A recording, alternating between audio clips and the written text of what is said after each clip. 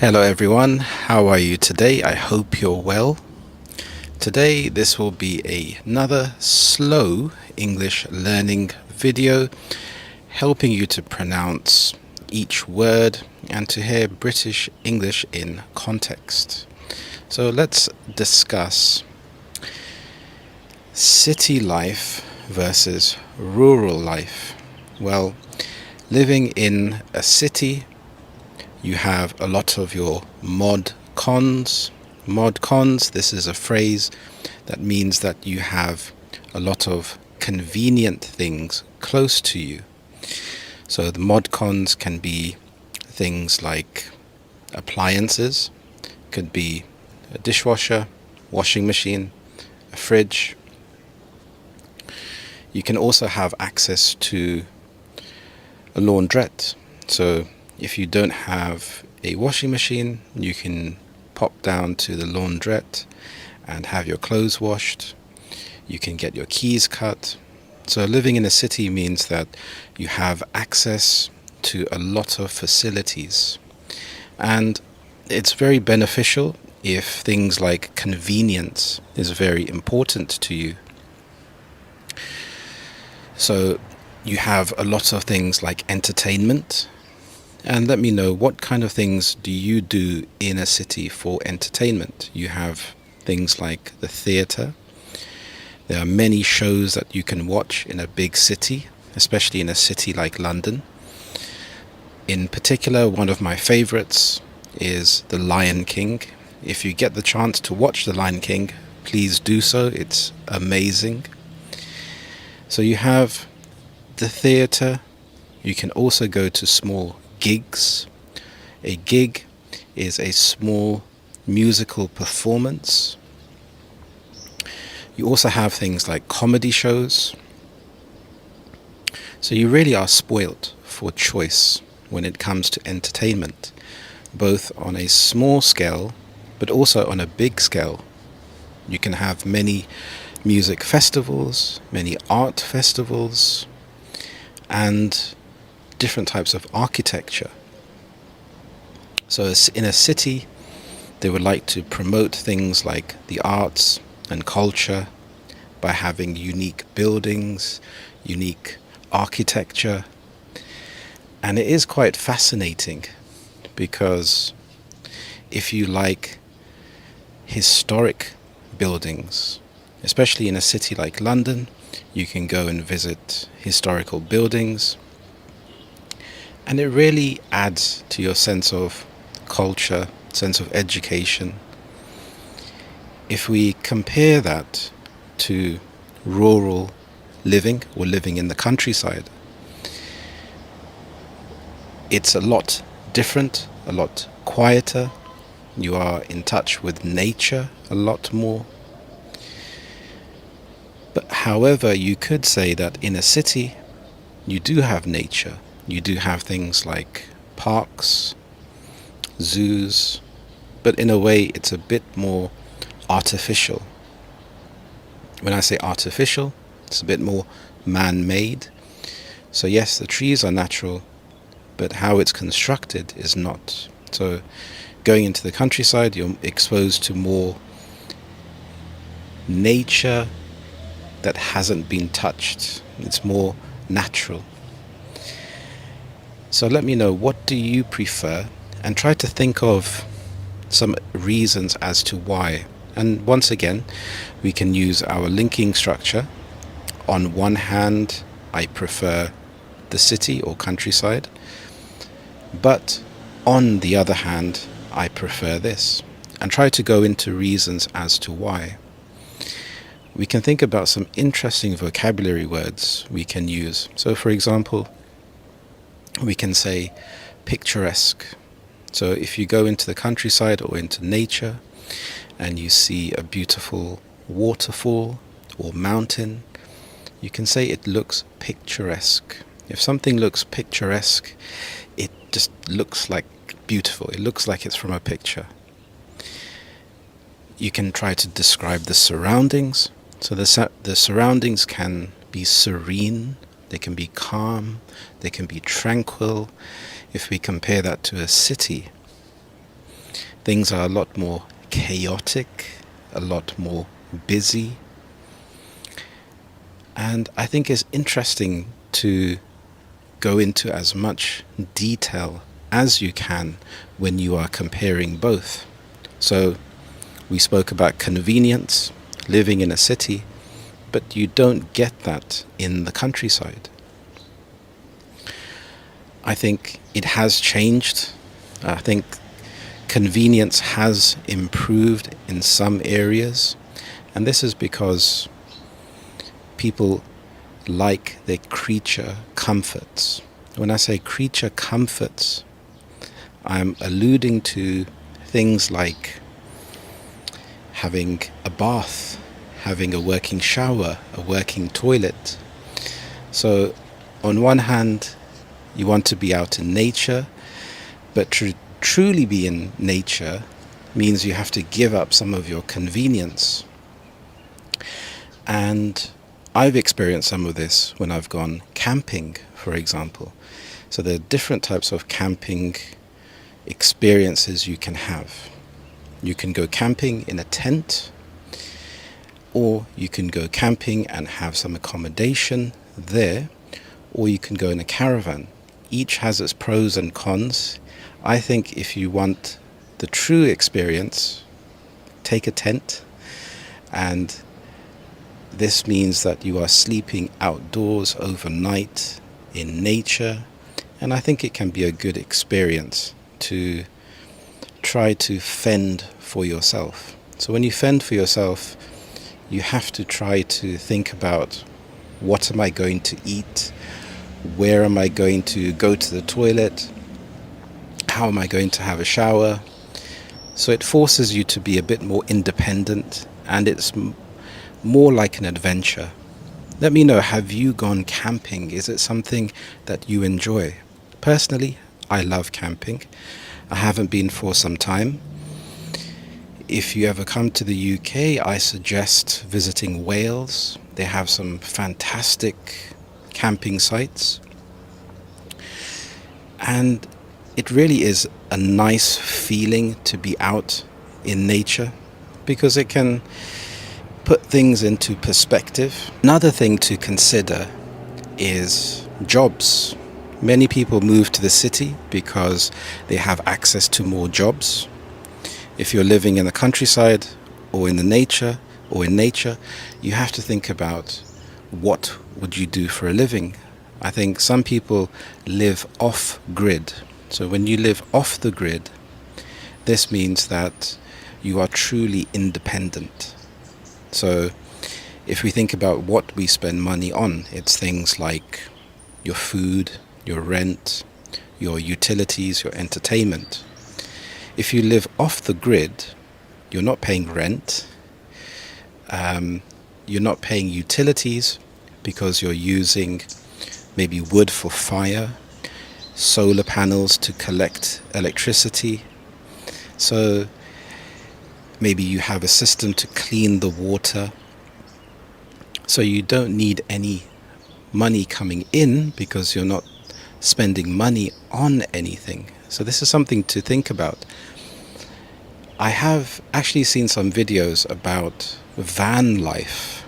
And van life is connected to what I'm talking about, because I've seen people living in a van and traveling out to nature. So they would work in the city but live in their van, so they don't pay rent, but then they have quick access to nature because they're not having to pay for a hotel or accommodation. And that also seems to have a lot of pros, a lot of cons. Personally, I couldn't do it. It seems like it's too much work. But some of the vans that I've seen have been quite amazing. You have all of your things that you could need, like a bed, a TV, a working kitchen, a working bathroom. But then you also have to think about things like emotional connection with people. If you're living in the countryside, yes, you'd have more nature, but you'd be surrounded by less people. Now, depending on who you are, that may be a good thing or a bad thing. If you're an introvert, it may be something that you quite enjoy.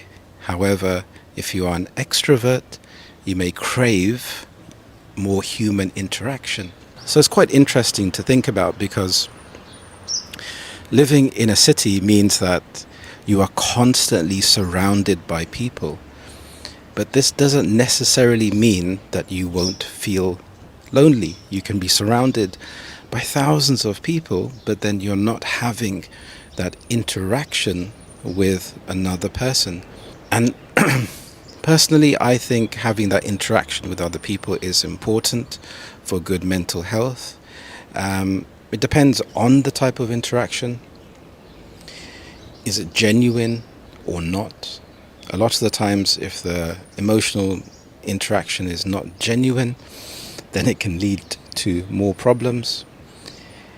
When you are living in a city and you're thinking about a career, you're often thinking about your career ladder, and you often have a social ladder as well. So having a career ladder means that you are starting at the bottom, and each rung of the ladder you're going up and up. And this can also apply to a social ladder. So a social ladder, this is in terms of perception, so social status. So it can be things like your wealth. How much wealth do you have?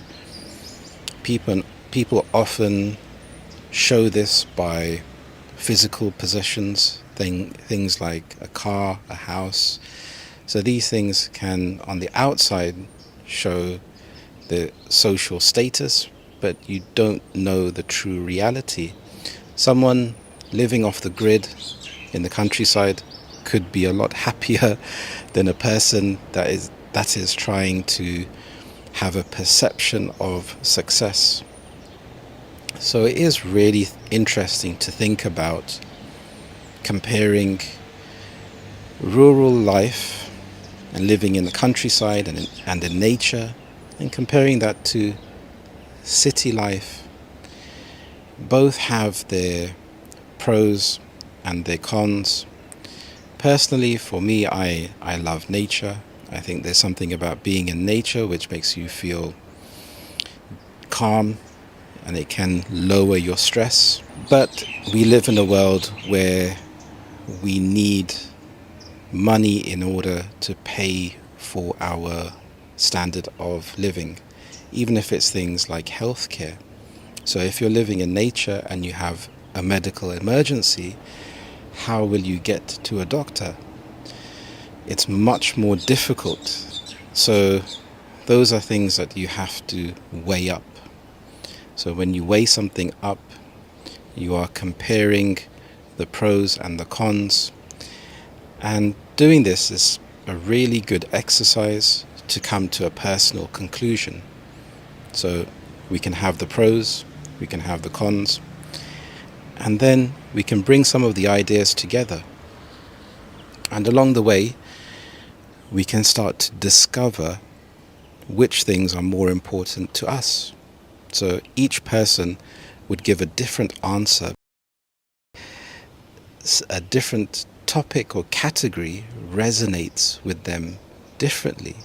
So you can find something that you feel passionate about and try to explore that idea to then give your own personal opinion.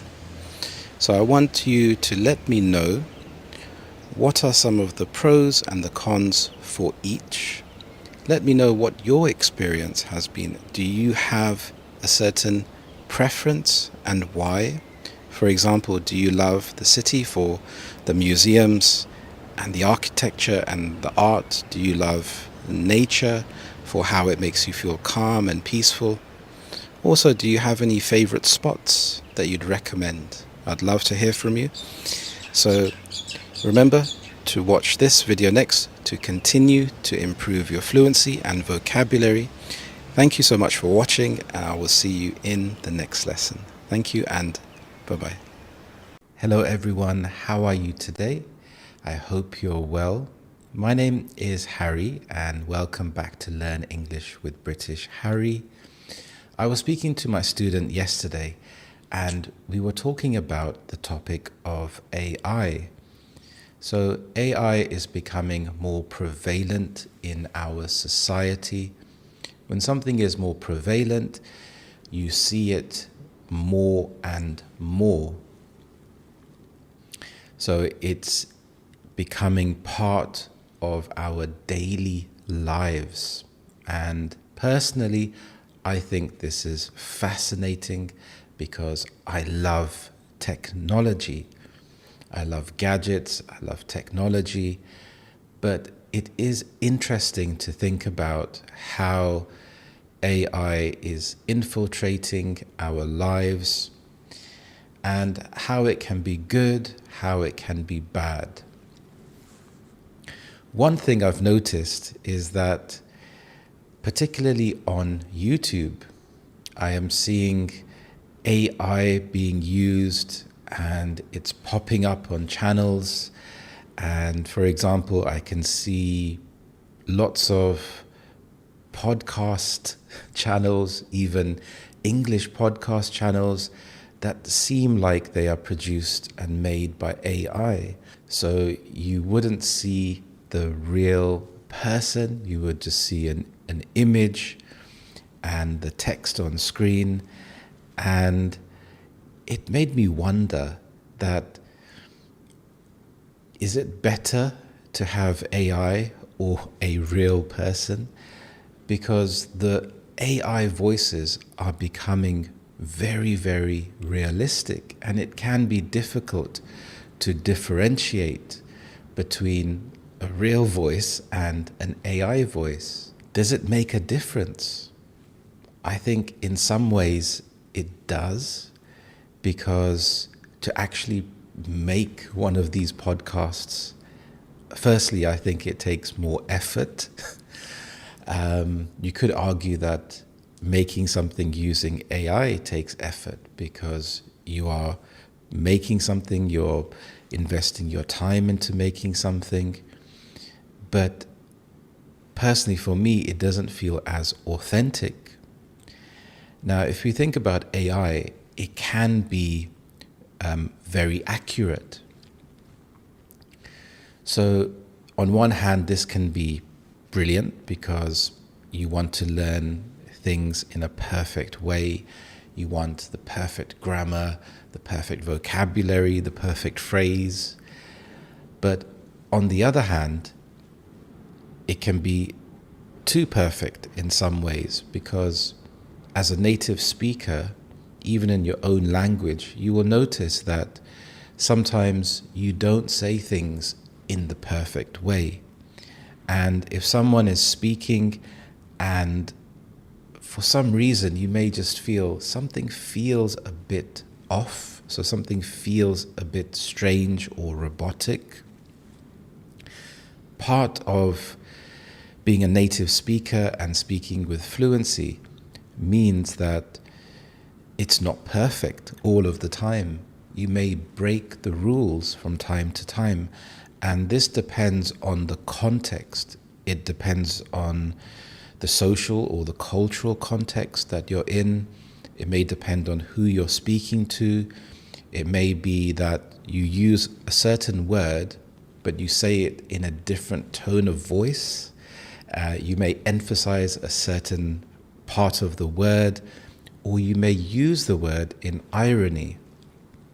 For example, with the idiom, Bob's your uncle, it's quite an old-fashioned idiom, and I would use this idiom if I'm being playful, or if something is very difficult to do, but I did it in an easy way. I could say, Bob's your uncle.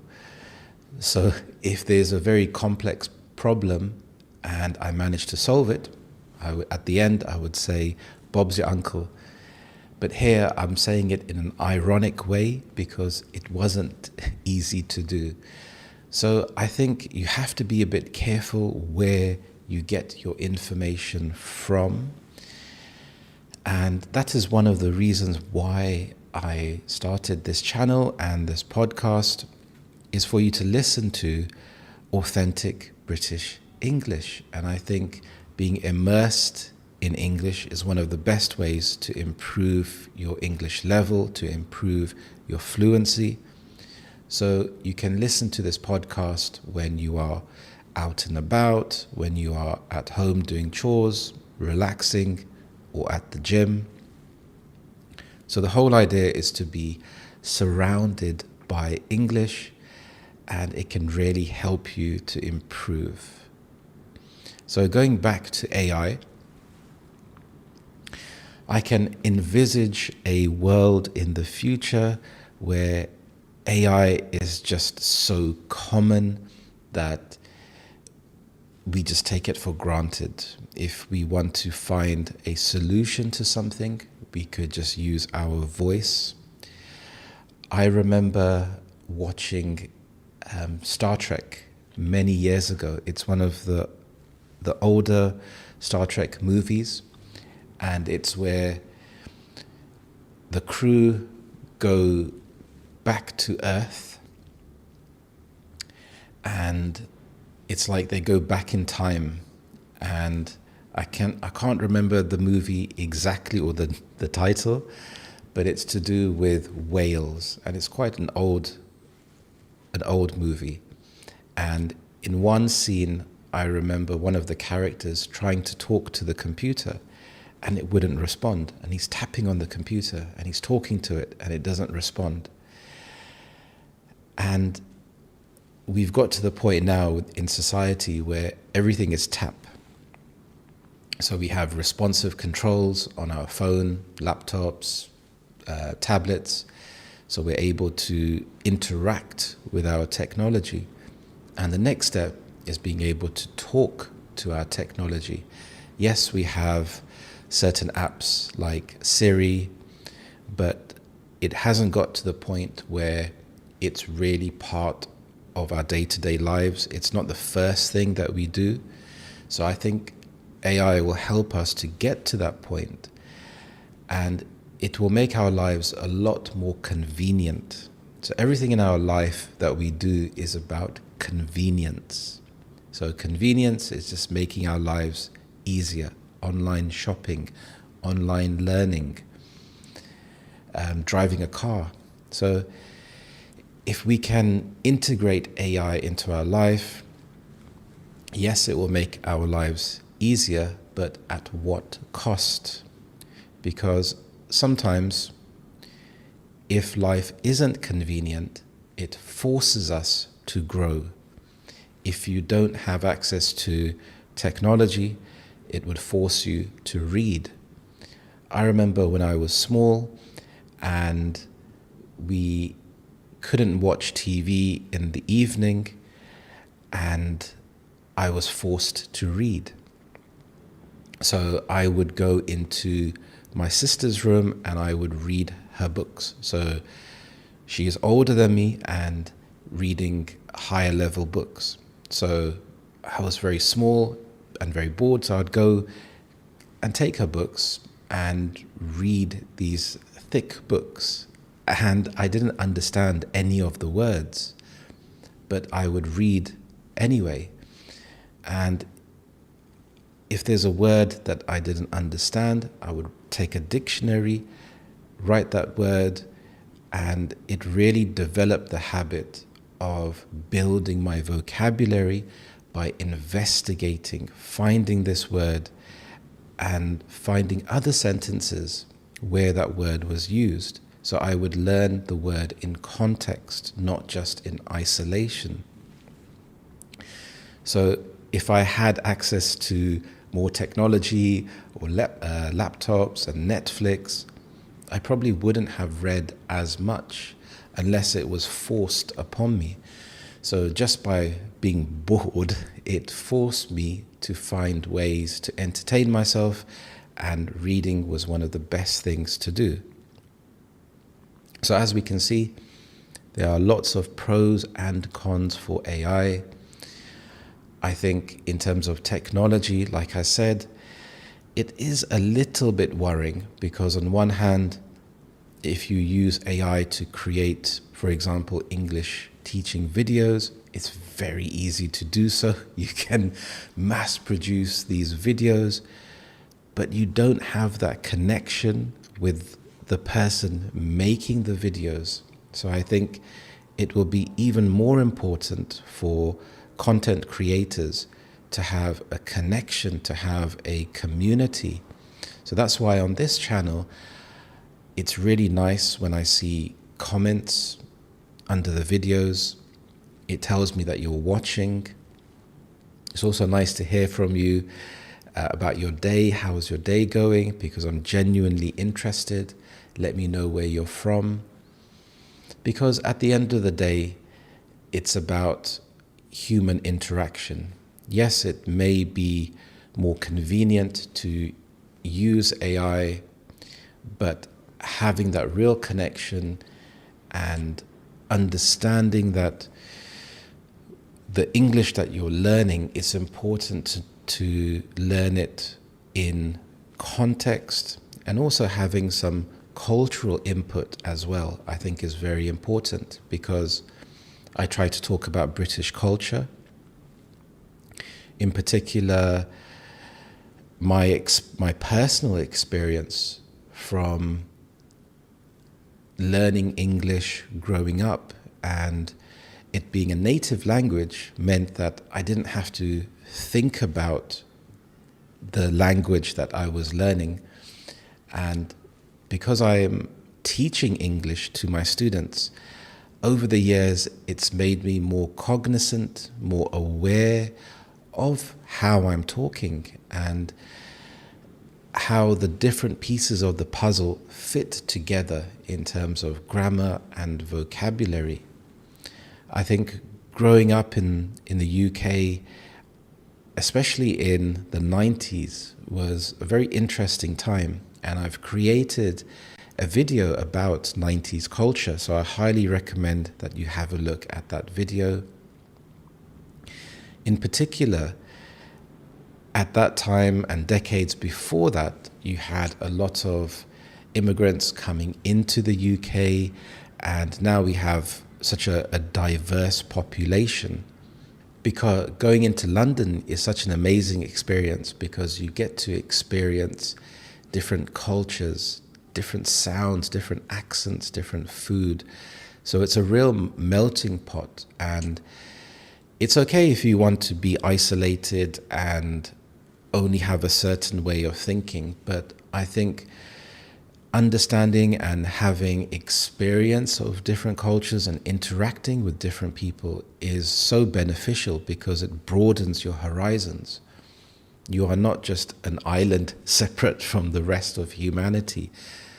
At the end of the day, we are all living together. We all want to have a happy life where we can enjoy life, because life is so short, and it's such a wonderful experience being able to develop yourself and learn from others. So growing up in the 90s, we had TV shows like Goodness Gracious Me, which at the time was quite groundbreaking, because it was full of Indian actors and it was a comedy show. If you haven't seen it, I highly recommend looking at some clips on YouTube. And these channels, these shows rather, would challenge the prejudice towards Indian people, but also celebrating the culture. So in some scenes, they would use Punjabi or Hindi words, and they would try to have a blend of the Western culture and the Eastern culture. For example, there's one very funny scene where a group of Indians go to a restaurant and they go for an English. So at that time, going for an Indian was a very common phrase. In some parts of the UK, it still is today. So it's like an experience for white British people to go to an Indian restaurant and to see the decor in the restaurant and to experience authentic food, which a lot of the times has been tailored to fit the British palate. So the Indian people in the British restaurant would order British food, and it's also playing upon stereotypes. So it's really interesting and quite groundbreaking at that time, and there's quite a lot of shows like that. There's also some classic shows that I really recommend, things like Only Fools and Horses, and phrases and words from that show have been adopted into pop culture. So a lot of people know the particular characters and the phrases. So it's quite interesting to look at how TV has influenced a particular culture, and yeah, it's just nice for reference. So that's why in my lessons I like to incorporate parts of British culture to help you to understand how it fits in with learning a language. Now, staying on the topic of AI, I have an interesting article for you today. So let me shift myself over here. Now, this is Can AI Care for Your Loved Ones? I thought this was an interesting article because this may not have been how you thought AI could be used. So we have the typical examples of AI being used in research for entertainment, but how can AI care for your loved ones? So let's have a look at this here. So robots for training centers, sensors that can monitor people as they sleep, and an app that can detect if someone is in pain. Could this be the future of care? That's very interesting. So robots for training carers, sensors, and monitor people as they sleep. We already have things like Apple Watches, which can detect if you have fallen. You have devices that you can buy that people can wear around their neck, like a necklace, to see if the person has fallen. So I wonder how AI could take this to the next level. The care sector is increasingly using technology and artificial intelligence to look after UK's ever-growing elderly population. Despite this, experts have urged people to consider the potential risks of an over-reliance on AI in the industry. So if you have an over-reliance, well, if you have a reliance on something, this means that you depend on something. For example, I have a dependence on my car. I depend on it to get me to work, to get me to the shops. I depend on it for traveling. But if you have an over-reliance, this means that you are extremely reliant. You are extremely dependent on something.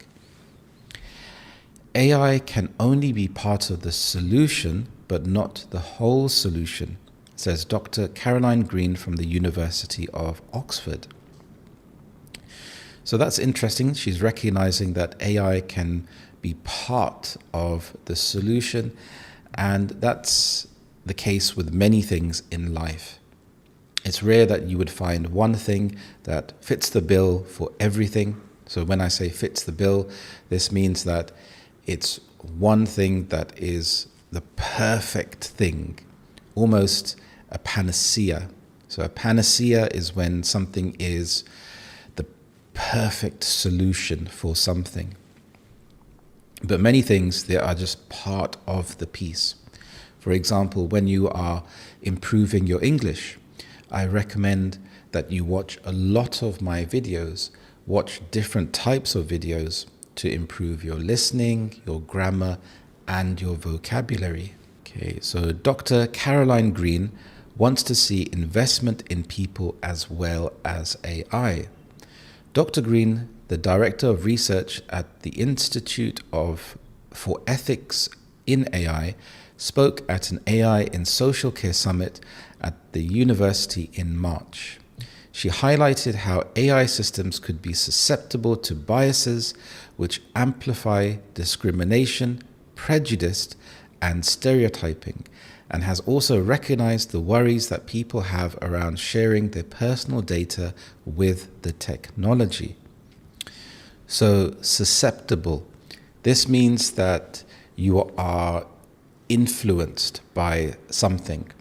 For example, I am susceptible to advertising about chocolate. So if I go into a supermarket and if I see chocolate, as soon as I walk in, it's something that I am susceptible to because I see the special offers, 2 for 1, and I'm susceptible because at full price, I would think, no, I may not buy it, but if it's at a reduced price, I am susceptible to buying it. Bias. So bias is something that you have an inclination towards. You may favorite something over something else. For example, I support Arsenal football team, and if a referee makes a bad decision against Arsenal, I am biased towards Arsenal. So I would think the referee is wrong. And lots of people have a lot of biases in their life. And it's something very interesting, actually something that I will go into in a future lesson, because you have things like implicit bias. So she's highlighted how AI systems could be susceptible to biases. And that's very true, because if we think about AI, how and where does it get its information from? So someone inputs the data, or the AI goes out and gathers the data. But where does it get this data from? So that original source, if it has a bias, then the AI would have a bias.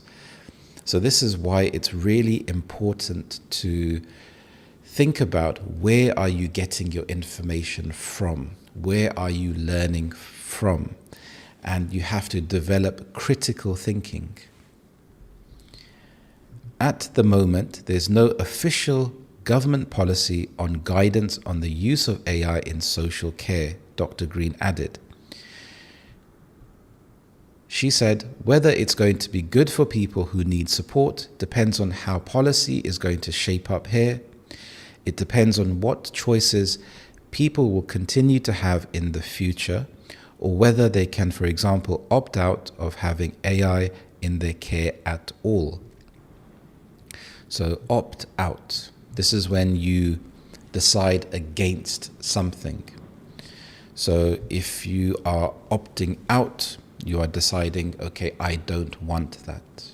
You can, if you are buying something, they may try to offer you a warranty or an extended care plan. If you're buying a phone or a TV or a laptop, you have the choice to opt out, to say, no, I don't want to pay extra money for this warranty. Okay, to opt out. It will all depend on whether there is going to be a sense in which AI technology can take over care provision and human interaction. We need to be very careful here on what choices people will have in the future and what the future of social care with AI will look like. Fall reduction. Thomas Tredinnick is the boss of AliCares that uses sensors to monitor care home residents' rooms overnight, listening out for anything out of the ordinary. So if something is out of the ordinary, this means that it's something strange. If you are walking down the street and if you see a clown, it's something out of the ordinary because it's something you don't see every day. Also, I would be quite scared and just run away because I don't like clowns. It sends an audio recording of any incidents to carers on shift who can then decide how to act. Speaking from Oakland's rest home in Southampton, which uses the technology, Mr. Tredenick said it saves staff having to perform regular nightly checks, meaning residents can get a better sleep. Okay, so this is interesting. At first, I thought, okay, if they are monitoring this, because the staff can monitor using AI, they don't have to physically go and check. But I still think it's important to go and check, because you don't necessarily have to wake the person up. You can still monitor to see if they are breathing, for example. The care staff are providing care to the residents that need it, he said. Christine Herbert said she was initially worried when she heard her mother was being monitored by AI. He claims it has helped to reduce preventable health events leading to hospital admissions, as it spots things like falls and chest infections before they escalate. So here this person was initially worried. So she was worried when she first heard about it. And this could have been because of her bias, because AI is something new, we haven't heard about it, and as humans we have the tendency to be wary of anything new or to be wary of change. So if you are wary of something, you are hesitant, you're not sure about anything new until you get used to it. Christine Herbert said her 99-year-old mother Betty is one of the residents being monitored by the technology. She admitted she was uncertain about the use of AI at first, comparing the technology to a baby monitor.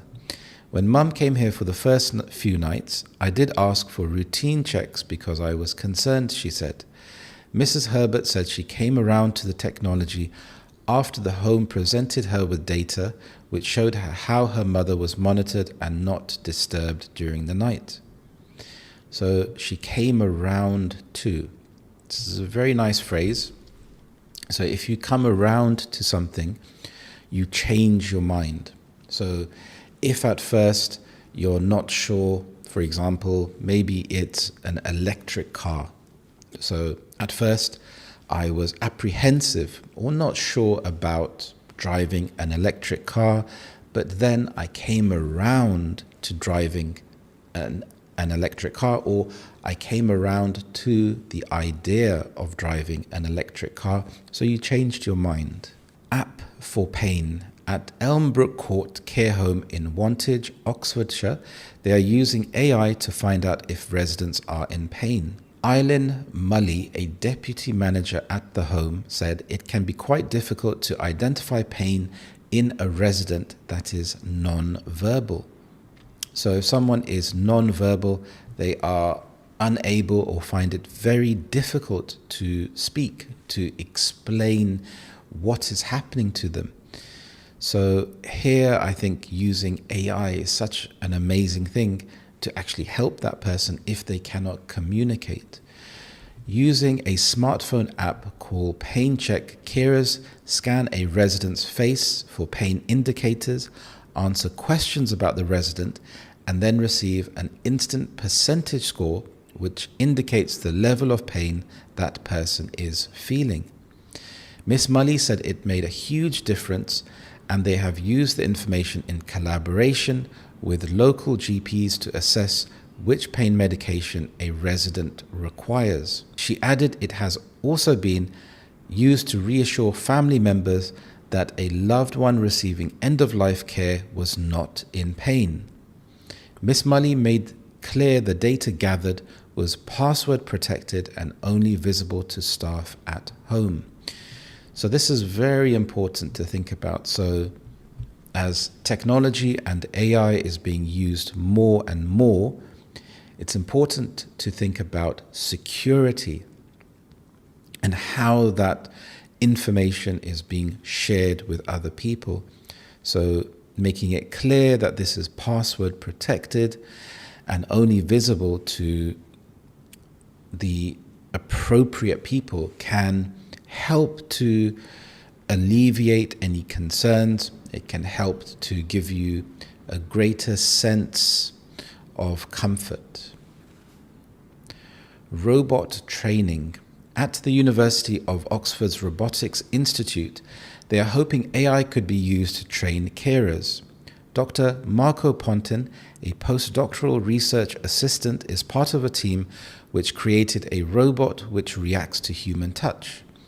It can be programmed to feel pain in different parts of the body, and it will physically flinch if a carer is too forceful when touching a painful area. It will be trialled with students studying to be occupational therapists at Oxford Brookes University. Robots will be used in the training of carers in Oxford. Dr. Pontin said the team hoped to use it as a digital twin of real-life patients. It will be programmed with the same conditions as a human patient so that carers can replicate what they have seen in the real world, but with the robot counterpart. He said, with an ever-growing aging population, it's harder to be there for everyone. So providing a digital twin of a patient could enable occupational therapists to know what is going on with their various patients without necessarily being there all the time. That's really interesting. So you could have a replica of a person and investigate any issues that are happening to that person. That's something that I didn't actually think about. So for me, it's something new and quite fascinating. So if you have an elderly person who you don't want to disturb, or maybe it's for students that are learning about the best way to treat a patient, so you can replicate the conditions in a robot. And so when you are treating that robot, you can find the most efficient way to help that person. So it's almost like trial and error.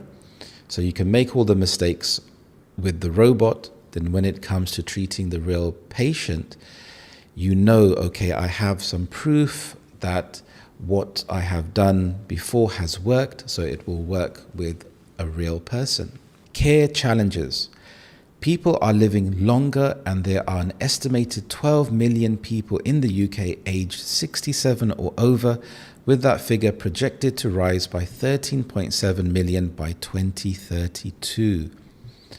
Wow. So here we can see this is a real problem. Now, whenever you see a number, I teach my students to use deduction, to think about the phrase, this implies that. So 12 million people is a very high number.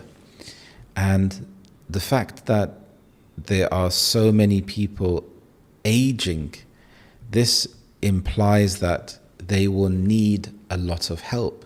People will need a lot of help. So this problem isn't going away. So it's really good that people are thinking about how to solve that problem now, about how to help the aging population and how they can give really good care. A report published by the House of Commons Library in March stated in 2023-24, local authorities in England spent £23.3 billion on adult social care, which was the second biggest area of council spending after education. So here, 23 billion is such a huge number.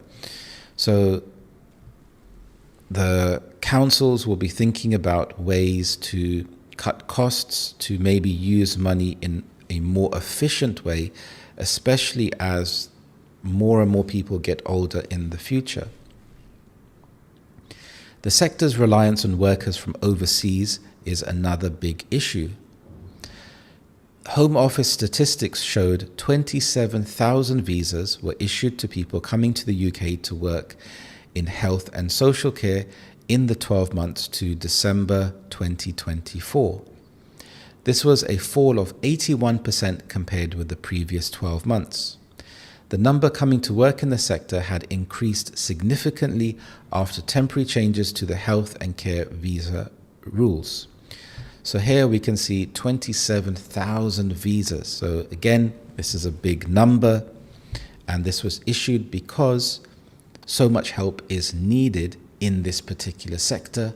By sector, I mean different areas. So you can have the educational sector, care sector, financial sector. So in this sector, it's just growing. So the UK needs a lot of help. We're reliant on migrant workers to keep social care going at the moment, says Lee Ann Fenge, professor of social care at Bournemouth University. She said she does not believe new technology should be used as a way of filling the gaps in the sector. She said it needs to be seen as a tool that enhances the work that is already happening. She added time needed to be taken to think about some of the ethical challenges that monitoring people could have. So here she is reiterating the idea that AI is not the holy grail, it is not the panacea, it is not the one thing that is going to solve everything. It is only part of the solution, it is only a piece of the puzzle. We need to prepare people better to protect themselves. So this isn't just about saying AI is wonderful, let's use it. We need to look at both the potentials of AI, but also the risks that it could pose, she said. Dr. Pontin said the team hoped to use it as a digital twin of real-life patients. In February, the UK and US governments refused to sign an international AI declaration in Paris, which pledged an open, inclusive, and ethical approach to the technology's development. This comes as the government announced in March it will take a test and learn approach to funding AI in the public sector in order to push innovation. When catching up with Dr. Caroline Green again, she continues to promote a cautious approach to AI. So if you have a cautious approach, this means you have a careful approach. And in this case, I think it's appropriate because AI is something still new. It hasn't been tested for a long time. So taking a cautious approach is sensible because you're being careful. It can help with some of the administrative work, some of the operation of care, but it cannot replace that human touch. So that's quite interesting because, like I said before, with lots of AI English channels popping up everywhere, they don't have that human touch, that human soul. So I think this is quite interesting and good to actually see a real person like myself talking to you. There is a potential risk that AI is going to be seen as a panacea to some of those very big problems that we are seeing in social care provision. So panacea, again, this means that it's something which solves everything. Namely that we don't have enough staff and that there is a growing demand from an aging population. I think here we really need to make sure that we don't just invest in AI to take over caregiving, but that we keep on investing in people, in professionals who also who will be able to provide that care. A Department of Health and Social Care, DHSC, spokesperson said, "We will harness cutting-edge technology to transform social care, and we are already seeing promising developments across the sector, from AI-powered fall detection systems that provide earlier interventions to tools which automate paperwork to free up staff to focus on caring for people. Making better use of AI in social care is exactly the kind of transformation we're championing in our 10-year health plan, shifting from treating sickness to preventing it, from hospital to community care, and from analog to digital solutions." So I think this article was quite interesting. I hope you found it beneficial. When you are watching or listening to these podcasts, I highly recommend to do it a few times. read along with me, pause at certain moments to practice your pronunciation of certain words, and to really get the full gist of the article. So when I mean gist, I mean the general meaning. So if we go back up to the title here, can AI care for your loved ones? So if I had to describe the gist of the article, this article talks about AI in a balanced way. It talks about how AI can help, but it also talks about how AI, we need to still be cautious with AI, and how it's important to invest in people that are giving the care. So the AI will be used as a tool. So I think that's the real takeaway from this article. When I mean takeaway, I mean not takeaway food, but the most important aspect of this article. So if we look at AI in healthcare, I think it's a really good idea. Personally, I was fascinated by the idea of having a twin.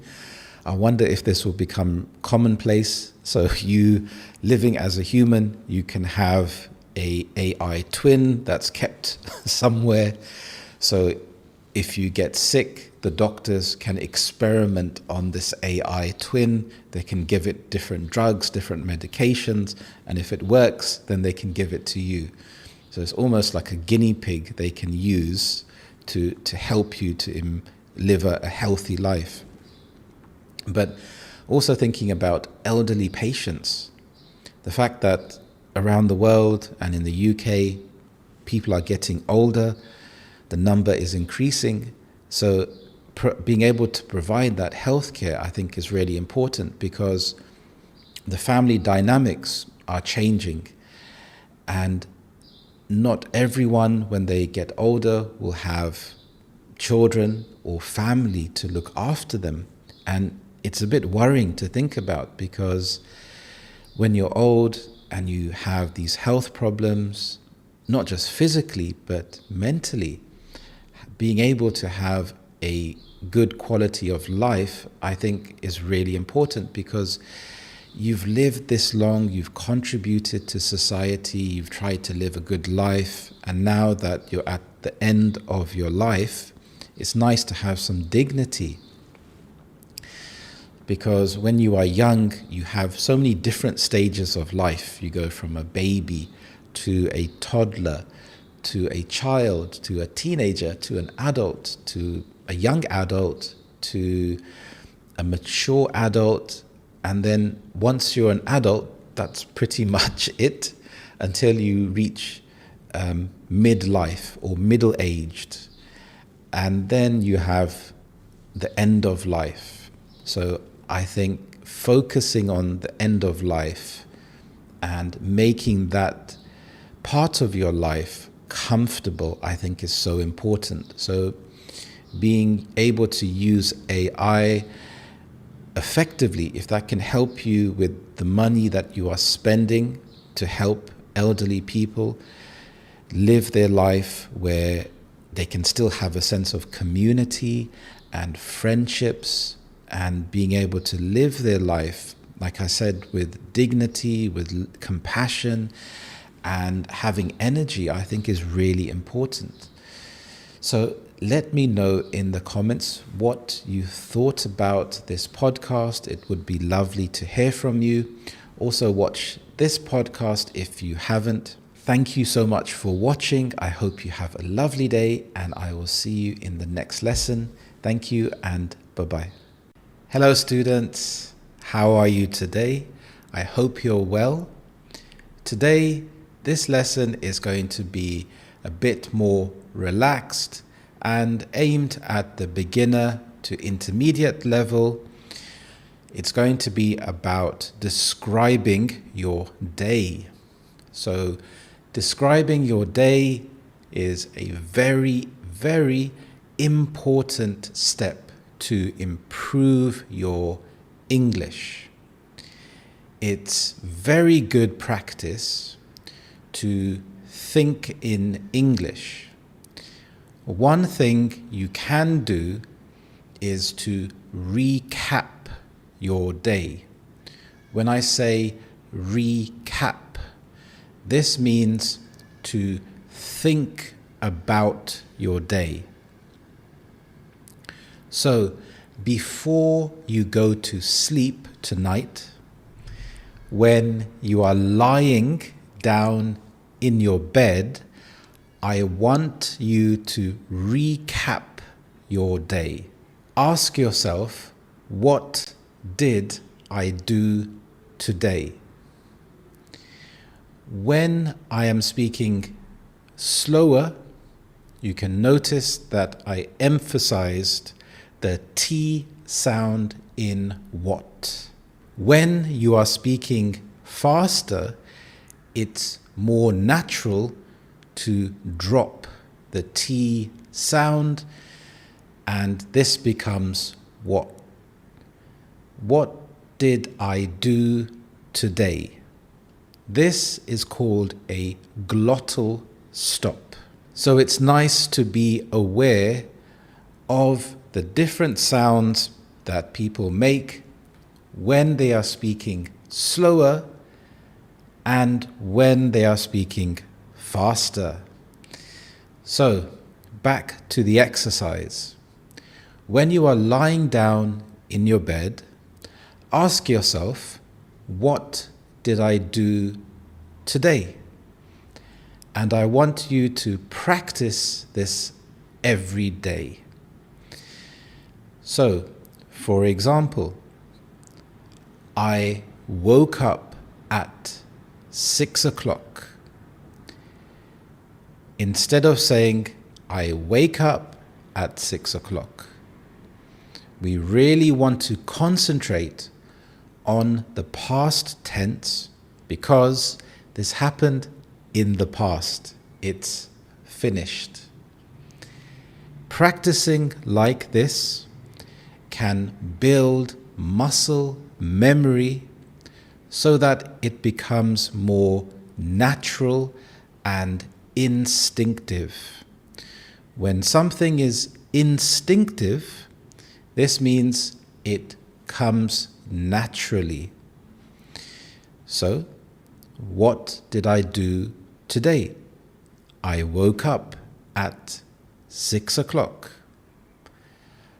I brushed my teeth.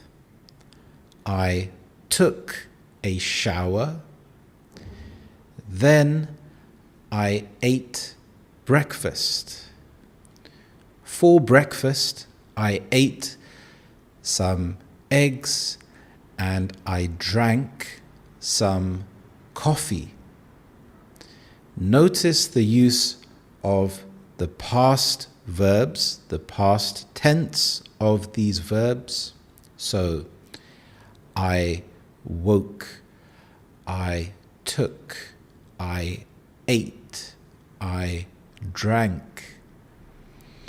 Even though it sounds simple, practicing this every day is very essential. Essential means it's very important for it to become natural. Also notice how I am using some linking words to sequence the events. So I'm using words like next, then. You can also use firstly, secondly, thirdly. It is my opinion that if you go into fourthly, fifthly, it starts to sound a bit unnatural. So stick to firstly, secondly, sometimes thirdly, if you want to. So we've had breakfast. So I ate my breakfast. I drank coffee. Then I got ready for work. So rather than get, I got. I got ready for work. I packed my bag. I put on my jacket and I left my house to get the train. I walked to the train station and I got on the train at 8 o'clock. I then got to work at 9 o'clock. I worked from 9 o'clock until 12 o'clock. Then I took my lunch break. For my lunch, I went to a cafe and I ate a sandwich and I had some coffee to drink, or I drank coffee. So here, when you are practicing, try if you can to stick to one particular tense in the beginning. As you master the past tense, you can start to mix in other tenses, and I will show you in future lessons how to do this. So I drank coffee. At 1 o'clock, I went back to the office. I finished work at 5 o'clock. Then I walked to the train station. I got home at 6 o'clock.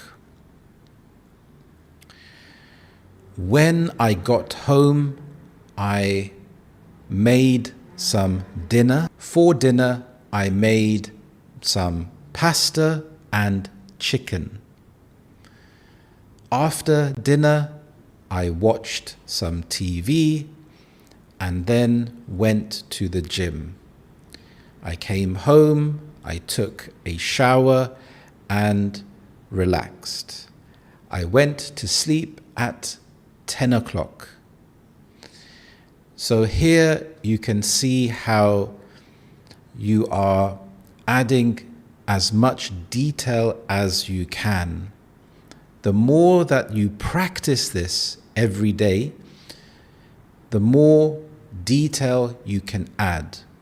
But in the beginning, try to keep it simple. If you are not sure of the English vocabulary, write it down in your native language, and then you can translate it into English later. The goal here is to practice this every single day before you sleep. It can be short, it can be 30 seconds or 1 minute. Then after a few weeks, try to assess how long you have been thinking about it for and try to increase the length.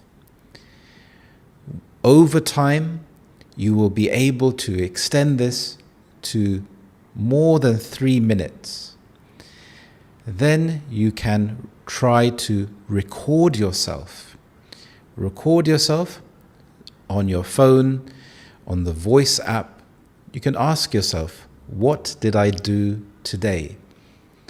This is a very simple exercise, but a very powerful exercise.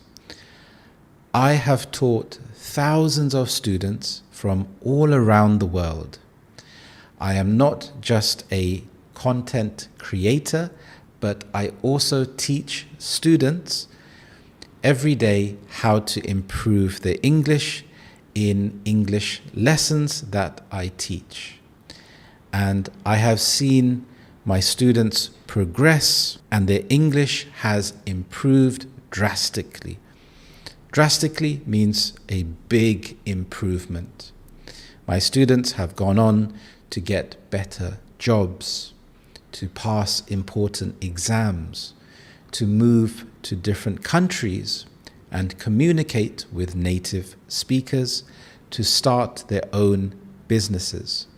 I am very proud of my students for the hard work and the improvements they have made. So, in the comments, I want you to practice writing what you did today. Keep it nice and simple. If you want to, you can try to expand on the details and have fun with it. So I hope you are all well. If you would like to practice more, watch some more of my videos. I hope you have a lovely day wherever you are. And also in the comments, say hello. Let me know where you are from. Thank you, and I will see you in the next lesson. Bye-bye. Hello everyone, how are you today? I hope you're well. My name is Harry and welcome back to Learn English with British Harry. I am a native British English speaker and also a British English teacher. I have taught thousands of students from all around the world to help them to improve their level of English. So today is my birthday. I am 43 and it does feel a little bit strange. I did have some good news yesterday. 2 of my students have managed to secure jobs. So they've been job hunting and I've been helping them with the interview process. And I was so pleased to find out that they've secured better paying jobs. So I was really happy about that, because helping my students to improve their level of English, but also to improve their confidence, is a real passion of mine.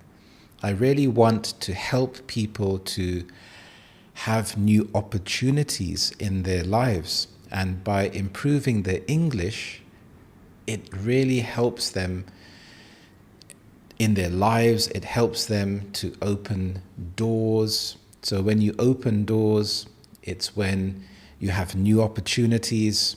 You can travel, you can further your career, you can pass exams like IELTS, and it really improves your self-esteem. So helping my students is something which makes me feel really good and happy to see their success. So being 43 today, it doesn't feel that much different to be honest. But it is, I think, important to recognize the day. As you get older, birthdays almost feel the same unless it's a certain milestone. So when you have a milestone birthday, for example, 30 or 40 or 50, or even when you're younger, when you're 16, when you're 18, these milestones are more common around the world and they signify a very important day in your life. But in between those dates, the years almost just feel like another year. But reflecting back on this year, I think it's been quite an enjoyable year. I've seen this channel really grow, especially in the last year. I've had this channel for about 2 years. And I posted a few videos initially, and then life gets in the way. You have family emergencies, you have things going on. And there's a saying, a quote that I remember that is, life is what happens when you are busy making plans. So you can have all of these plans in life, but life just continues anyway. So really in this last year, I've made a concerted effort to really create more lessons that will help you, and they really help my current students because they get to watch the lessons and then interact with me in the lessons, and it really helps to improve their English. So, do you like birthdays? Do you celebrate birthdays? Today is quite a relaxed day. I think it's just going to be spent with family and cutting a cake, as you do. So it's also known as Happy Cake Day. So yeah, I think it's important to recognize the year and the date. And it does also feel like time is ticking. Time is going by very fast. Along the way in my journey of life, I've picked up some helpful tips and helpful experience. And some of this is just to not wait until you are ready. So in your English journey, don't wait until you feel ready to speak. I highly recommend watching some of my shadowing videos and try to repeat after me. Record yourself back on your phone to listen to your pronunciation, because if you wait for the perfect moment, you're missing out on so much time.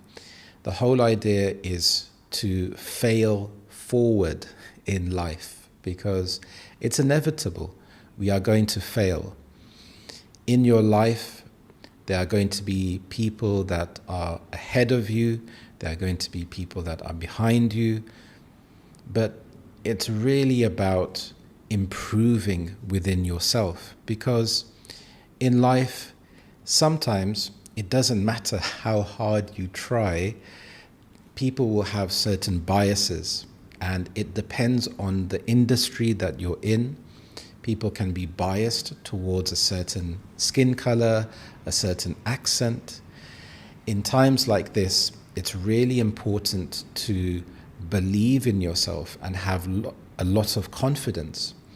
So even if you have an accent when you speak English, really concentrate on improving your fluency, your coherence. So this way you can have confidence in yourself. And sometimes you have to just work harder. I found that with my YouTube channel, I literally have to work 20 times harder.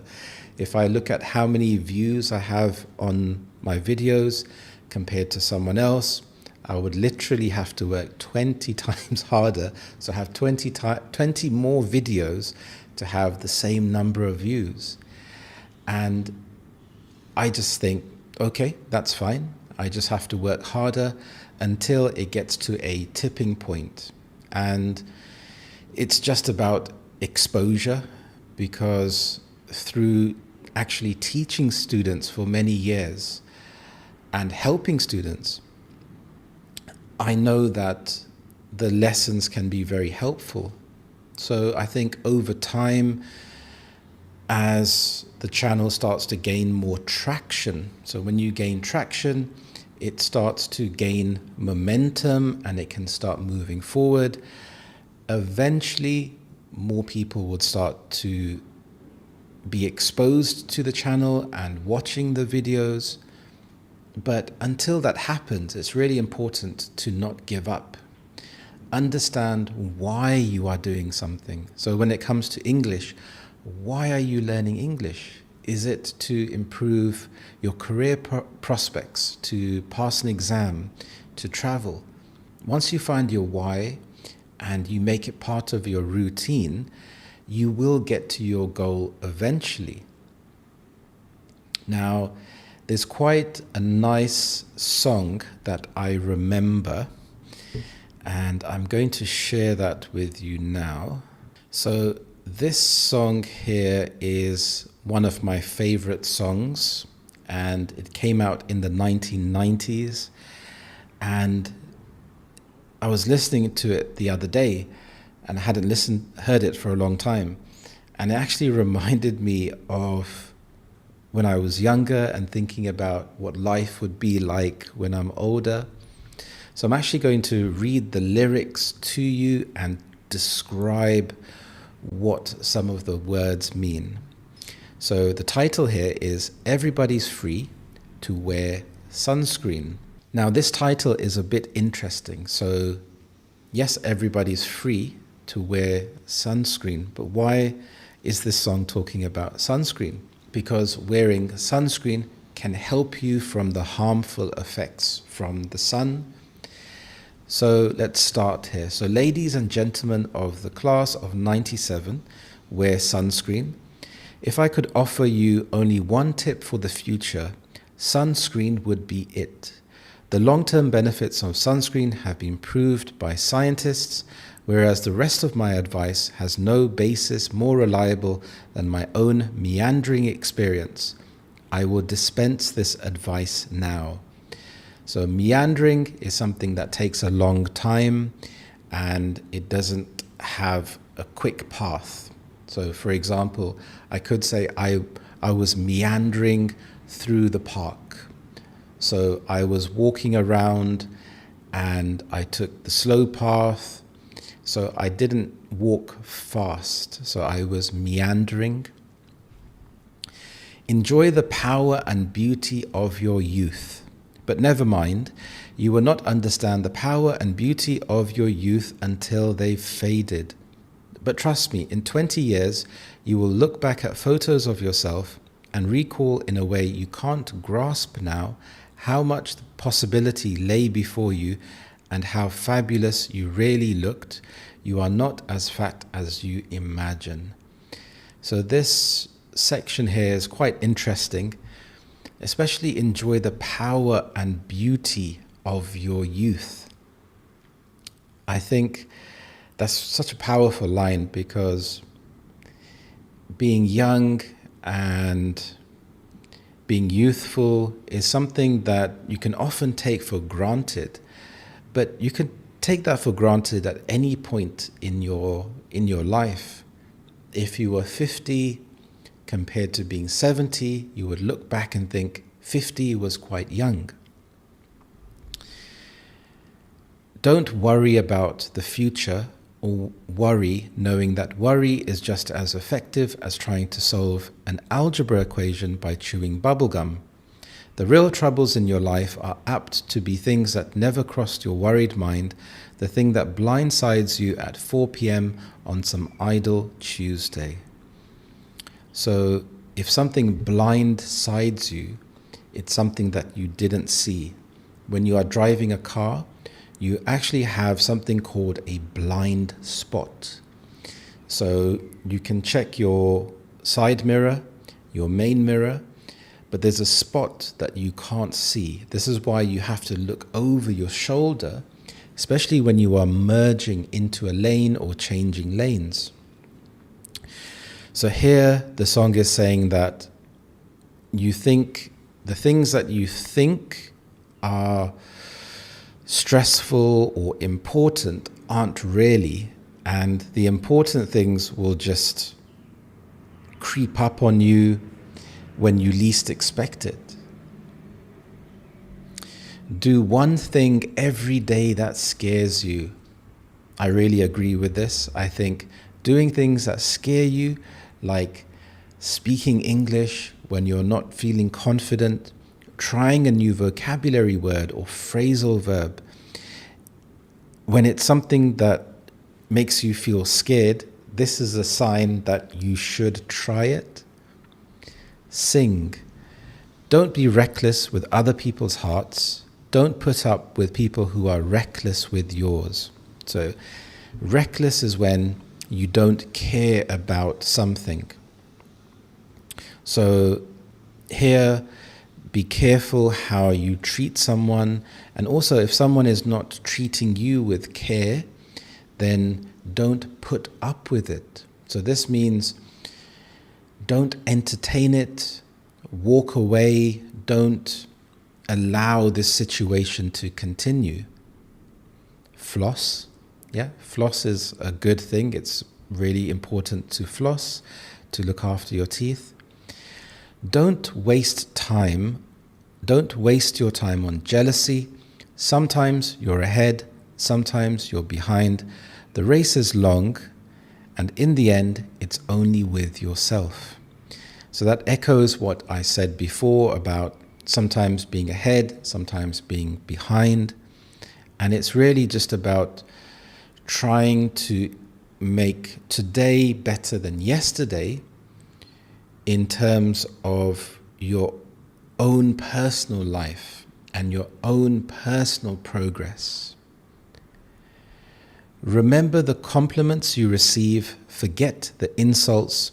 If you succeed in doing this, tell me how. Keep your old love letters, throw away your old bank statements. So here the person is admitting that even though they're saying one thing, they are recognizing that it's not easy to do. So if I tell you that you should try to practice speaking English out aloud, I'm recognizing with you that it's not easy, because as a human, to go outside of your comfort zone, it can feel very stressful, you can feel anxious. So in the song, he's recognizing that, yes, this is the perfect thing to do, but it's not always achievable. Stretch. Yeah, stretching is really important, especially as you get old. I've realized this and trying to do more mobility work. Don't feel guilty if you don't know what you want to do with your life. The most interesting people I know didn't know at 22 what they wanted to do with their lives. Some of the most interesting 40-year-olds still don't. Get plenty of calcium, be kind to your knees, you'll miss them when they're gone. So this is quite interesting. So he or she is giving important advice, and then you have the repercussions of this. So if you don't look after your knees, when you suffer things like arthritis, you're going to miss the days when you could have improved the situation. Maybe you'll marry, maybe you won't. Maybe you'll have children, maybe you won't. Maybe you'll divorce at 40. Maybe you'll dance the funky chicken on your 75th wedding anniversary. Whatever you do, don't congratulate yourself too much or berate yourself either. Your choices are half chance, so are everybody else's. So when you berate yourself, it's to when you talk badly to yourself and blaming yourself for something that happened. So here in the song, they're saying that your choices are half chance. So in life, a lot of things are due to luck. And yes, you can work hard to improve your luck. You can improve your opportunities. Sometimes things are luck. If you think about how you met your partner, or how you met your friends, or how you discovered a certain hobby, it could have happened just through luck. Enjoy your body. Use it everywhere you can. Don't be afraid of it or what other people think of it. It's the greatest instrument you'll ever own, dance. I agree with this, that this is the only body that we will have, that you will have. So it's really important to be comfortable in your body. And sometimes it's only natural to feel very self-conscious, but having that confidence to be comfortable in your own skin is almost like a superpower, that other people will notice this type of energy when you truly feel comfortable in your old skin. And I think this is something that happens as you get older. You start to become more comfortable because you realize that you can't really change your body. I can't go and look different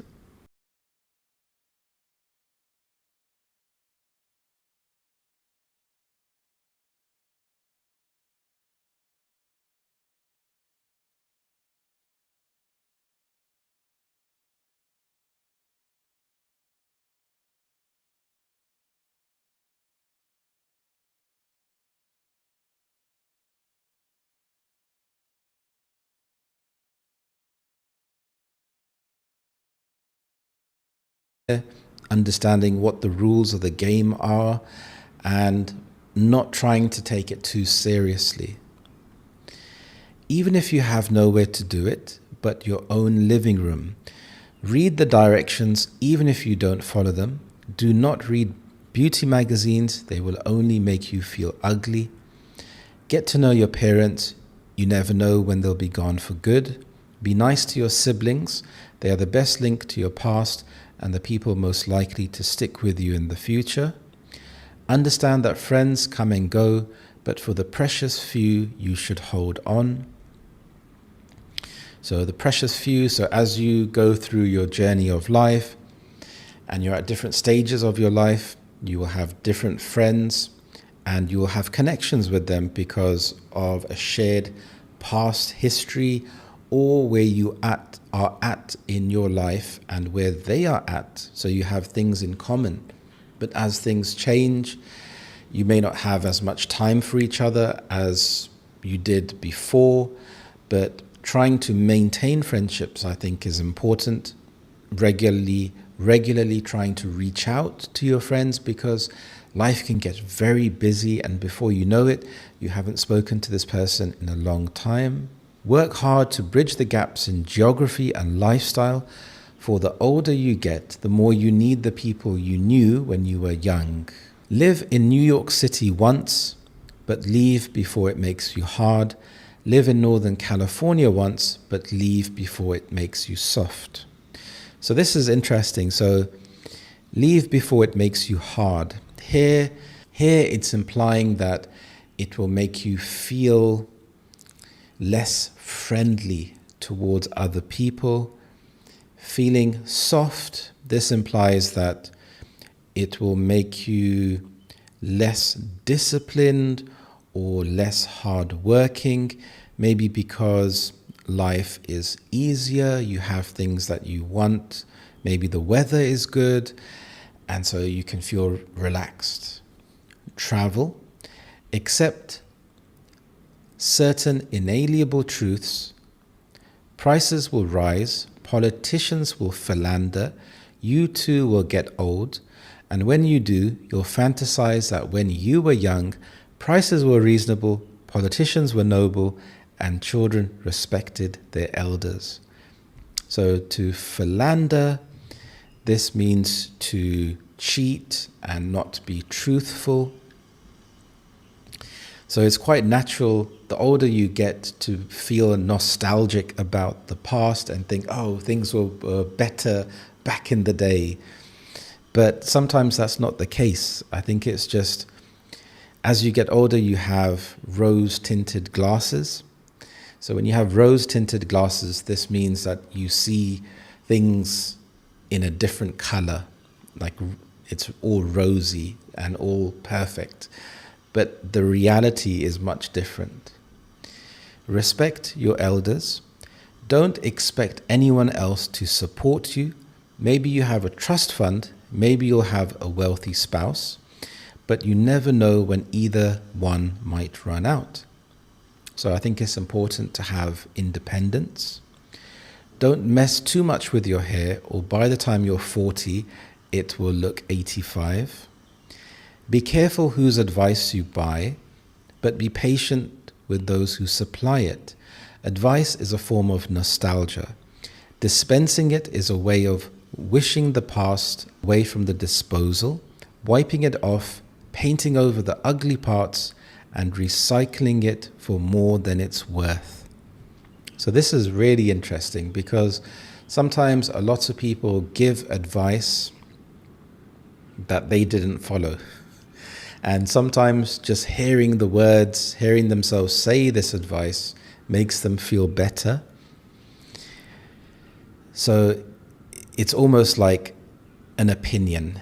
Everyone has an opinion, but that doesn't mean you need to voice that opinion. It's about thinking critically. But sometimes you have to be patient and understand this person just wants to share this advice. So it's about having the emotional intelligence to decide what is happening. But trust me on the sunscreen.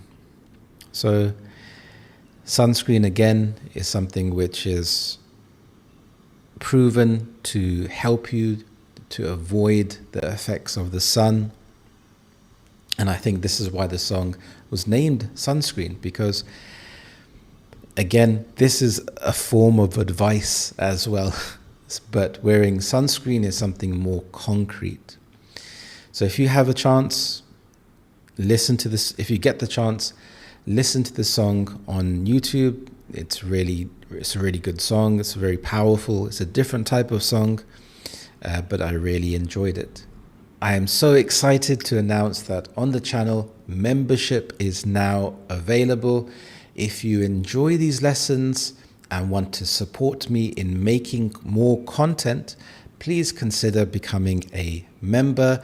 I've purposefully put the amount very low, and becoming a member means that I have more time to create these lessons for you. Remember to let me know, what do you think about birthdays? Are they important to celebrate? How do you celebrate your birthday? Let me know in the comments below. To improve your English further, watch this video next. Thank you so much, and I will see you in the next lesson. Thank you, and bye-bye. Hello everyone, how are you today? I hope you're well. My name is Harry and I'm a native English speaker. I'm also a British English teacher, and I've taught thousands of students from all around the world.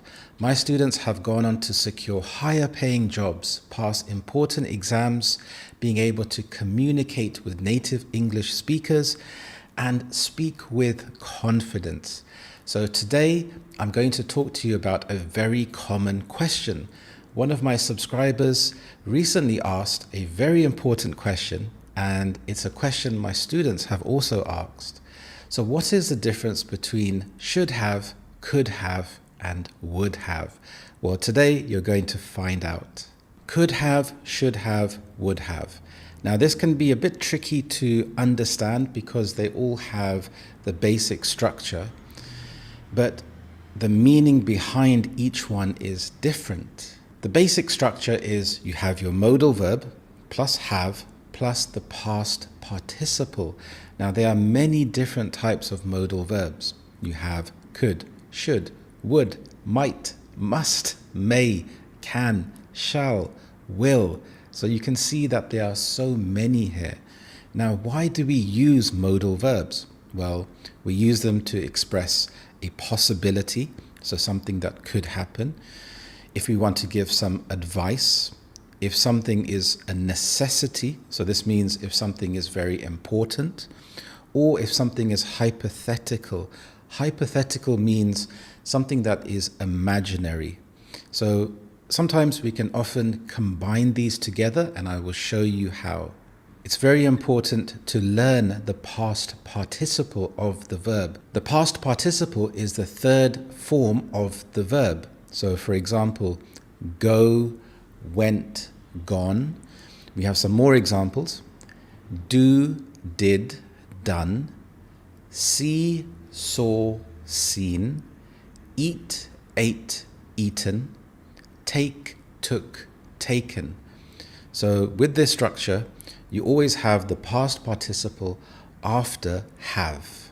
Let's look at could have. So with could have, you had the ability or chance to do something, but it didn't happen. So it was possible, but it didn't happen. For example, I could have gone to the party, but I was tired. So I had the option to go, but I chose not to. They could have won the match if they played better. So here it was a possibility, but it didn't happen. She could have been a great artist. So she had the potential, but maybe she didn't work hard enough, or maybe she chose a different career. So the main idea behind could have is that you had the chance. There was a possibility to do something like the party. I could have gone to the party, but I was tired. It's a situation that it wasn't impossible.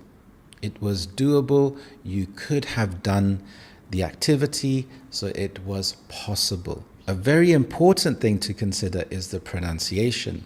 So we have the contraction. Could have becomes could have. I could have gone to the meeting. Instead of I could have gone to the meeting, I could have gone to the meeting. And in fast speech, this is very common. So it's really nice to train your ears to understand and hear the difference between could have and could have. Should have. So this is when you're saying that something was the right thing to do or expected, but it didn't happen. For example, I should have studied more. So this is a regret.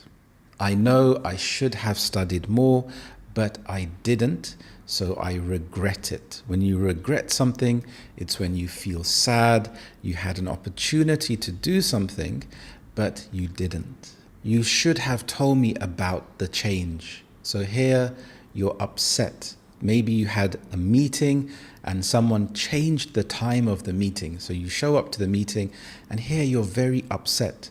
So that person should have done the right thing and informed you about the time change of the meeting. We should have left earlier, now we're late. So here, this is a mistake. So it's something that didn't happen. We should have left earlier. If we had left earlier, we would have been on time. So here, should have is being used to express how something was important, it was the right thing to do, but it didn't happen. So here you can see how it expresses frustration or guilt, and it's when you're wishing that you had done something differently.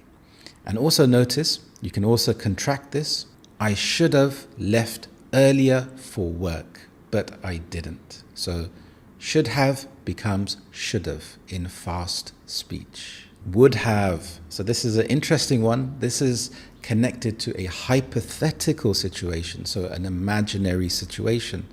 So something didn't happen, but it would have if the situation was different. For example, I would have helped you, but I didn't know you needed anything. So in this case, I didn't help, but if I had known, I would have helped. But it was impossible because I didn't know. She would have come to work, but she was sick. So here, she didn't come to work because of an illness. So here, she didn't have a choice.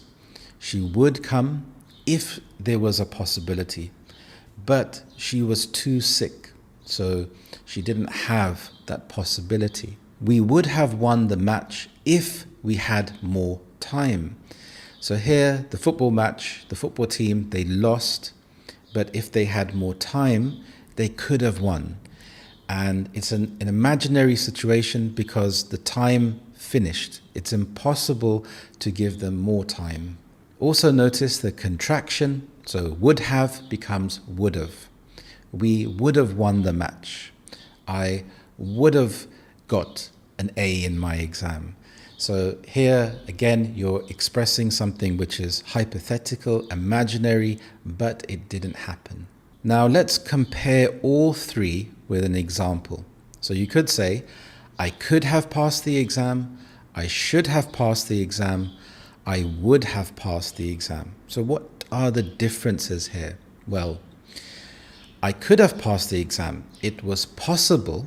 I had the ability, but maybe I didn't try hard enough. Maybe I didn't study hard enough. So I didn't fulfill my potential, but I could have passed the exam if I had studied harder. I should have passed the exam. So here I was expected to pass, but maybe I made mistakes or I didn't prepare properly for it, and now I regret it. So here we can see the difference between could have and should have. So could have, you had the possibility if you had studied harder. Should have, it's more of an expectation. So you were expected to pass. You knew you could pass, but here you may have made some mistakes in the exam. Would have. I would have passed the exam if I had studied. So here I didn't pass, but if I had studied, I think I definitely would have passed. So would have, it was an impossibility because I didn't study. I would have passed. So here it's an imaginary situation, and you can see the difference between could have and should have. So would have is a nice way to explain how a situation would have been different if I had done this, but it's something that didn't happen. Now, some common mistakes are, for example, saying I could have go. Now here you have to use the past participle. So instead of I could have go, this becomes I could have gone. She should have eats. Here we have to think about the past participle. So what is the past participle of eat? It is eaten. So she should have eaten. They would have win. Why is this incorrect? Well, if we think about the past participle, we have win, won, won. So they would have won. So what I want you to do is in the comments below, write a few past participle forms of the verb. So watch the video back, listen for a few examples, and try to find some of your own and write them in the comments below. Now it's time for the quiz. Number 1, I gone to the gym, but I was too tired. The answer is I could have gone to the gym, but I was too tired. Number 2, you been more careful with that glass. The answer is you should have been more careful with that glass. Number 3, they invited me, but they forgot. The answer is would have. So here we have a hypothetical past action, and the important word here is forgot.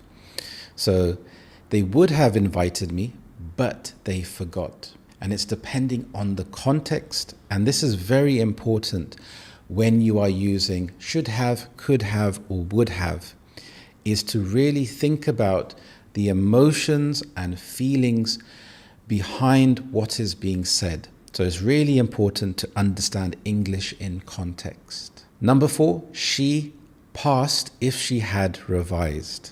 The answer is she would have passed if she had revised. So it's a hypothetical situation. The test is over. She didn't do any revision. She didn't study. So she's imagining a situation that would have happened. We taken the earlier train. The answer is we should have taken the earlier train. So remember, should can also be used for regret. So they feel sad.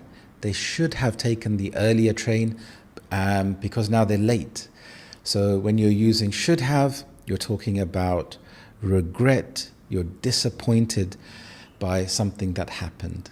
In the comments below, tell me one thing you should have done yesterday, one thing you could have done last weekend, and something you would have done if things were different. Well done. You did a fantastic job today. Thank you so much for watching.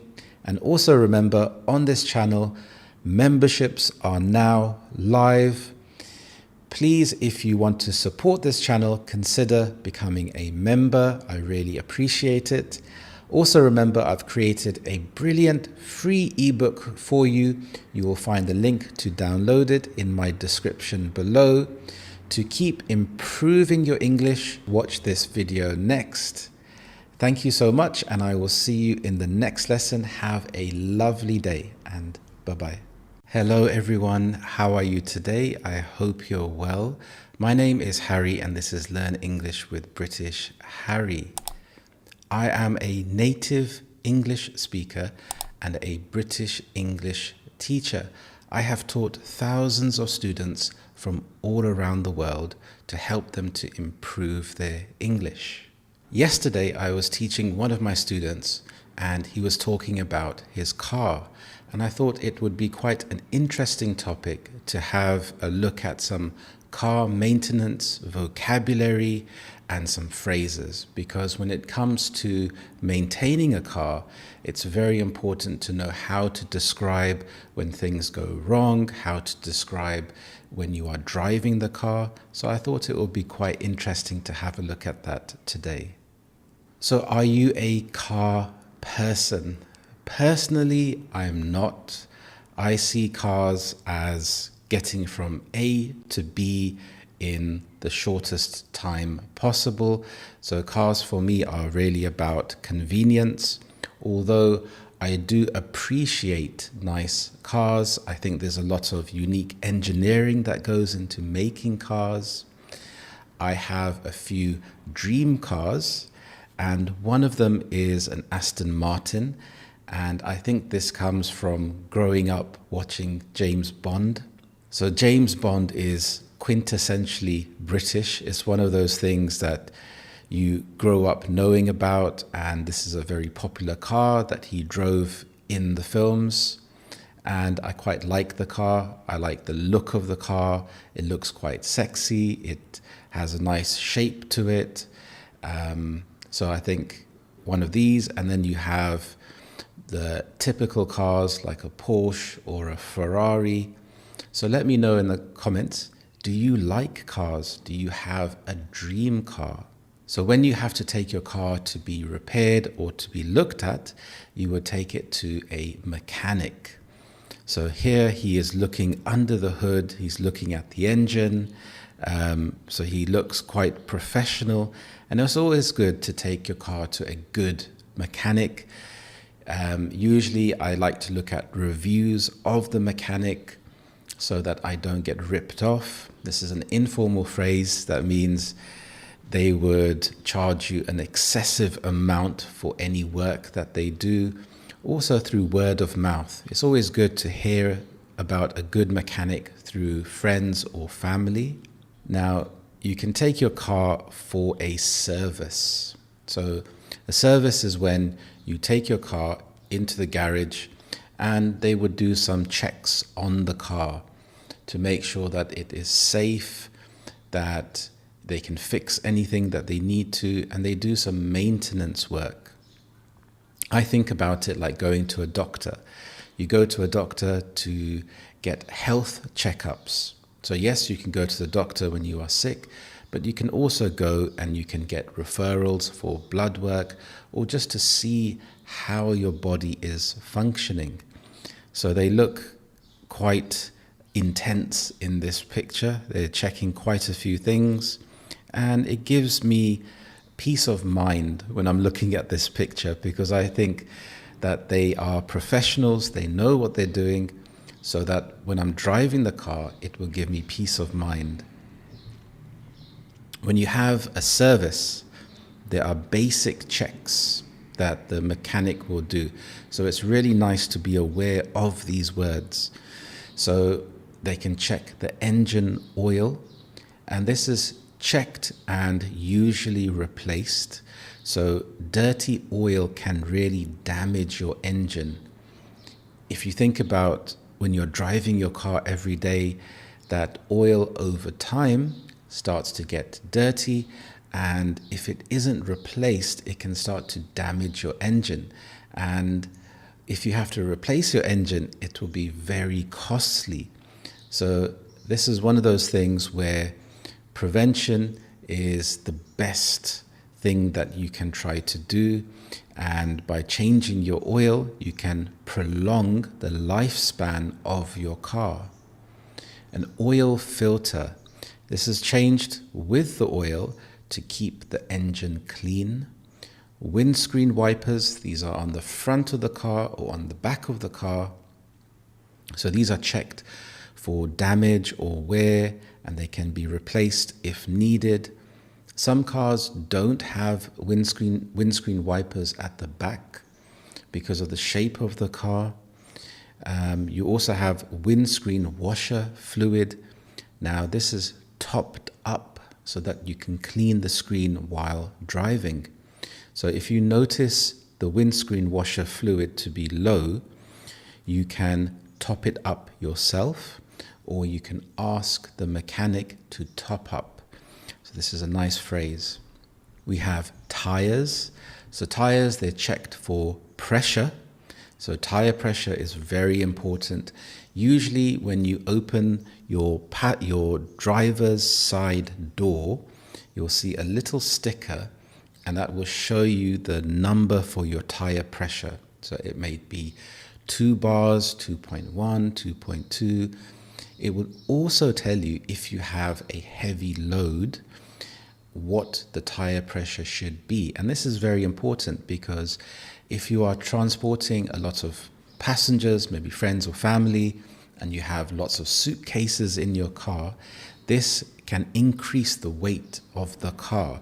So you will need to adjust the tire pressure. And you can go to a petrol station. In the UK, you will have dedicated areas where you can go and put some money into the tire air pressure machine, and it will give you a certain amount of time. So it can be a little bit stressful sometimes if you don't put enough money. So take enough change with you to use the machine, and you can input the number. You will unscrew the little cap on the tire itself, plug in the tire pressure end, and the machine will start to beep when it reaches the threshold that you've set. So those machines are really handy to just keep an eye on your tire pressures. And it's really important because if the tire pressures start to drop, this indicates that there is a leak somewhere in your tire. And this is really good to get checked as soon as possible because it can start to damage the tires. You have tread depth. So this is the depth of the actual tread of the tire. And usually when you're checking, there's an old school way to check. You use a small coin and you can insert it into the tread and to see how far it's gone down. So you can check how much it's been worn away. You have brakes. So you can check the brake pads, the discs, and also the brake fluid. So this is also inspected. They will inspect the lights. So all exterior lights, you have the headlights, you have the indicator lights, and the brake lights. So the headlights are at the front, and these are lights you can turn on when you're driving and it's dark. You also have the brake lights, which are at the back and will be a different color, and your indicators. And these are really important to ensure that you are safe and other drivers are safe on the road. The battery, this is really important. This is tested for power and condition. You don't want to have a flat battery, which can happen if you leave. It's happened to me before. I've left the lights on the car before and gone to my car the next day and the battery's gone flat because the lights were left on. A lot of modern cars, they would give you a warning sound if you've left the lights on to remind you to turn them off. Or in some cases, they may just turn off by themselves after a certain amount of time. Steering and suspension. This is checked for safety and comfort while driving. So your steering, you have your steering wheel, which you can turn. So that's checked to ensure that it can turn freely, that the power steering is working. Power steering is amazing. I've been driving for such a long time, over 25 years, and I've driven cars without power steering and it's been incredibly difficult. So power steering is amazing, makes driving, makes parking incredibly easy. You have the suspension, so you can have different types of suspension. And if you're going over speed bumps, it can make the ride more comfortable. If the suspension starts to go, this means that it's wearing out. It can be uncomfortable driving on an uneven road, or if you have speed bumps, it can make it very uncomfortable. They will check the exhaust system. So the exhaust system, this is where the fumes at the back will come out. So it's inspected for leaks or unusual noises. They will inspect the coolant level. So this is checked to prevent overheating. They will check the horn. This is tested to make sure it works properly. So a horn, you press it on the front of the steering wheel, and this is really important. For example, if you are warning someone else, or it's used to communicate with drivers. So I think it's really important to have a working horn. Some people use it in an aggressive way if they have road rage. Have you ever had road rage? I've had road rage, but I try to keep calm when I'm driving because I feel like there's no point in getting angry. You will always have people that want to cut you off, which means to go in front of you because they're in a hurry. Some people don't look when they're driving. They're not aware of their surroundings. They can be driving too close to you from behind. And I just feel that it's just a waste of energy to get too worked up, but I can really understand because I have felt that. And when you get home, you just feel exhausted because it's like an adrenaline dump because you've been concentrating so much on the road. We have some nice natural British English phrases you can use. For example, it's making a funny noise. And when you're driving a car, you may hear some funny noises, some sounds that don't sound natural. There's a bit of a rattle when I go over bumps. And these noises will go into the actual definitions in a bit. It sounds like something's loose underneath. I think the brakes are squeaking again. So we have a squeak. Now a squeak is a high-pitched noise, often short and repetitive. And this could be because of worn-out brakes, suspension issues. For example, my car squeaks every time I brake. Rattle. This is a loose, fast, clattering sound. So you could have loose parts, you could have exhaust problems. There's a rattling noise coming from the boot. If you've driven over a surface that's damaged your car, the pipe from underneath, the exhaust pipe, may have come loose and it's rattling around, making a strange sound. Whining. So this is a high, continuous noise. So this could be transmission or steering wheel problems. There's a strange whining sound when I turn the wheel. Backfiring. So hopefully you've never experienced this. This is very serious. And this is a loud bang, often from the exhaust. So it's a fuel system issue or a timing problems. My car backfired just as I started the engine. So this can be quite serious and it needs to be checked immediately. Now, in the UK, we have something called an MOT. So an MOT is a legal test done once a year to check if your car is safe and meets UK road standards. A car service is optional and helps keeping your car running well by checking and replacing parts like oil, filters, and brakes. So here we can see an MOT must be done once a year. It's a legal requirement, and a service is optional. So your service, you could take it in for a 6-month service or a 1-year service, and this could be dependent on the time frame or the number of miles you have driven in the car. So there's some differences there, that an MOT is very serious and you need to do it every year. And this is to ensure that the car is safe. So they will also check things like the seat belts, the oils, the oil in the car, the brakes, to make sure that on a basic level the car is safe.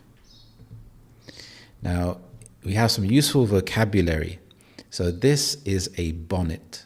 So a bonnet is the front of the car, and you will hear a common phrase, which is to pop the bonnet or open the bonnet. And you'll have a small lever in your car which you can pull or press, and it will open the bonnet, which is the front of the car. And you'll have a little piece of metal which you can use to prop the bonnet open. So to prop something means to keep it held open. So the piece of metal will prop the bonnet open so that you can look under the bonnet. You have the boot. The boot is the back of the car, and this is where you would put your shopping groceries, your luggage, your sports equipment, anything that you can think of if you're moving house.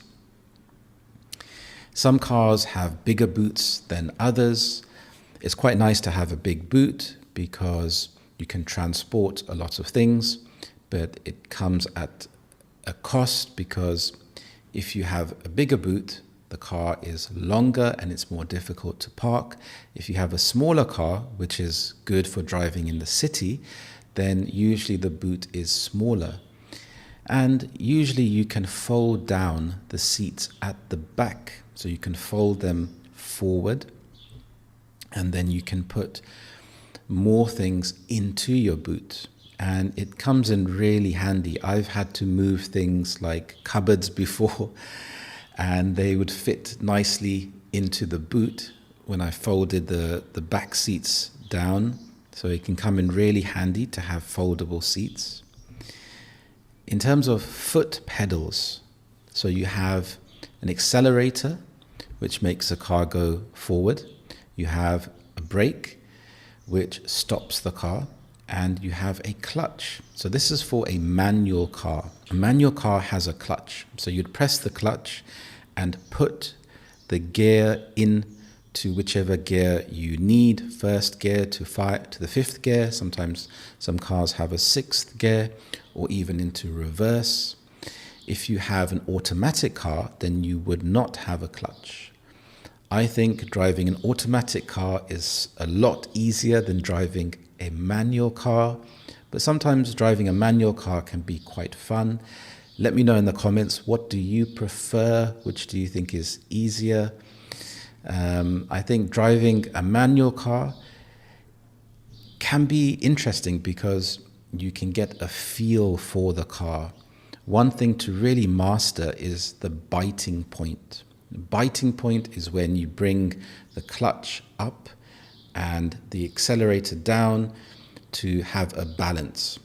So the car is just teetering on the edge of going back or going forward. And this can be quite difficult, especially if you are on a hill, and it takes a lot of practice to get the biting point. I started learning to drive a car in a manual car, and I'm quite thankful for that, because it's enabled me to drive many different types of cars, from manual cars to automatic cars to big and to small cars. I feel quite confident when it comes to driving a car because I spent so many years driving a manual car. And the first car that I had was a very tiny Peugeot 106.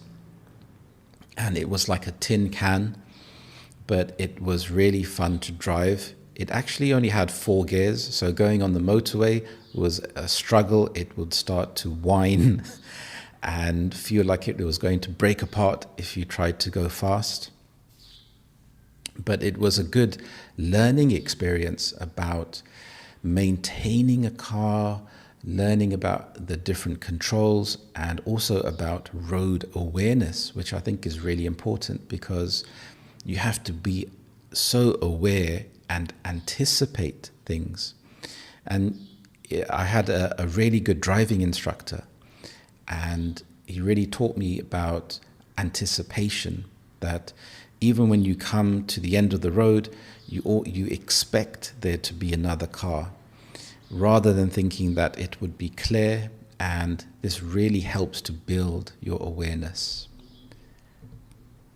In the UK, we have something called the congestion charge.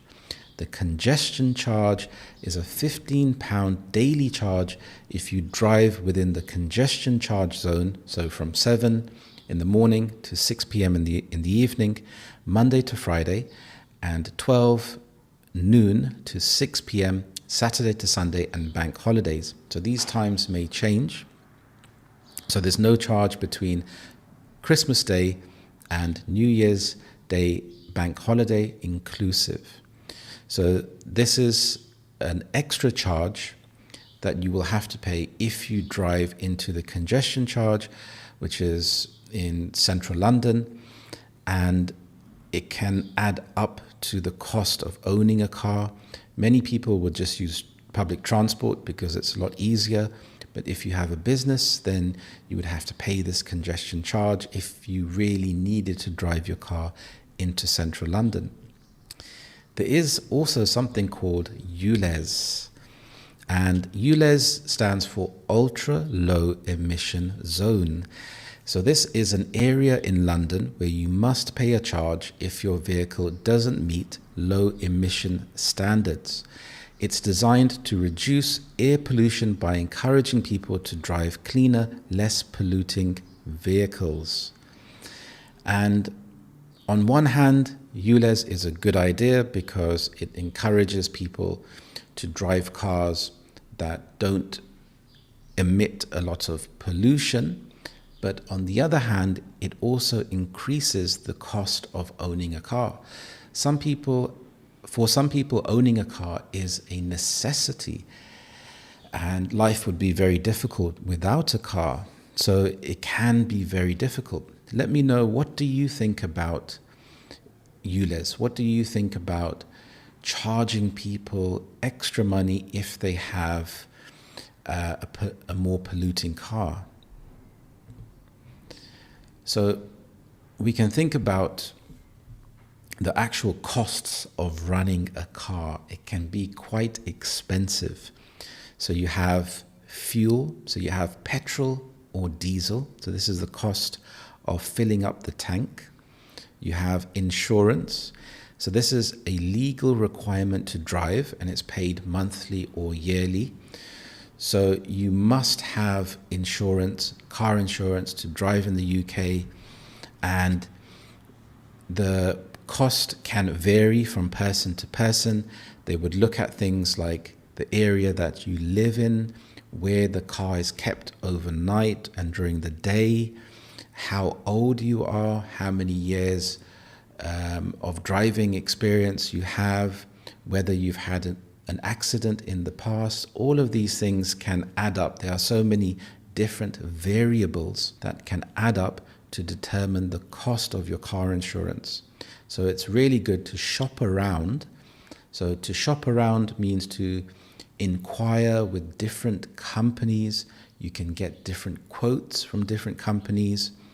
A good tip is to ask the company to beat the price. So if you're with a current company and you found a lower price, you can ask your current company to beat that price. Because at the end of the day, they are also a business and they want to keep you as a customer. You have road tax. So this is a yearly fee based on the car's carbon dioxide emissions. And you will be given a round disc that you can display. Usually you can do this online now. Way back in the past, you'd have to go into the post office and do this manually or through the post. You have a MOT test. So this is a car safety test, and it's for cars over 3 years old. So you'd have to do this every year. Car servicing. So we've spoken about this. You have your routine maintenance, your oil change, your brakes. Repairs and parts. So you have unexpected costs. So you have, for example, new tires, brake pads. And this can often be the case when owning a car. You will have unexpected repairs that you will have to do. So it's always good to keep aside some money in your budget for car repairs, because it can often happen when you least expect it. And having that money there saved for a rainy day can really lower and reduce the amount of stress that you feel. When you are buying parts, you will often hear this word OEM, and this stands for Original Equipment Manufacturer. And when you want to buy a part, you can buy third-party supplier parts, which would be cheaper, or you can buy the original part for peace of mind, because you know it's going to be of a high standard, but it will also be more expensive. Parking, depending on where you live, this can be expensive. If you live in a city, parking costs can really add up. So you have pay and display when you go shopping or you go to a shopping center. You can have parking permits. So even if you live in a city and you own a car, sometimes you will have to pay the local council for a parking permit. Car parks, like I said. So these costs can all add up. We have the congestion charge if you drive your car into a very busy area. You have the ULEZ charge. If you have an older car, then you would have to pay. And this really encourages people to buy newer cars or electric cars. And you also have things like hybrid cars, which are part electric and part petrol. So in this case, you'd really have to check the websites to ensure that your car is ULEZ compliant. And when you are shopping around for a car, it's really important to make sure that the car is ULEZ compliant, because you'll see some cars that have a really low price and you think, this deal is so amazing. But sometimes it can be too good to be true. So when something is too good to be true, you have to inspect it, because there's something a bit suspicious. Why is this car being sold for such a low price? And in this case, it could be because it's not ULEZ compliant. So you'd have to be paying that charge every day if you don't check. You have breakdown cover. So this is insurance for when your car breaks down. In the UK, the most common ones are the RAC or the AA, and they are very good when you have an emergency. I've had to call them before, and they've been very quick and really, really helpful. So it just gives you peace of mind to have that breakdown cover in case of an emergency. So as you can see, the cost of running a car can be very, very expensive. Now, let me know in the comments, do you own a car? What costs do you have for a car? If you had the choice, would you get rid of the car?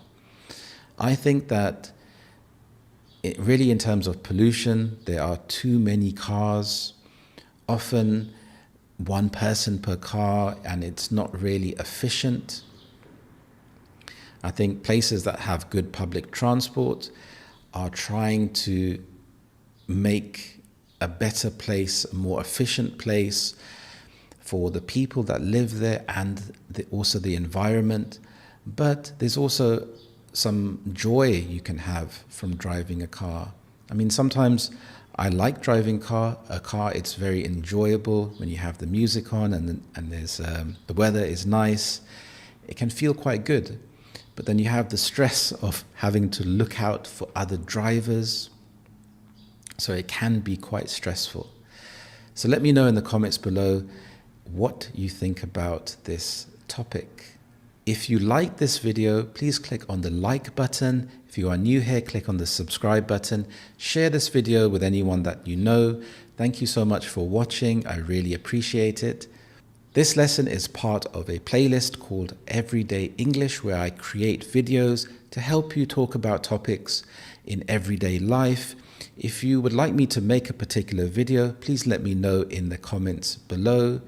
Talking about everyday life, going to the dentist can be a stressful and anxious experience, but it's very useful to know about vocabulary and phrases you can use. So watch this video about going to the dentist next.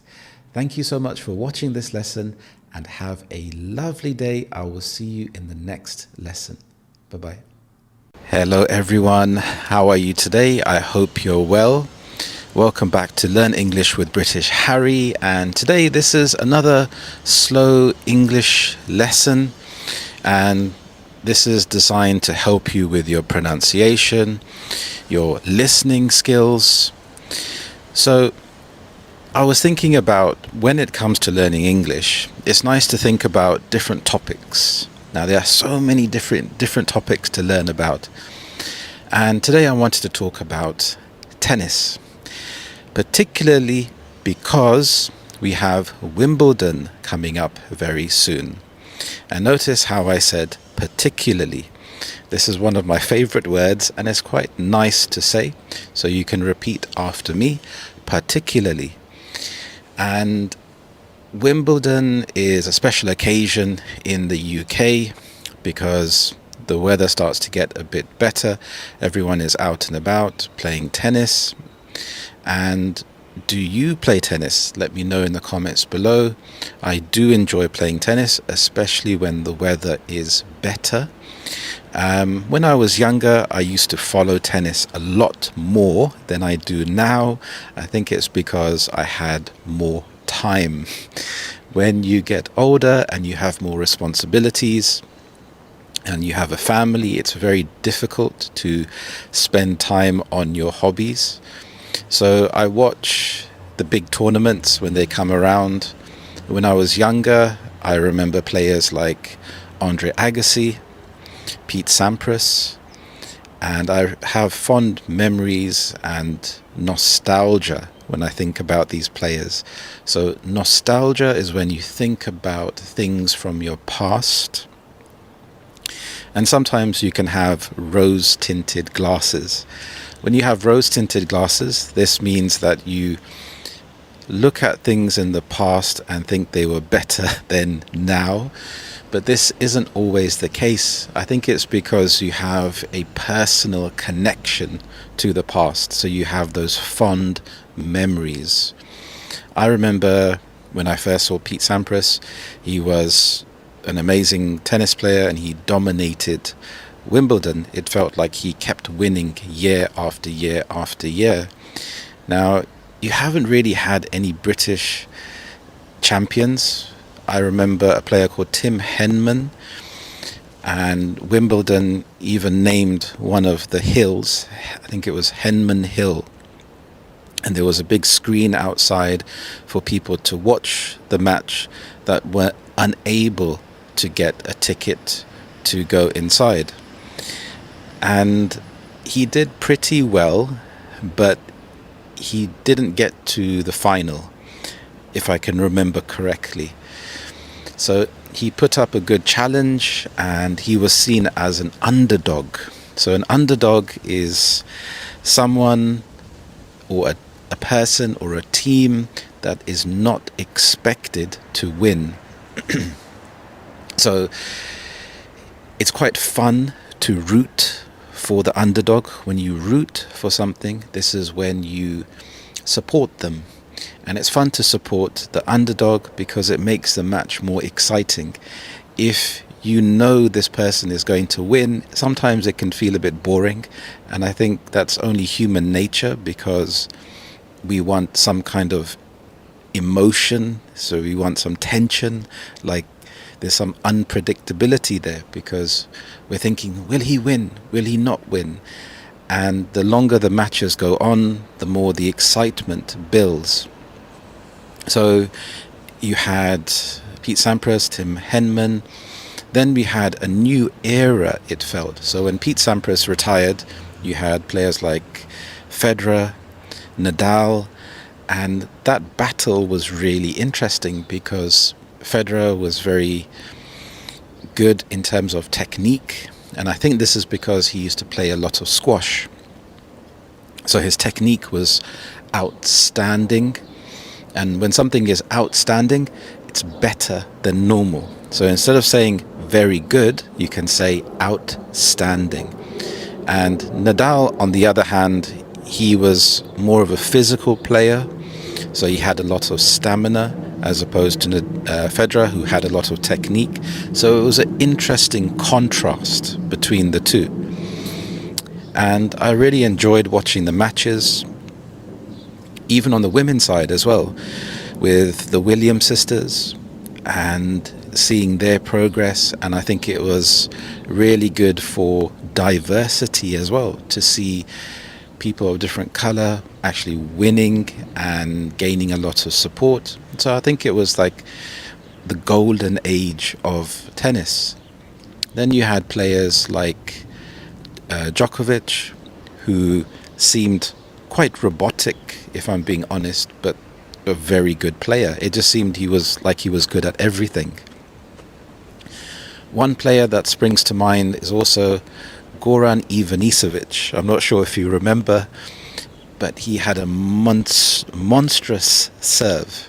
He had a huge serve, and it was just so exciting watching him serve, because of the build up to the serve, and he could just serve incredibly fast.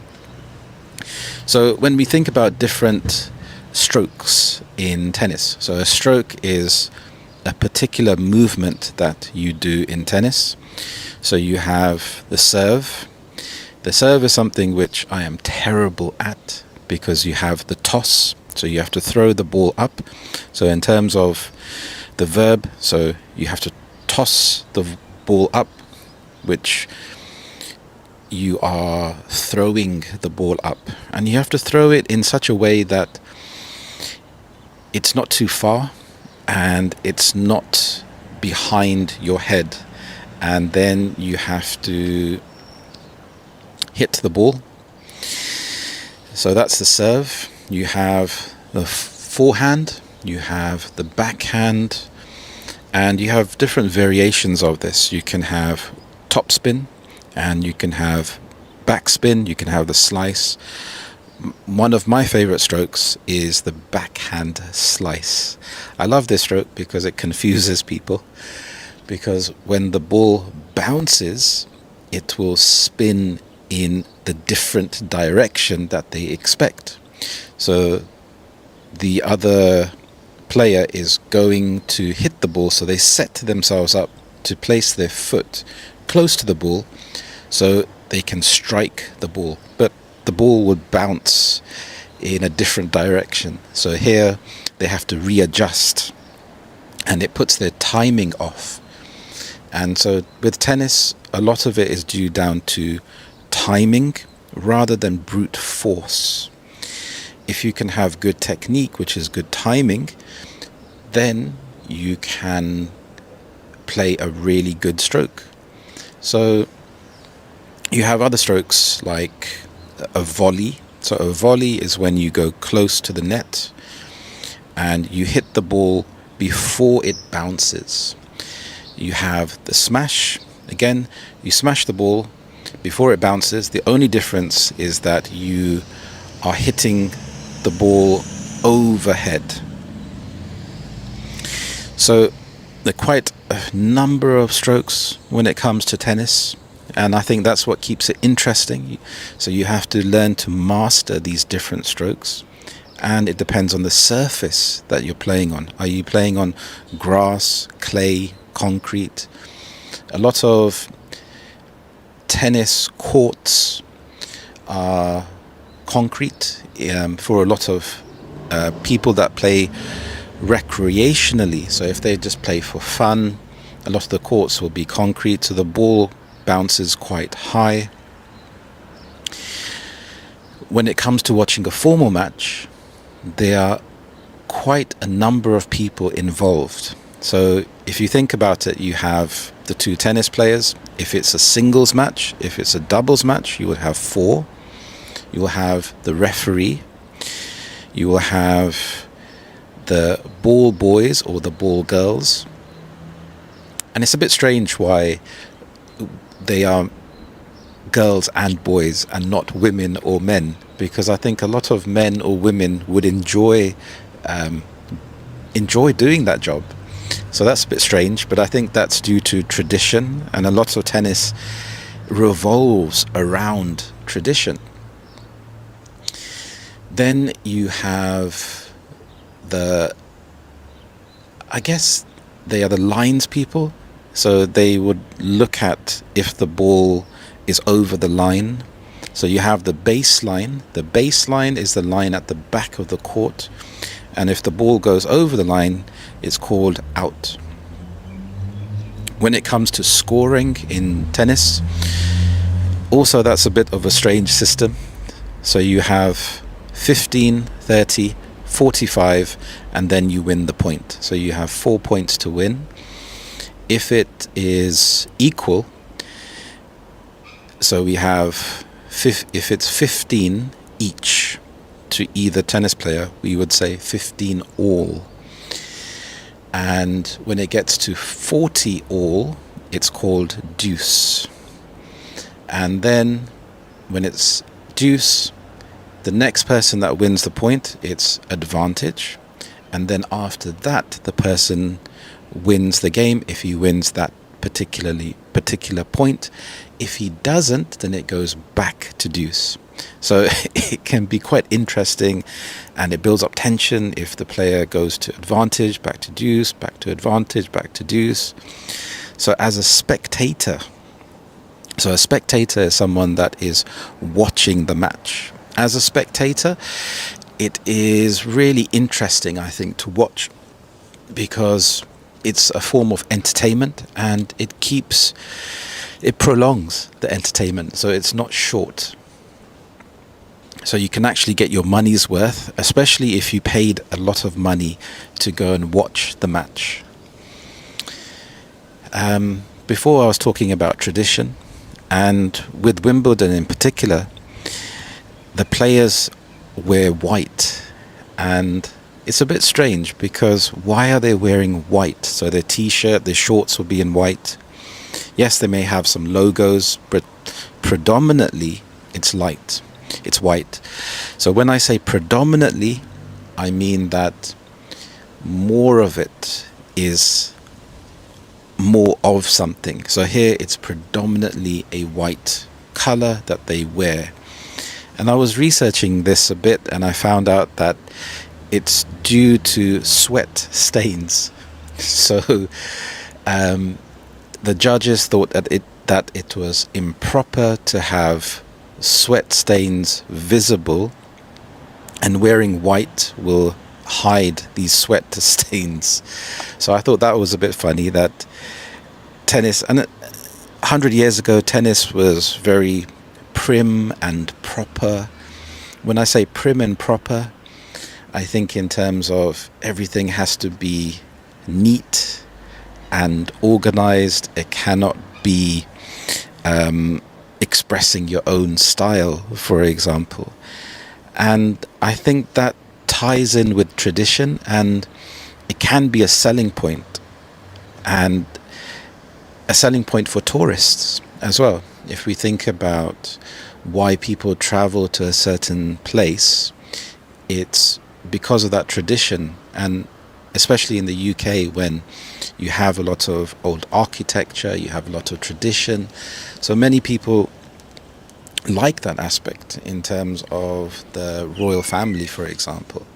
What I think is good practice is to think of a tennis player that you like or that you know about, and think about some adjectives you can use to describe this particular player. Is it things like resilience? So when someone is resilient, they are able to get past any difficulties, they can keep going. Do they have any particular strengths? Like they are exceptionally good when it comes to having a rally. So a rally is when the play keeps going back and forth. Oh yeah, I remember another tennis player who is Andy Murray. And Andy Murray is Scottish, but the UK media liked to promote him because Scotland is still part of the UK. So the newspapers and the media can say that the UK has had a good champion. So let me know what you think about tennis. Have you ever played tennis? Why do you like tennis? I like tennis because it's a relaxed sport. You do have things like pickleball or paddleball, which have become very popular. I've tried pickleball. I do enjoy it because there's less running and it's a bit more faster. Also, you don't have to have a really good serve. So I think it's more accessible. And when it comes to tennis, oops, a bit windy there. When it comes to tennis, you have to have the special equipment. So it's not that accessible for everyone. When something is accessible, this means that it's easy for someone to participate, because you have to have a tennis racket, you have to pay for the tennis balls, you have to pay for the tennis court. So there are more costs involved compared to a sport like football, for example, where you just need a ball. So sometimes certain sports, they can alienate other people and a group of people unless you have the money to participate in these sports. But I think tennis is good because it can be a very social sport. It's quite fun and it can be less boring than going to the gym or going running. So I think in life, variety is the spice of life. So it's nice to try different things. So let me know. Ooh, it's really windy there. So let me know. What do you think about tennis? And I hope you enjoy this lesson. To keep improving your fluency, watch this lesson next. Thank you so much, and I will see you in the next lesson. Bye-bye. Hi, I'm Daniel. I'm 32 years old, and I moved from France to the UK just over 6 months ago. When I first arrived, I found it really difficult to communicate. I couldn't understand fast speakers, I froze during conversations, and I avoided speaking whenever I could. Today, things are very different. I'm not fluent yet, but I speak with confidence. I can understand people in shops, on the train, and at work. I feel more comfortable every day. In this video, I want to share exactly how I improved my English in just 6 months. I'll explain what worked for me and what didn't, and how watching a YouTube channel called Learn English with British Harry and taking private lessons helped me the most. Let me start by telling you about my first day in the UK. It was raining, obviously, and I was trying to find my Airbnb. A local man said to me, "It's just down the road, past the off-license near the roundabout." I had no idea what off-license or roundabout meant. I smiled politely and said, "Thank you," and walked completely the wrong way. That was the moment I realized I didn't just need English, I needed British English, the kind that people actually use in real life. I knew I had to change the way I was learning. I started by creating a simple English routine I could follow every day. In the morning, I spent 15 minutes speaking out loud. Sometimes I talked to myself in the mirror. Sometimes I repeated sentences from videos. Then I watched one video from Learn English with British Harry. His channel was so useful because he focused on natural British phrases, everyday conversation, and how to sound confident. In the evening, I reviewed 5 new words. I didn't just memorize them, I created little stories to help me remember and use them. After a few weeks, I realized I needed more personalized help. I started taking one private lesson a week with Harry. These lessons made a huge difference. Harry corrected my mistakes, helped me improve my pronunciation, and made me practice real conversations like job interviews, phone calls, and introductions. Between lessons, I kept watching Harry's videos. I wrote down useful expressions, repeated them out loud, and copied his tone and rhythm. I even wrote out some of his scripts by hand to understand how natural speech is structured. One trick that helped me a lot was thinking in English. Instead of translating from French in my head, I started talking to myself in English throughout the day. For example, I'd think things like, I'm going to the shop now, or I should cook something healthy for dinner. At first it felt strange and slow, but soon my brain started thinking in English naturally. I hesitated less and spoke more smoothly. Understanding fast speakers was still a challenge, so I started shadowing. That meant listening to a sentence and repeating it straight away, copying the speaker's tone and rhythm. I used clips from TV shows, podcasts, and especially Harry's YouTube videos. For example, he once said, "Climb the ladder." I listened to that idiom and repeated it exactly. I also made a sentence. I want to climb the career ladder. When it came to vocabulary, I stopped using boring word lists. Instead, I chose words I had actually heard in conversations or videos. Then I used them in short stories or diary entries. If I learned the words delay, platform, confused, announcement, and passenger, I would write something like, I was confused when the train didn't arrive. Then there was an announcement. Passengers on platform 4, your train is delayed. This method helped me remember vocabulary in context and use it naturally. I remember my first breakthrough moment.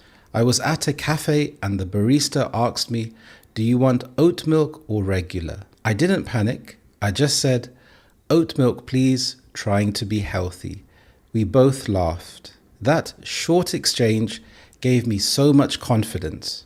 I realized I could understand and respond naturally, even without preparing. From that day, I kept going. I stuck to my routine. I watched Learn English with British Harry nearly every day. I kept booking my weekly lessons. And most importantly, I stopped being afraid of making mistakes. If you're learning English and feeling stuck, I want you to know that progress is possible. You don't need to be perfect. You just need to be consistent and brave.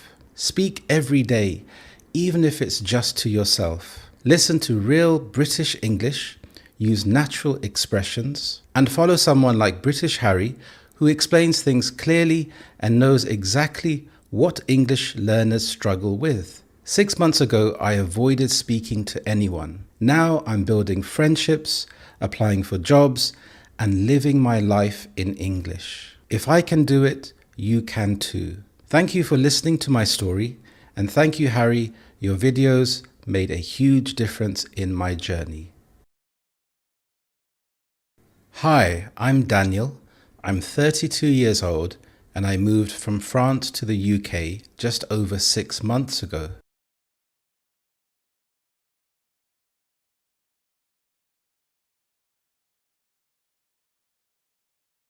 When I first arrived, I found it really difficult to communicate.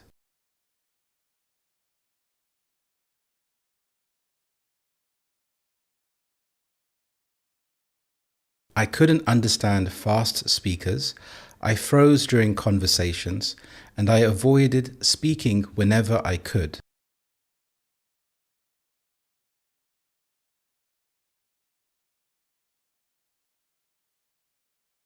Today, things are very different. I'm not fluent yet, but I speak with confidence.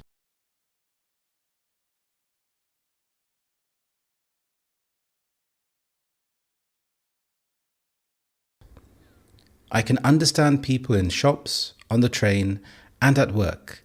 I feel more comfortable every day.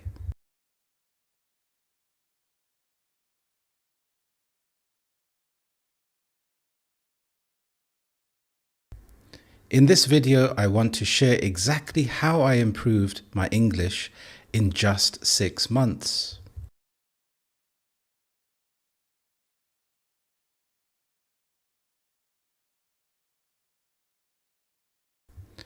I'll explain what worked for me and what didn't,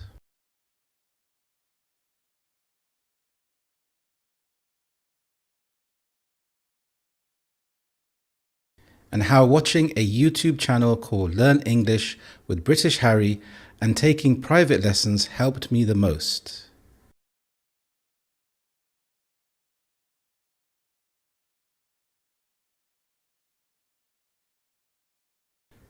Let me start by telling you about my first day in the UK.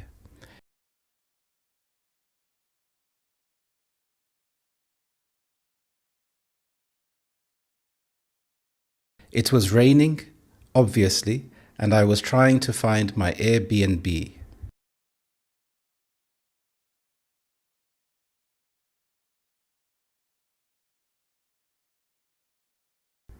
A local man said to me, "It's just down the road, past the off license near the roundabout."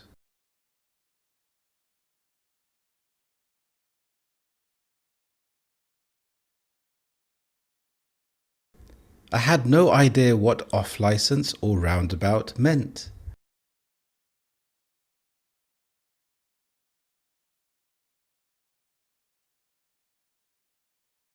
I smiled politely and said, "Thank you," and walked completely the wrong way.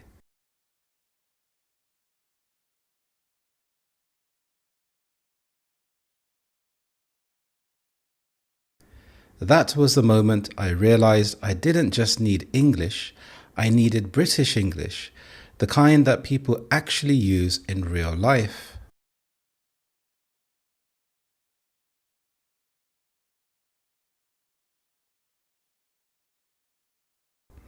I knew I had to change the way I was learning.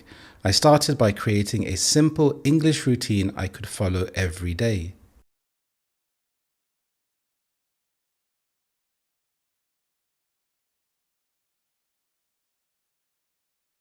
In the morning, I spent 15 minutes speaking out loud. Sometimes I talked to myself in the mirror.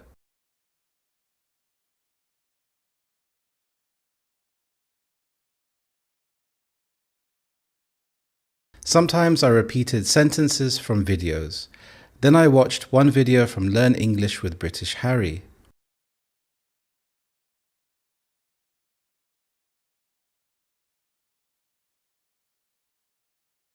His channel was so useful because he focused on natural British phrases, everyday conversation, and how to sound confident.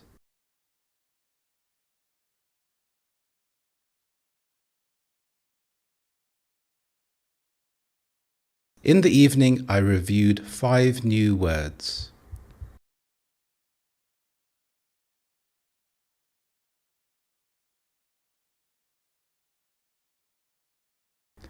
I didn't just memorize them, I created little stories to help me remember and use them.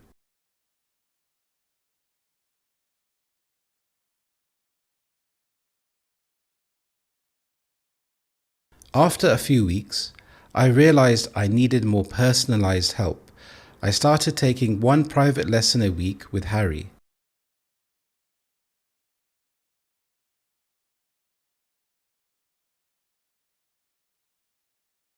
These lessons made a huge difference.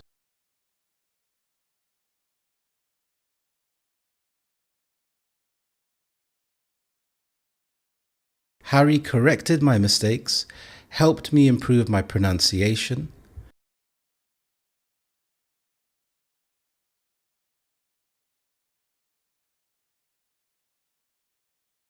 and made me practice real conversations like job interviews, phone calls, and introductions.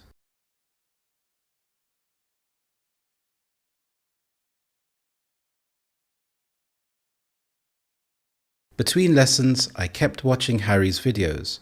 I wrote down useful expressions, repeated them out loud,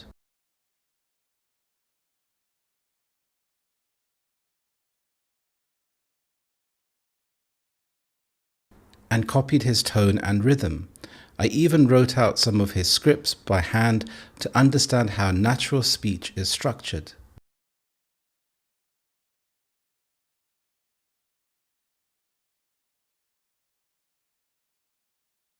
One trick that helped me a lot was thinking in English.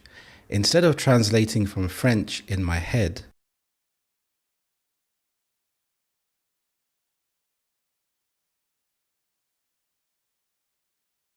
I started talking to myself in English throughout the day.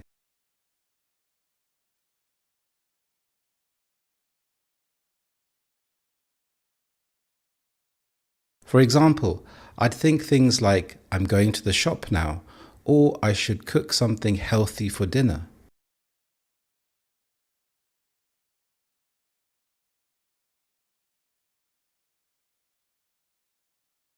At first it felt strange and slow, but soon my brain started thinking in English naturally.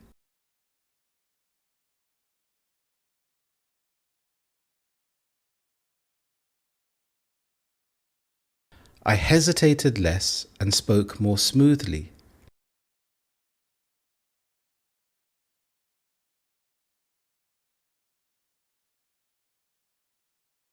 Understanding fast speakers was still a challenge, so I started shadowing.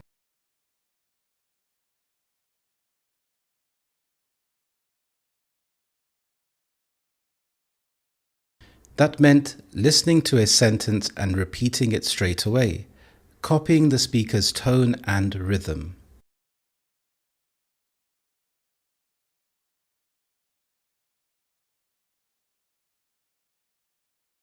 I used clips from TV shows, podcasts, and especially Harry's YouTube videos.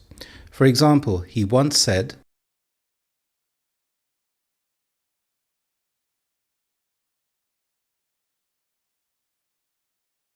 climb the ladder. I listened to that idiom and repeated it exactly. I also made a sentence. I want to climb the career ladder.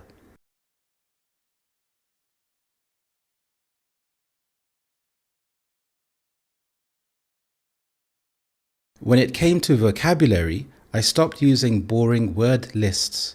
Instead, I chose words I had actually heard in conversations or videos.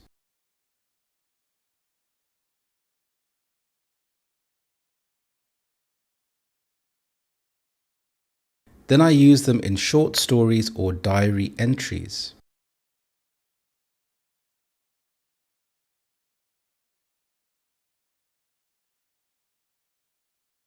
If I learned the words delay, platform, confused, announcement, and passenger,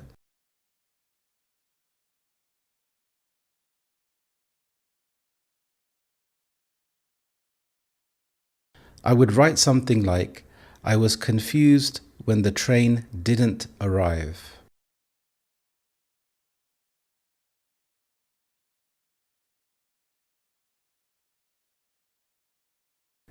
Then there was an announcement. Passengers on platform 4, your train is delayed.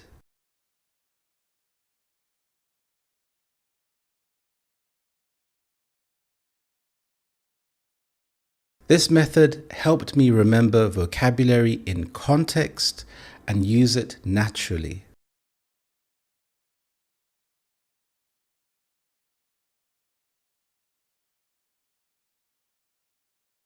I remember my first breakthrough moment.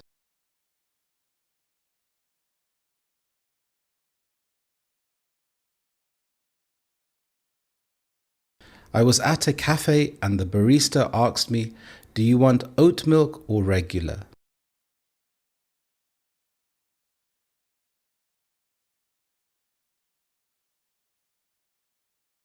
I didn't panic. I just said, oat milk please, trying to be healthy.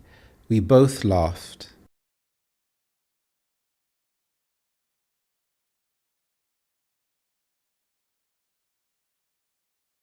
That short exchange gave me so much confidence.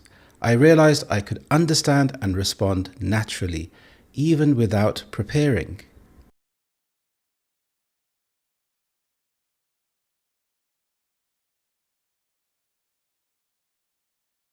From that day, I kept going. I stuck to my routine.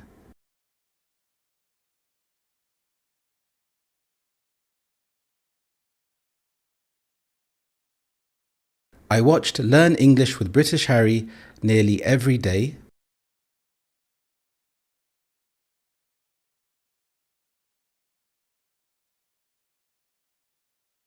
I kept booking my weekly lessons.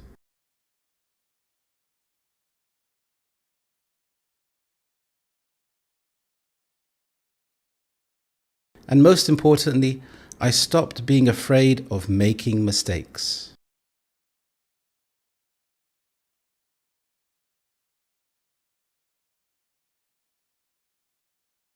If you're learning English and feeling stuck, I want you to know that progress is possible.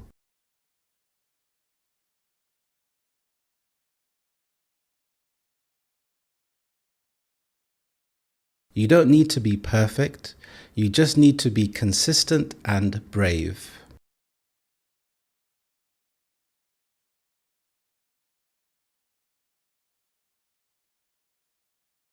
Speak every day, even if it's just to yourself.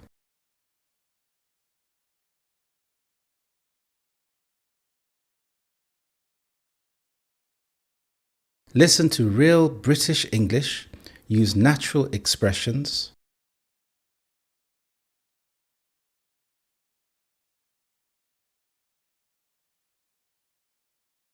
and follow someone like British Harry who explains things clearly and knows exactly what English learners struggle with.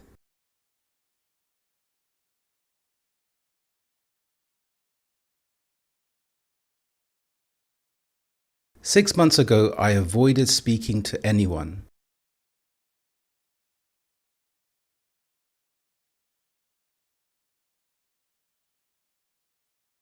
Now I'm building friendships, applying for jobs, and living my life in English.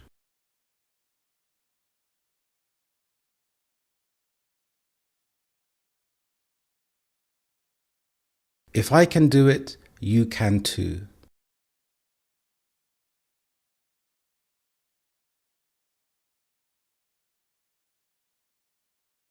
Thank you for listening to my story, and thank you, Harry. Your videos made a huge difference in my journey.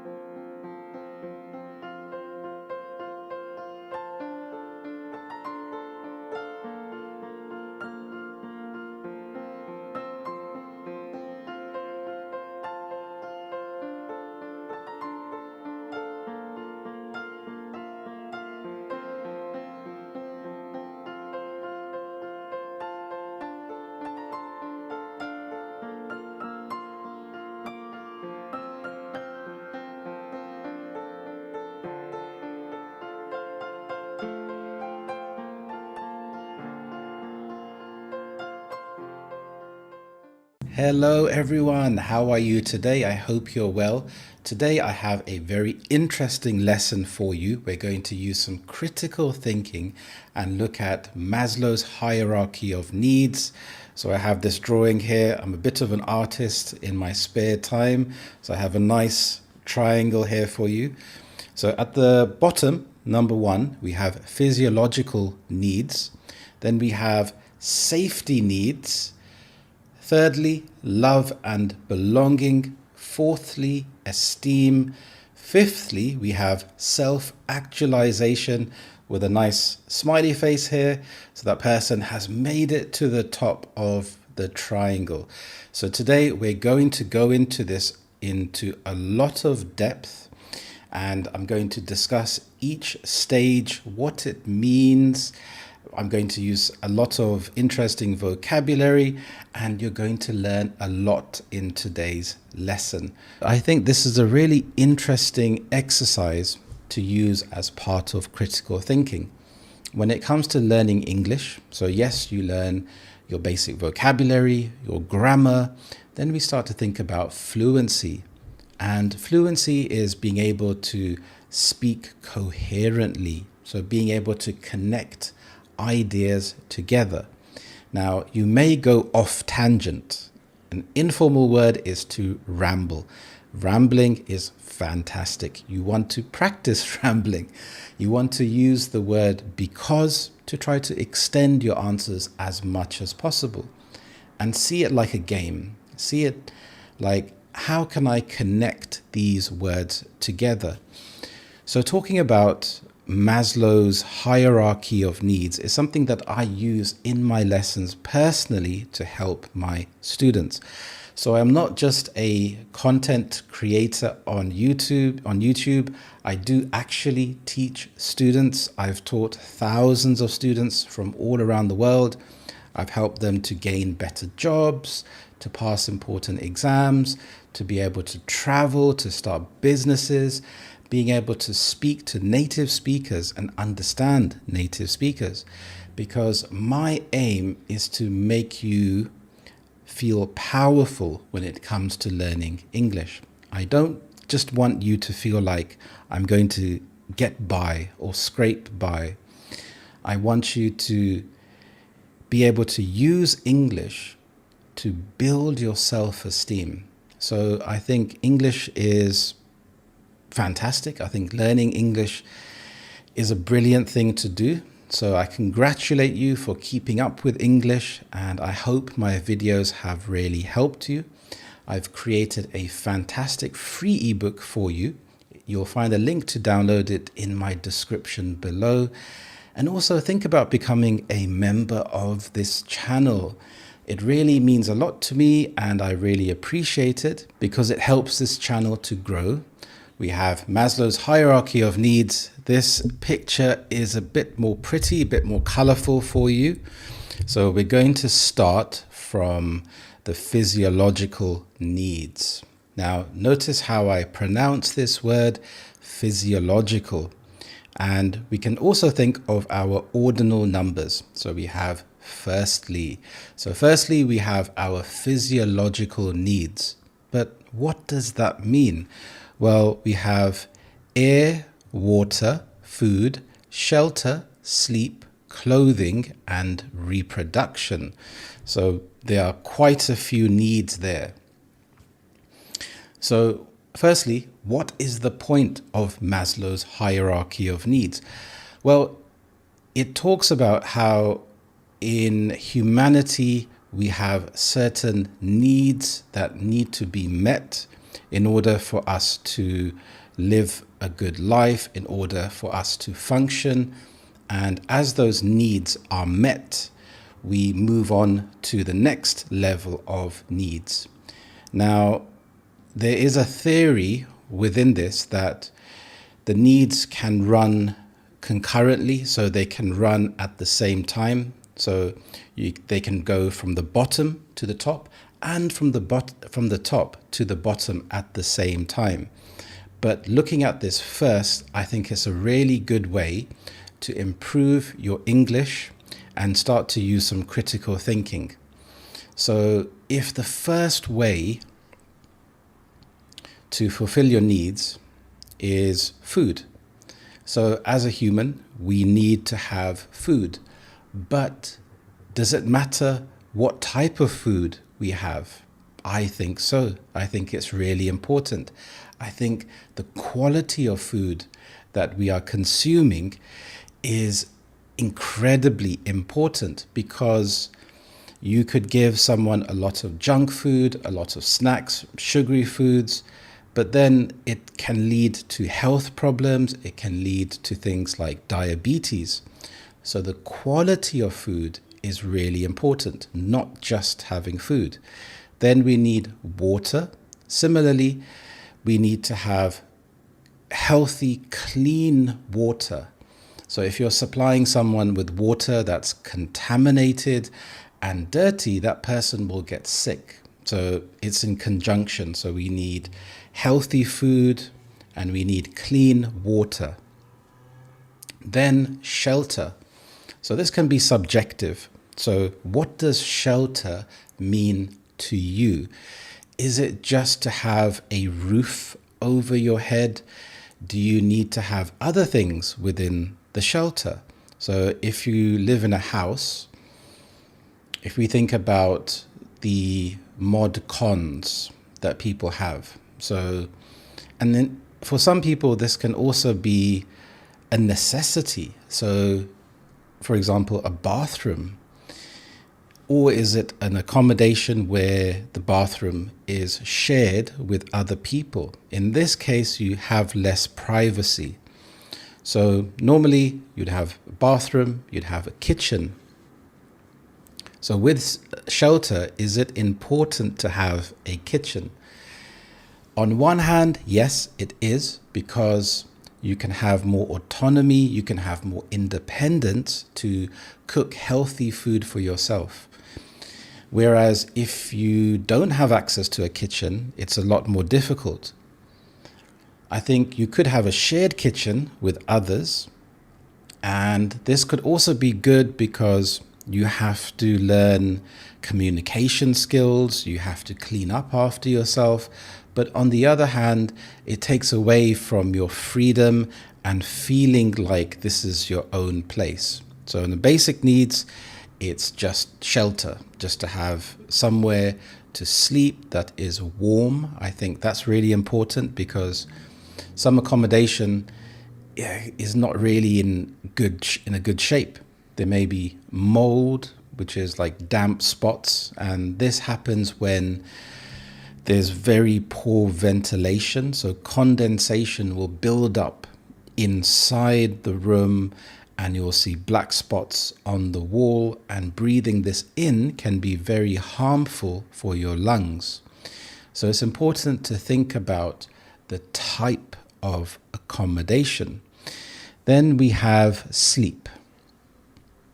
Yeah, I think sleep is really important, because if you are homeless and living on the streets, firstly, you don't have a roof over your head, so you're exposed to the natural elements. It's easy to get sick, and you are vulnerable to things like violence, and you're exposed to more things. So you're not going to get good sleep. So having shelter and sleep, they go hand in hand.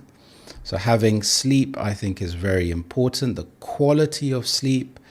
Then you have to think about the mattress that you are sleeping on, and not just the mattress, but the pillow. It may sound small, but I found using a memory foam pillow has been amazing. It's just improved my quality of sleep, to the extent that if I visit friends or family, or if I go on a short holiday, I want to take my pillow with me. So I've become very attached to my memory foam pillow. Then we have clothing. So clothing is very important. The type of clothing is very important, because it needs to be appropriate for the weather conditions. If you are in winter, you need to have appropriate warm clothing, even things like thermals. Thermals are also amazing. I like to wear thermals under my clothes during winter to keep me nice and toasty, nice and warm. Even inside the house, wearing thermals, you can save money because you don't have to have the heating on as much. So clothing, you have to think about, yes, is it functional?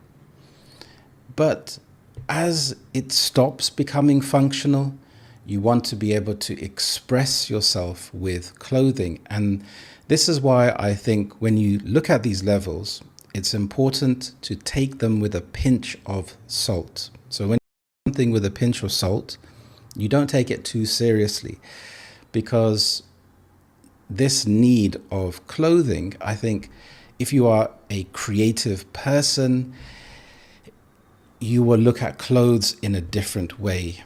It's a way to express yourself, maybe to break free from conformity, where everyone is wearing the same things. For example, in a business environment, people wear suits and ties. Even at school, high school, children wear blazers and ties, and it's almost like it's conditioning students and children to enter the workplace because this is what is expected from them. Because when you wear a blazer and a tie, you look more presentable, more professional. But should that be the case? So something to think. Reproduction, I think that's a necessity for humanity. We need to reproduce. So those are the basic needs. And when you're thinking about having children, you need to have those things in place in order to provide for the children. So you need to have shelter, you need to have good food, clean water, in order to provide for the children when you're thinking about reproduction. Then we have safety needs. Now, safety needs, let me have a look here. So we have personal security, employment, resources, health, and property.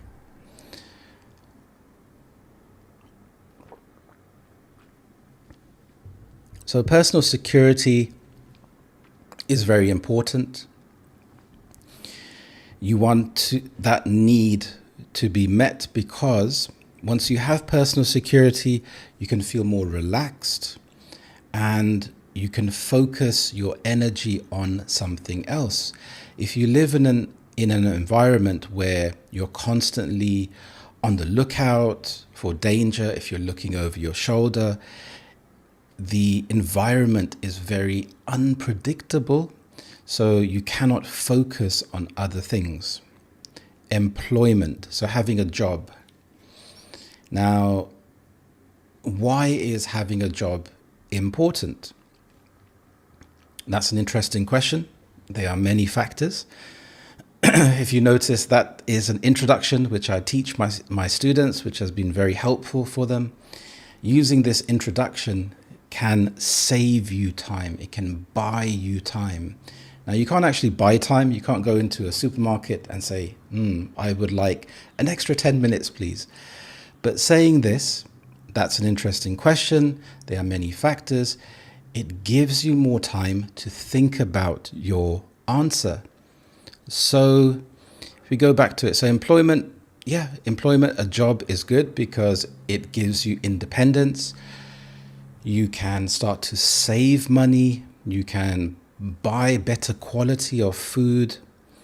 You can move to an area where maybe there's less crime or more opportunities. Then resources. So this seems like it's quite open-ended. So resources, what kind of resources? Well, if we think about safety needs, resources here could be things that you can spend money on. So you can spend money on a safer car. You can spend it on education. You have more resources, so you have more money to spend on better quality of products that can improve your life. Health. So health, it's interesting that health doesn't come first, but I guess you need to focus on having food, having water, having clean air to breathe. So your health, once you start focusing on your health, you need to be able to walk and be mobile to get to your job. So, and if you have health problems or health conditions, that can hinder you when it comes to working. So having good health means that you can actually take advantage of the opportunities that you have. And there's a saying that health is wealth. You can have all of the money in the world, but if you don't have good health, then you are unable to take advantage of those opportunities. Property. So how is property different from shelter? That's an interesting concept because shelter, would just be the immediate need to have a roof over your head, then property would be something which is more well equipped. So you've met that basic need. Now we're thinking about having better heating, better quality of property. Now, thirdly, we move into love and belonging. I'm just going to take another swig of water.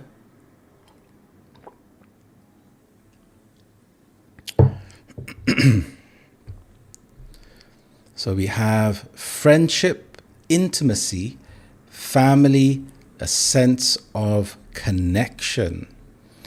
So once we've had our physiological needs met, then our safety needs, and then love and belonging. So friendships. Why are friendships so important? Well, I think that it makes your level of stress decrease when you're able to have connections with friends, because you understand that you are in this journey of life together. It gives you a sense of perspective. Intimacy, being close to someone, so having a partner or a long-term partner. This way you can have a greater sense of intimacy and a sense of connection. So I think that these levels are so interesting because a lot of them go together. Because what use is having food and shelter if you don't have a sense of connection with life and living? So you can start to get quite despondent or depressed. So your mental health could suffer. So having a sense of connection is really important. Then we go up to esteem. So we have respect, self-esteem, status, recognition, strength, freedom. So quite a few number of words here. So respect and self-esteem. So when you feel proud of yourself for achieving things, your sense of confidence increases. So you believe that you can achieve things. Now, it's difficult in some cases because you may have everything stacked up against you due to bias. There's something called implicit bias. So due to the color of your skin, your accent, where you are born, there may be certain biases against you. And having strong and good self-esteem means that you feel confident in yourself. And when you feel confident, you're able to face rejection, because it's very difficult to carry on after rejection, as I can relate to learning a language. With a lot of my students, sometimes their self-esteem can be quite low, but through my lessons with helping them improve their English, I can see their confidence grow and improve with each lesson. So if you have that belief that, yes, I can do something, that can take you far, because you can push yourself even when you have a failure. Status. This is interesting because if you believe too much in your status, this could inflate your ego, and you could act in a way which is immoral or not really caring about other people. Then we have recognition, so the need to feel recognized for the hard work that you are doing. This may be through praise from a manager, this may be through a promotion or earning more money, and this is only a reflection of how well you are doing, because how do you gauge, how do you determine how well you are doing in something? It's like with English. If you start from an A1 level, then you progress all the way up to a C1 level. And there's different criteria that you meet along the way. So you have that recognition at the end. You have that C1 certificate. You're able to say to your employer or to your school, hey, I have a C1 level in English. Here's my certificate. Strength and freedom. So strength, you can think about this in different ways. You can have physical strength, you can have mental strength. Then freedom, I think, is very important. So the ability and the space to express yourself, if that's through your personal identity, what you believe, freedom to practice your religion, freedom to talk about your gender. And having this freedom allows you to have lower stress and feel good about yourself and life. Then we get right to the top. We have self-actualization. What is self-actualization? Well, this is the desire to become the most that one can be. And this could mean different things for different people. It could be philanthropy. So when these other needs have been met, you have food, you have a house, you have a job, you have a family or friends, you feel good about yourself. Now, what do you do when you get right to the top? A lot of people may have an existential crisis where they don't know what life is about. And this part of this could be giving back to others. So serving others, helping others that are in need, giving your time. If you're not giving money, you could be giving your time to others. It could be helping homeless people. It could be helping elderly people or children that need help. So you're trying to give back to society. So you've got to that point where your needs have been met, and now you have time to reflect on what life is really about. So this is interesting because a lot of the needs can run at the same time. Even all five can be on the same level. And it depends on where you are in your life. Also, like and subscribe and share this video to anyone that you think would like it. So that's Maslow's hierarchy of needs. Try to write in the description below, what do you think about these needs? And also, how does it apply to you in your life? Do you think self-actualization is right at the top? Can you think of anyone that embodies this? Can you think of any celebrities or politicians that you think, wow, that they actually gave back to humanity? Perfect. You did a fantastic job today. Thank you so much. To keep improving your English, watch this video next. Thank you so much. I hope you have a lovely day, and I will see you in the next lesson. Thank you and bye-bye. Hello, my name is Harry, and this is Learn English with British Harry.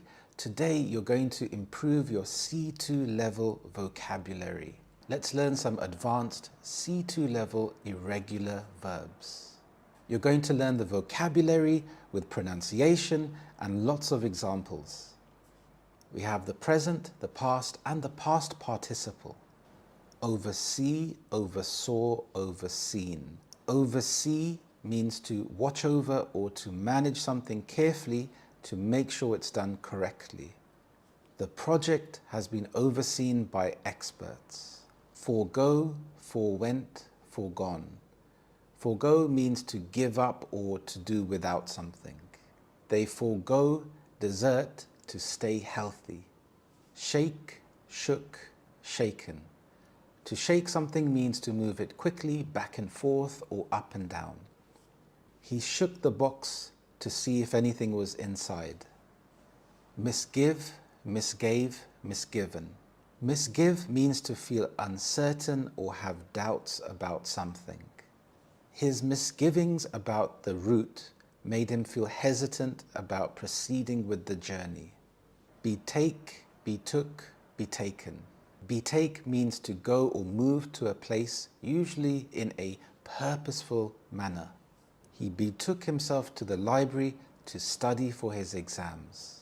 Withstand, withstood, withstood.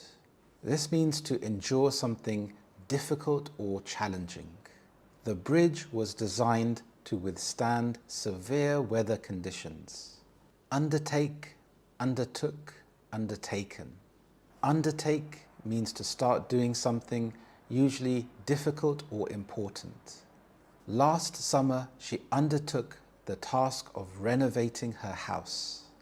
Overtake, overtook, overtaken. Overtake is a verb that means you catch up with something or someone and you overtake it. You go past it.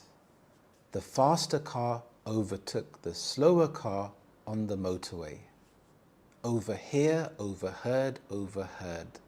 Overhear means to hear something by accident that you weren't supposed to hear. She overheard their conversation while waiting in line at the coffee shop. Overcome, overcame, overcome. Overcome is a verb that means to succeed in dealing with a difficult situation or problem. She overcame her fear of public speaking through practice and determination. Outshine, outshone, outshone. Outshine means to be noticeably better than someone or something else. Her performance in the play outshone all the other actors on stage. Mislead, misled, misled. Mislead means to give someone the wrong idea or impression by giving them the wrong information. The confusing directions on the website misled many users into taking the wrong route. Forsake, forsook, forsaken. Forsake is a verb that means to abandon or renounce. He forsook his promising career in finance to pursue his passion for art. Rise, arose, arisen. Arise is a verb that means to originate or to occur. A sense of urgency arose when they realized the deadline was approaching. Thank you so much for watching. I hope these precise words have helped you improve your C2 level vocabulary. Let me know what you thought of the lesson in the comments. If you like this video, please click on the like button. If you are new here, please click on the subscribe button. Thank you so much, and I will see you in the next lesson. Bye-bye. Hello, my name is Harry, and this is Learn English with British Harry. I am British, and I have helped thousands of students to improve their level of English. This podcast is designed for you to be immersed in English and to help you to improve your English listening skills. With that being said, how are you today? Please let me know in the comments how you are feeling today. Even if you're not feeling great, you can let me know. And this is important because here we are building a community together, and it's very nice to hear from other people because the nature of these podcasts is that it's one way, but it's really nice to hear from you, even if it's just to say hello or hi. It would be really nice. Myself, I'm trying to get over this cold. So this cold has been lingering around. I've taken some medication, not very strong medication, because I don't really like to take a lot of medication. I've been concentrating on natural remedies such as hot water with lemon and ginger, which is quite nice. So hopefully I can get rid of it soon. But apart from that, everything is good. Let me know in your life, how is everything going? Since starting this YouTube channel, I have a newfound respect for content creators. I've discovered how difficult it can actually be, but it's actually very rewarding. It's incredibly rewarding creating something from scratch and seeing the final product. So initially, there are quite a few steps to think about. You have the idea, thinking about the idea, then researching the topic, creating the script, filming, making sure that the camera that you're using is charged, has enough space, thinking about audio, thinking about good audio, lighting, then recording and taking lots of takes, and then going on to the editing process exporting, uploading onto YouTube, and making sure that everything is okay. Along the way, people use lots of different types of gadgets, which I don't have at the moment. I have the bare bones, so the necessities. I focused on the quality of audio. So I invested in a really good wireless audio kit, and I connect that to an iPhone. This is actually an iPhone 11, so it's quite an old iPhone. And I'm looking to upgrade in the future, but I need to justify that cost. So as this channel starts to grow, I'm looking to invest in my equipment. Now, I love my gadgets, and I've researched how people make their videos. A lot of people use things like a teleprompter to read from a teleprompter. To me, this feels a little bit unnatural, but some people do it really well. You can't even tell that they're reading from a teleprompter, like in the news. But I think it's really handy. So I have my script and I have my bullet points. I actually have my laptop on a box right now, so I can see the bullet points. So I can keep track and make the lessons engaging and try not to waffle too much. But the whole idea of this podcast is to waffle. Now, I think it's quite interesting to go off topic. I think it's really good for your listening skills because this is how I speak naturally. So you get used to listening to native English speakers. So being born and growing up in London, I've been exposed to many different type of accents, different type of cultures, and understanding slang, not just from London, but from all around the UK. So I thought it would be quite interesting for you to listen to. Apart from the audio, the video, I have a few box lights. I was quite hesitant to invest in the lights, but over time I realized that it does actually make quite a big difference, especially if you don't have natural sunlight. In the UK, you don't get much sunlight apart from the summer, so it's quite nice to have that just in case you need it. So content creation, there are so many things to think about. It's an evolving process where you make mistakes. I've had instances when I've recorded a video and I forgot to plug the extension into the iPhone, so it didn't record.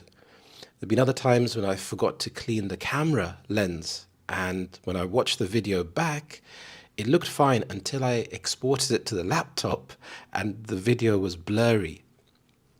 So there's lots of things like this that you pick up on, even when it comes to editing, using different editing software.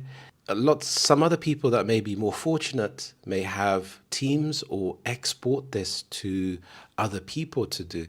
I do everything myself, so it's been quite a big learning curve, but I feel like I have a natural aptitude for IT and having patience. I think this comes from when I was younger and building my own desktop computer. So researching the components, I'm not afraid to dabble with technology, and I feel that making mistakes is really important. It's just like learning English. The more that you keep practicing and learning and making mistakes, for example, if you're learning new vocabulary and you use those words in a conversation, it might not be the perfect context, but you are practicing saying the word and making the shape with your mouth, and hearing yourself say that word is really important because you're putting the vocabulary into your active learning. It's not just passive. So active learning is really important. Just hearing you say the word is so powerful, and it reinforces that learning, and over time the neurons in your brain will start to make stronger and stronger connections, and it will just become natural. If anyone is thinking about starting a YouTube channel, I would say definitely go for it. I was thinking about starting this English channel over 6 years ago, and life just got in the way. I saw quite a few other people making making channels about learning English, and I thought, I can't really compete with that. They're very good, and I talked myself out of it. But over time, I realized, okay, I need to just go for it. It's something that I enjoy. I have lots of experience in teaching, and I think that I could help a lot of people from these lessons. So if you want to start a channel, definitely think about your interests, your hobbies, and go for it. And over time, you will start to learn new things. I know you may be apprehensive, but think about your hobbies, think about your interests, even if you're just documenting your daily life, because I think content creation will just continue to grow. You have the traditional entertainment channels, even things like Netflix and streaming channels, but sometimes people want to hear from other people. It may be a useful skill like DIY. I've learned so many interesting things. I fixed my washing machine by watching a quick video on YouTube, so fixing my car with small issues. So it's fantastic for learning, but also having a connection and seeing how people live their life is so interesting and fascinating because it's more genuine. It's not as overly produced as a TV show or a movie. So, you have a lot of experience, a lot of stories to tell. So I think it's something worth thinking about, trying, and you're not going to please everyone. That's impossible. There are so many people in the world. People have so much choice. Even when it comes to learning English, for example, you have a plethora of teachers that you can learn from, and I think that's wonderful. Compared to 30 years ago, you had to just learn from books. So this gives you more exposure to different types of people, different types of accents, teaching styles. It's brilliant. Definitely go for it. Talking about gadgets, are there any gadgets that you like in your life? Are you a gadgets person? Are you afraid of technology and prefer to stay away from it? I think technology, it's unavoidable. It's here, it's ever growing. It's just going to become bigger and bigger over time. Now, I saw this article about the Apple Vision Pro, and it looks amazing. I've seen some trailers, some videos for it on YouTube, and it looks absolutely amazing. Being able to watch a film and have the screen as big as you want to, feeling interactive. For example, if you're playing a game, you actually would feel like you're inside the game. So the idea looks amazing. So this title, as Apple headset reaches Europe, will VR ever hit the mainstream? VR is virtual reality. So as Apple headset reaches Europe, so it's made its way to Europe, and will it ever hit mainstream? So what does mainstream mean? Mainstream refers to the ideas, attitudes, or activities that are shared by most people and are considered normal or conventional.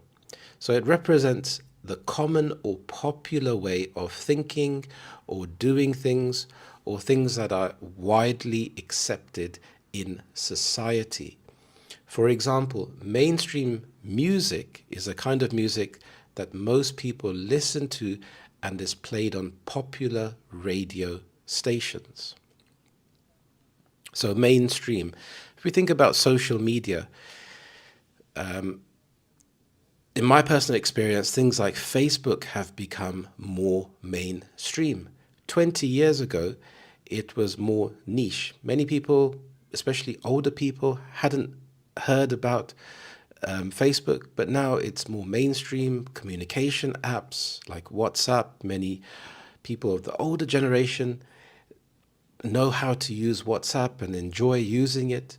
So, will VR ever hit the mainstream? That's quite interesting. So, let's have a look into this article a bit deeper. So, to get a sense of the public interest in the Vision Pro, Apple's very high-tech, very expensive virtual reality headset finally launched in the UK and Europe on Friday. Where better to head than one of its own stores? In the past, people camped outside Apple's branches overnight, so desperate were they to get their hands on the tech giant's latest product. I think that's quite extreme, camping on the street, waiting for the product. But I can imagine it would give you a sense of excitement. Have you ever camped out on the street waiting for the launch of a product? It must be extremely exciting waiting for that product and being one of the first people in the country to get your hands on that product. So that adds to the thrill of owning this product. When I went to its branch in central London on Friday morning, though, there was just a small group, mainly comprised of men waiting for the doors to open. So that's interesting. So in the past, you used to have huge groups of people, but now there was just a small group. So this word comprised means consisted of or made up of. Partly that's because people these days prefer the convenience of pre-orders. When you pre-order something, you can have it delivered to you personally. You may pay a little bit extra, but you don't have to have the inconvenience of having to camp outside the shop overnight. So this word convenience, I think it's a really nice word to use because most of our life is dictated by what is convenient. We use a washing machine because it's easier than washing clothes by hand. We drive a car because it's more convenient than waiting for public transport. So convenient is when it makes your life easier. But it also perhaps tells us something about the question that continues to hang over the VR headset market. Will it ever escape the realm of tech aficionados and go truly mainstream? So aficionado is a very nice word. This means a person who is very knowledgeable and enthusiastic about an activity, subject, or pastime. So these people, they know a lot about this VR headset. They are experts in this. They've researched it. They're really excited and they are passionate about technology. So in order for something to go mainstream,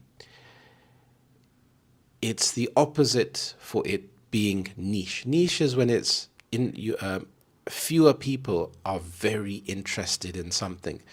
So for it to go mainstream, it's an interesting question. How can that happen? Well, firstly, more people need to know about it. Secondly, it needs to be applicable to many people's lives.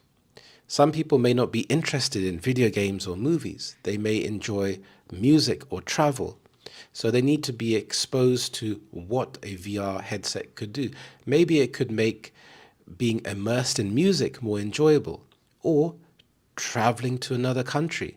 You can plan your trip. If you wanted to go to Italy or to Europe, you could visually walk down the route. So this way you can plan, you can anticipate, you can know what to expect on your holiday. Apple's plan to make its product breakthrough is to position it as a product you would use to do the stuff you already do, only better. Home videos become 3D-like. Panoramic photos stretch from floor to ceiling, 360 degrees around you. Apple keeps reminding me it calls this spatial content. Nobody else does. Plenty suck their teeth at the Vision Pro's price, though. A whopping £3,499. Wow. So when you suck your teeth, this is when you are amazed at something that you can't believe the price of it. And this word whopping, it means extremely big. So £3,500, that's a fair chunk of money to spend on something. So they have to justify it. They have to make you feel like this product is worth spending a substantial amount of money. It has to enhance your life in some way or give you immense joy or pleasure. Facebook owner Meta has been watching Apple's approach closely. It's been in the VR game a long time. At a recent demo for the Meta Quest 3, which has been available in the UK since 2023, the team was very keen to talk to me about multitasking, having multiple screens on action at once. In a demo, I had a web browser, YouTube, and Messenger in a line in front of me. We always did this, we didn't really talk about it, one Meta worker told me. So that's quite interesting. The key word here, multitasking. It seems that this is a bit of an old-fashioned word now. The terminology seems to be about productivity, which encompasses multitasking. So when you're multitasking, you're doing lots of things at once. And it shows that you can handle stress, you can get lots of things done. Long gone are the days when you can just focus on doing one thing. You have to be able to be a jack of all trades and be excellent at doing many, many things. A man wears a Quest 3 to watch video instructions while building a crib. Not the most exciting concept, perhaps, but it shows just how Meta wants people to see its tech. Oh, and it costs less than £500. So this is quite interesting. So this man is building a crib, is a bed for a baby. And that would be quite useful if you can visually see how to build it. Yes, you may have video instructions or paper instructions, but feeling interactive when you're building it is incredibly useful. This way you don't miss the important screw and you can put it together excellently. So this seems to be about the practicality, showing the practical side, not just in terms of entertainment, but something that will enhance your life. This way you can justify the cost, you can justify having this device in your life because it's more convenient and it eases the pain and the struggle. So it makes your life a lot easier. So this article is quite interesting because I think it's so exciting moving forward and seeing how this would develop. To make it more mainstream, I think the device needs to be smaller. And over time, I believe that these companies will find lighter materials and able to make the product smaller and lighter. If that was the case, then it's more convenient for people to wear these things without having fatigue or just making it more appealing to wear. Even fashion brands, even making it fashionable or customizable, as people like to show off the individuality. So think about this gadget, this VR headset, and think about how it would improve your life. What are some of the pros? What are some of the cons?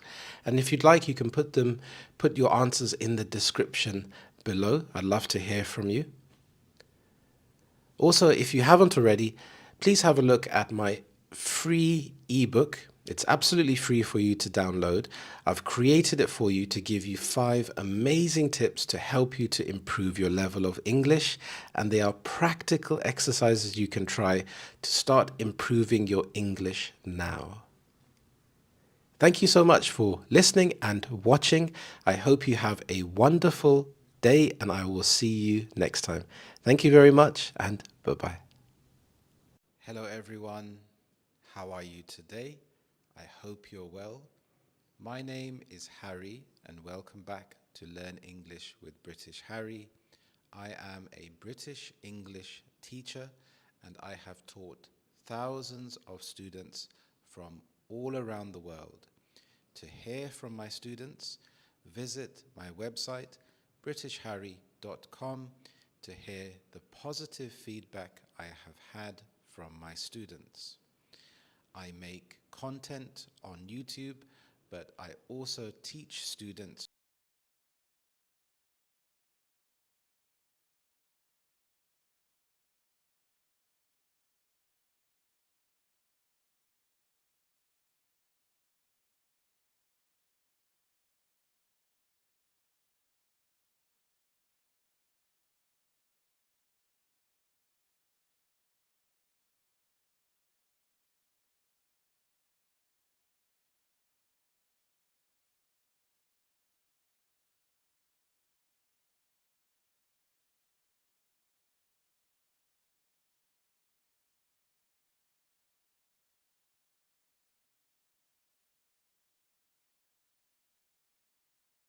related. This means connected to. So you can repeat the word with me, associated. The first word is drizzle. Notice how I say the word drizzle. Now, drizzle means slight rain. The rain is not heavy but light. I do not like drizzle because I find it very annoying. When I use an umbrella, it feels like I need to close and open the umbrella many times because sometimes the drizzle will be a lot, and at other times there will be a little bit of drizzle. Notice how I pronounce the word little. I am emphasizing the T sound here, as in little. So that is drizzle. You can have a heavy downpour.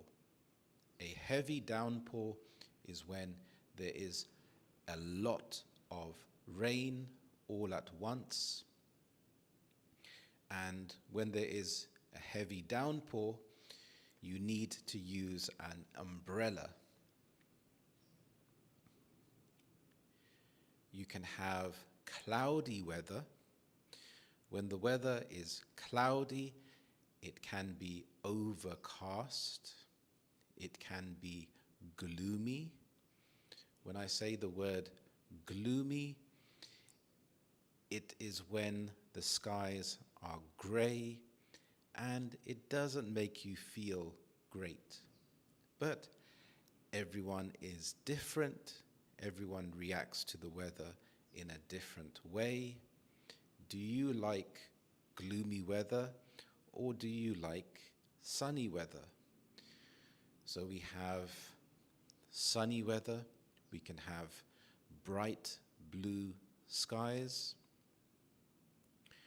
When the weather is hot, it can also be very humid. Humid is when you can find it difficult to breathe. When it is very hot, you can use the word scorching. Scorching means when you feel incredibly hot. You have scorching, you have blistering. Notice how I say the word blistering. So you can have extremely hot weather. Let me know in the comments below what type of weather you like. It would be good to know. Notice how in that sentence I pronounced every T sound. When you are speaking fast in natural conversation, it's normal to drop the T sometimes. So instead of what type of weather do you like, you could say, what type of weather? Notice how I say what. I stop the T sound from coming out of my mouth. So, what type of weather? Slowly, this is what type of weather? I like sunny weather, although I do like to see the seasons change when you go into the different seasons. So you have summer, autumn, winter, spring, and it is nice to see how nature changes throughout that period. Sometimes it is nice to feel a nice autumn's day when you go outside. The weather is a bit nippy. When I say nippy, this is an informal word to say it feels a little bit cold. However, I prefer sunny weather because it makes me feel happier. You have natural vitamin D that you are getting from the sun, which can improve your mood. It can make your bones stronger because it allows your bones to absorb calcium. And generally, people are happier when the weather is sunnier. So let me know, what type of weather do you like? What type of activities do you do? Because the weather can play an important role in your life. In terms of small talk, talking about the weather is an important topic in the UK. Many people talk about the weather. For example, they would say,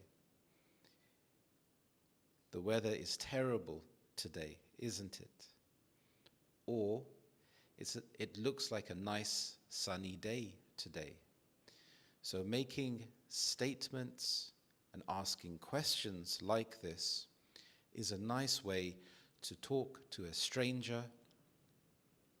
Maybe you are in a lift or you are out and about in your daily life, and making small talk like this can really help to improve your English. And using small talk is a nice way to open a conversation, allowing the other person to extend the conversation if they want to.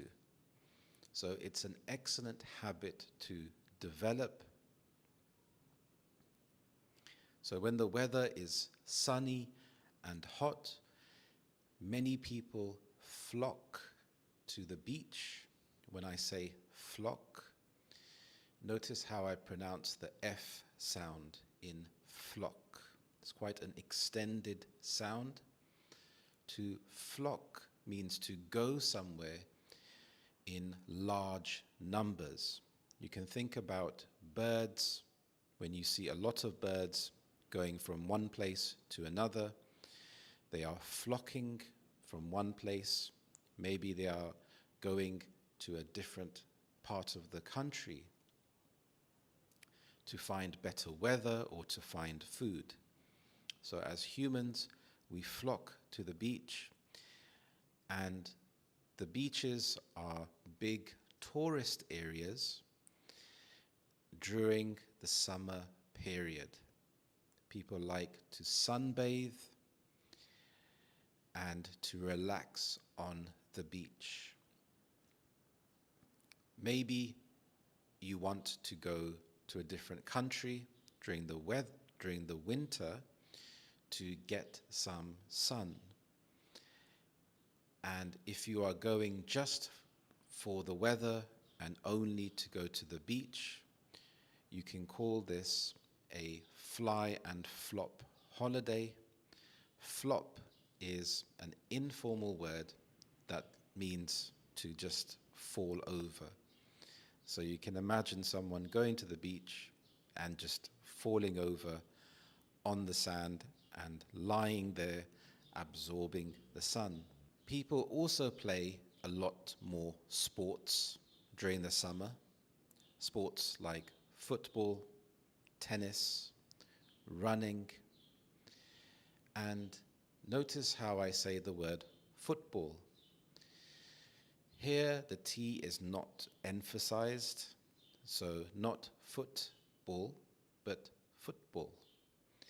So people like to play football and other sports during the summertime. Is there a sport that you like to play during the summer? During the winter, it's more difficult to get out and about. So you can still practice sports, but they would be indoor sports. Sports like badminton, squash, maybe pickleball. And have you tried any of these sports? I have tried pickleball. It's quite interesting. I find it easier than tennis. I do like badminton. I think sports like this are very good, especially during the winter, because it gets your body moving and you can keep your level of fitness. Running when the weather is cold and raining, it is more difficult and challenging. You have to make sure that you don't slip. So when you slip, you can lose your footing and you can have an injury. So you could go to a running park, find a track, and that could be safer. So it is more challenging. But there are always ways to maintain your fitness. You could join a gym, for example. When the weather is sunny, you can spend time in nature. You can walk more, you could hike more. Do you like being out in nature?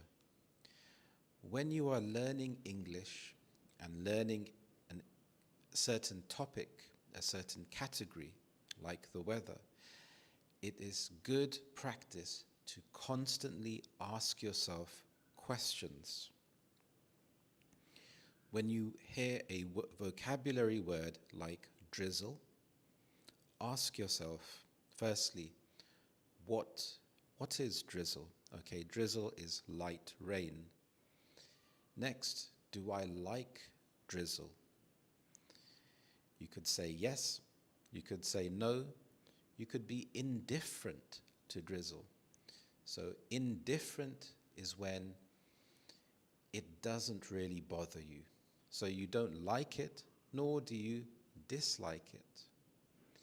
So it's good practice to ask yourself questions. Try to use the vocabulary word in a sentence. This way you can translate the vocabulary into your active memory and make it part of your daily life. In this case, you can think about using this word. So when you are talking to friends or family, or even out aloud to yourself, you can have a question. What type of weather do I like? And you could say, I like sunny weather.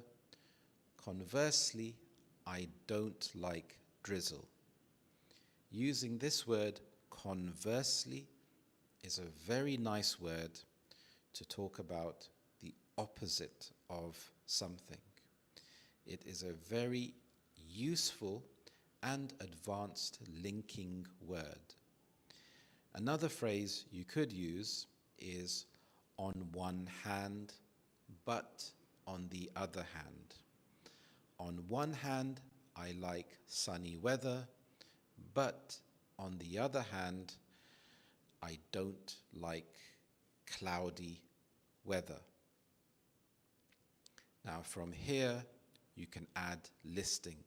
So, on one hand, I like sunny weather because it makes me feel better. Secondly, I can go outside more. But on the other hand, I don't like cloudy weather because it makes me feel sad, and secondly, I don't feel like going outside. This is a very useful technique that my students have used to extend their answers and build fluency. So this was a very short and slow lesson about the weather. So I want to get you engaged by writing in the comments, and even if it's weather that you don't like, try to explain why you don't, and try to use the linking and listing structures by giving the lists. Try to extend your answer using the basic word because.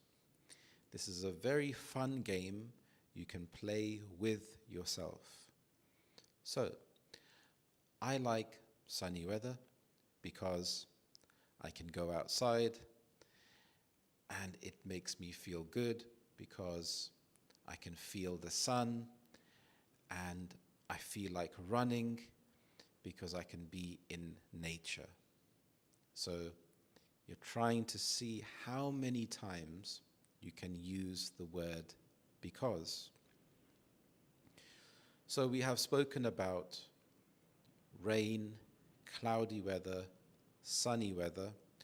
We also have the winter time where you can have snow. Do you have snow in your country? Do you like snow? When I was younger, I loved snow. I loved to make snowmen and put carrots as the nose, tie a scarf around the head, put the eyes, and it was a lot of fun. Also having snowball fights. As I've gotten older, I don't really like the snow as much because it's more difficult to get out and about. But it's quite pretty to look at when you are inside feeling cozy. So when you are feeling cozy, you feel nice. Maybe you have a nice hot cup of tea. You have the heating on so you don't feel cold. And you can see the snow falling outside. It does look quite beautiful, but sometimes the reality can be very different. So let me know if you had to rank the seasons in order.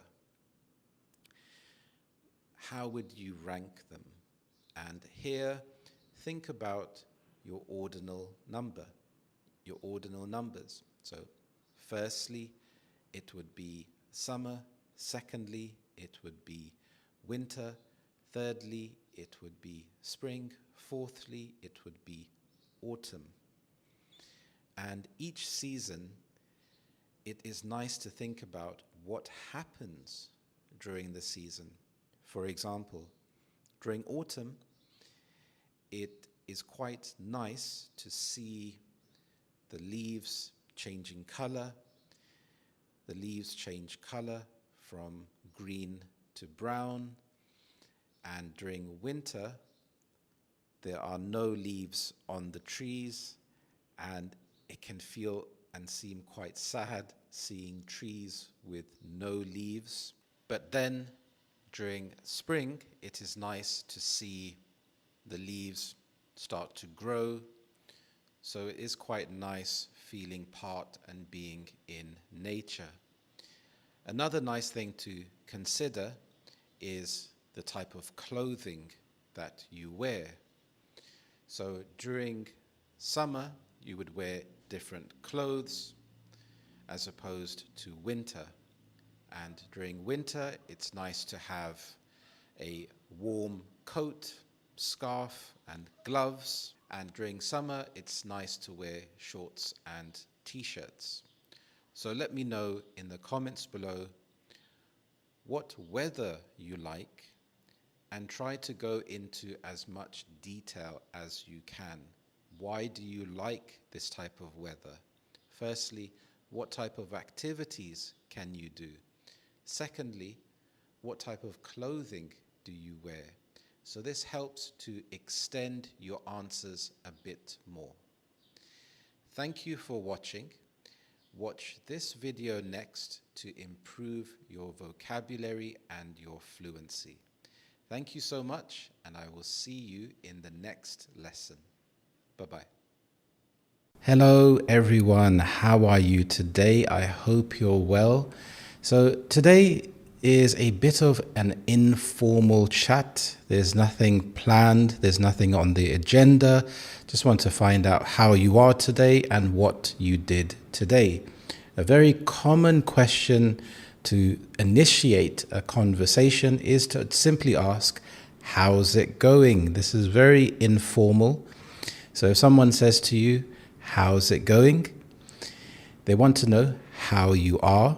And here it can refer to many different things. It's quite an open-ended question. When I say an open-ended question, this means that there are so many possibilities. So it can refer to the time of day. So it could be the morning, the afternoon, or the evening. And if your day hasn't finished, so for example, I could say, how's your morning going? In this case, you can say, it's going quite well. So here I said, it's going quite well because the morning hasn't finished, or that particular time of day hasn't finished. So it's quite a useful, versatile phrase. When I say the word versatile, I mean that it can be used in many different ways. So if someone asks me how my day is going, I would say, it's been quite busy, or it's been extremely busy. I've taught quite a few students today. I've had to run a few errands. I had to run to the bank, do a bit of shopping. So my day was quite busy. And one student in particular had some really good news today. So he's been searching for a job, and I've been helping him prepare for his interviews, and he received a job offer. So it was really fantastic news, because we've been working on questions like, tell me about yourself, which is such a common question, but we came up with a very good strategy to think about values that align with his character, but also applying this to the job that he is looking for. So when a person is looking for a job, it's such a fantastic idea to go to the company's website and have a look at the company's ethos. The ethos means what they stand for. So it may be things like innovation, diversity, or inclusivity. So here you can try to mirror some of the things that the company stands for with your own values. And it's really good practice to think about adjectives to describe your personality. Things like being hardworking, having good communication skills, being very honest or passionate about something in particular. So it could be related to the job. You could have a passion for studying IT or psychology or accounting, or you could have a passion for traveling. So passion is such an emotive word, which is very powerful. Because if you think about things that we do in life, we do them because we are driven by emotions. Yes, you can be logical, but then your emotions can be such a powerful driving force to keep you going. For example, with this YouTube channel, today is, I think it's the 22nd video in a row, which is quite a lot, but I feel like I am driven by the passion to make these lessons to help as many students as possible. And also on YouTube, there is a lack of diversity. And so I think it's good. And it's good to see diversity on the internet and representing British English speakers. I think it's good to be exposed to different type of accents and different people, because when you're thinking about improving your English, it's nice to hear a variety of different accents. And the UK is such a large place that there are so many different type of accents. So like I said, today was quite a busy day. I do need to get to the gym. It's something that I have been neglecting, which is quite easy to happen when you have a busy day. So when you neglect something is when you put it off. But I am committed to getting back to the gym tomorrow and getting some shopping, running some errands. So when you run some errands, this is when you have small things that you have to do here and there. For example, going to the bank, doing shopping, going to the post office. So these are small things that you have to do during the day. So let me know in the comments, what did you do today? And it's really good practice, especially to help you to think in English. So when you're thinking in English, especially before you go to sleep, it's such a good idea to think about what you did today, because the brain loves questions. It loves to find out the answer to questions. And start very simple. Ask yourself, what did I eat for breakfast? Where did I go? Who did I speak to? And you can start to practice the past tense when you're running this through in your head. I ate this, I spoke to this person, I went to this place. So it starts to feel natural when you are narrating your day. And for dinner, I managed to cook some chicken breast with some vegetables. And I tried a different way to cook the chicken breast today, adding different spices. And cooking is something that I am passionate about because it can be so creative. I don't like washing up, however, because it's very dull and it feels very mundane. So mundane is when it feels very boring. And I like to listen to a podcast when I am washing up. So doing errands and housework and things that you have to do in the day can feel like a chore. It can feel very difficult at times. You can put it off, but it can also make you feel good. If you feel like you are in a space that is organized, it can help you to think in a clear way. I'm a firm believer that if you are surrounded and in a good environment, then it can make your mind feel clear. You can think clearly. You can plan your day. If your surroundings are messy or cluttered, it can be quite difficult to think clearly. I do not have something like OCD. So OCD is obsessive compulsive disorder, where things have to be in a particular way. So I am not obsessive when it comes to neatness, but just having a decent cleared area makes me feel good, and I feel like I have a clear mind when I'm in a nice surroundings. So that's been my day pretty much. And I think I will have a nice cup of tea and a slice of bread with Biscoff. I've become quite partial to Biscoff lately. It's like a caramelized spread. It's not as sweet as something like Nutella, and it can be quite dangerous because it's very easy to eat. You can use it in different ways. You can make microwavable cakes with it. You can spread it on bread or into milk and make a Biscoff milkshake. But it's nice from time to time to have a bit of a treat.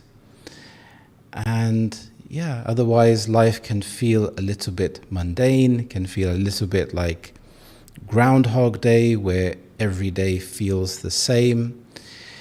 Do you have anything sweet that you like to eat, or anything nice as a dessert? I also quite like dark chocolate. Something around 70% is quite nice to have one or two pieces. And I think it's quite nice. I try not to eat too late in the evening because it can disrupt my sleep. But yeah, that's pretty much it. So let me know in the comments below. Did you hear any interesting words in this lesson? So this was quite an informal chat, just to talk about your day. And I wanted to show you how it's such good practice to try this every day. There doesn't have to be a set agenda where you are practicing a certain route, a certain category, a certain topic. The whole idea is to try and immerse yourself in English. And sometimes there will be lots of different topics, because real life is like this. When you're speaking to someone in real life, people will go off on tangents. So when you go off on a tangent, you would relate that topic to something else. So you may talk about something completely different, but then try to connect it to what you are talking about. And the whole idea here is to have some kind of coherence. So coherence is when you have a logical stream of thought that, even though it doesn't seem like it has to connect in an obvious way, it does in a roundabout way, and it adds some fullness to your conversation, because you're thinking about how I can connect a certain idea with another idea. So let me know, how has your day been today? Thank you so much for watching, and I will see you in the next lesson. And also remember, I have created a quite good series. It's a playlist about everyday English, and I highly recommend that you watch this video next to improve your everyday conversations. Thank you so much, and I will see you in the next lesson. Bye-bye. Hello, this is British Harry, and how are you today? I hope you're all well. I'm so excited today because we're going to learn some English by cooking, and I'm going to make a nice chickpea curry So let's get started. There was a little squirrel that I think wanted to learn how to cook. So the first step is to gather your ingredients. Here I'm going to be using 1 onion, 2 potatoes. I have some minced garlic and some minced ginger. I have the canned chickpeas, some curry leaves at the back, and also some mixed chilies. So these mixed chilies are medium heat and I'll probably only use 1. And here we have, what is this called? Good, this is a chopping board.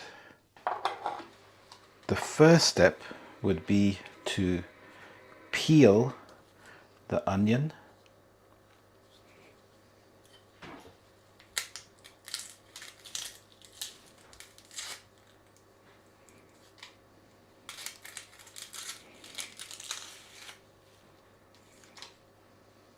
So I have 1 nice peeled onion. Now I'm going to cut the onion very carefully in half.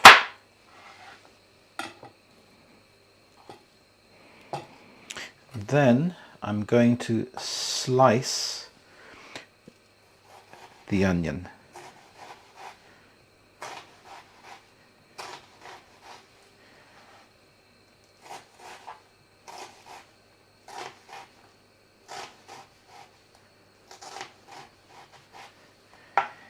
Now I'm going to dice the onion.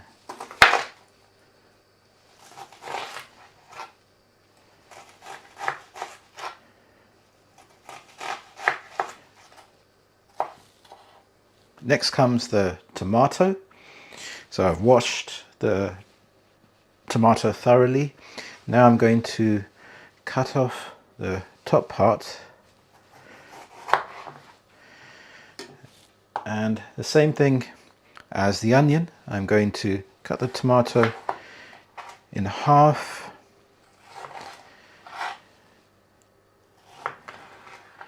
And then I am going to cut the tomato into small pieces, carefully trying not to cut your fingers. Next comes the mixed chilies. This says medium heat, a hand-picked mix of fruity flavors adds a gentle warmth to dishes.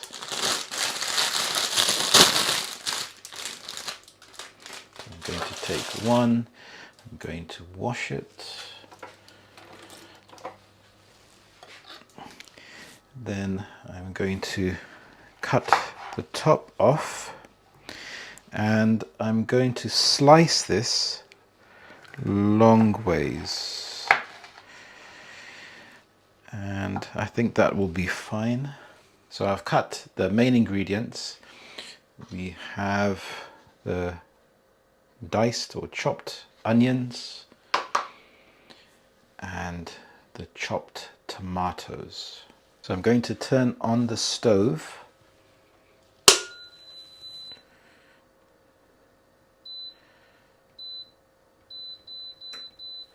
Now I'm going to add some oil to the pot. It's a personal preference as to how much oil you want to add. I've added about this much oil, you can see. So I'm going to let the pot heat up so the oil coats the bottom surface of the pot, and then I will add the onions. So I have switched over from the back plate to the front plate so you can see a bit closer as to what's happening. So I'm going to add the chopped up onions. Because of the type of the pot this is, I'm using a silicone spatula. So I'm just going to give the onions a stir, and I'm going to cook the onions for a few minutes until they start to turn a bit brown. So I've been cooking the onions for a few minutes. You can hear a nice sizzle. Next, I'm going to add some salt, some table salt. Now, because I've made this curry many times, I would eyeball. To eyeball means to roughly guess how much salt you will put. Here I have a tablespoon, so probably about a quarter would be enough. So I'm just going to add the salt. I'm going to sprinkle the salt.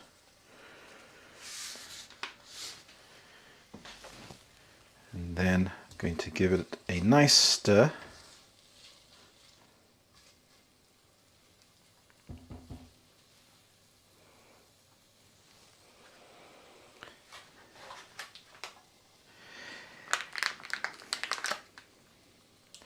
Next, I'm going to add some turmeric.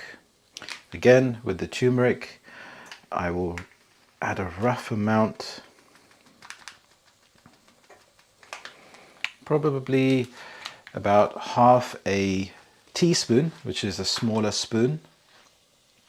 I don't like to add too much turmeric because it can give the food a chalky taste.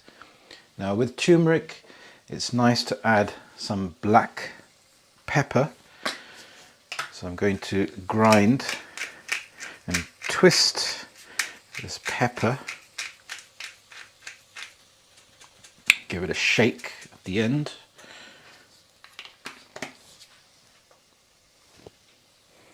Again, I'll give it a nice stir.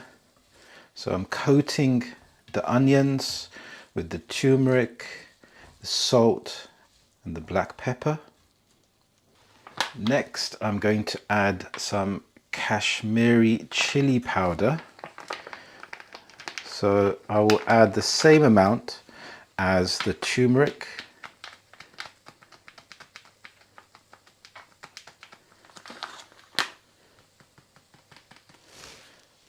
And give it a nice stir. Next, I'm going to add some minced garlic. You can use fresh garlic if you prefer, but this is the lazy option, the quick option.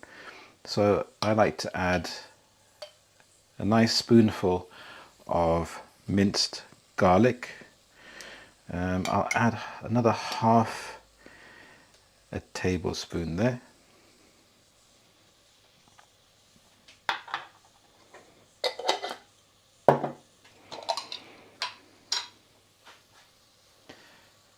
Next comes the minced ginger. The ginger is quite strong, so I would add about half a tablespoon there.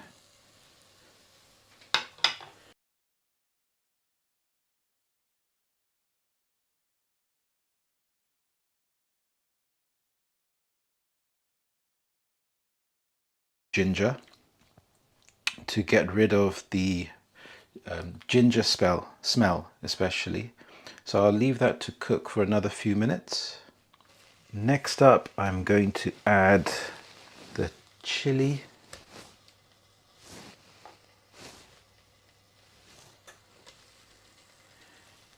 And I have washed some curry leaves here. So I'm going to add a few curry leaves. I love the smell of curry leaves. So I'll add a few here.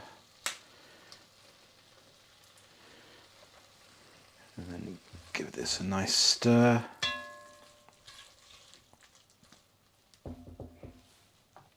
Then I'm going to add the chopped tomatoes.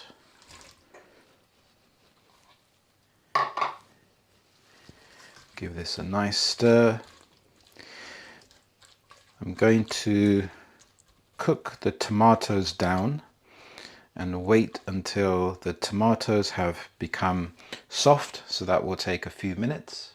While everything is cooking here, I'm going to strain the chickpeas.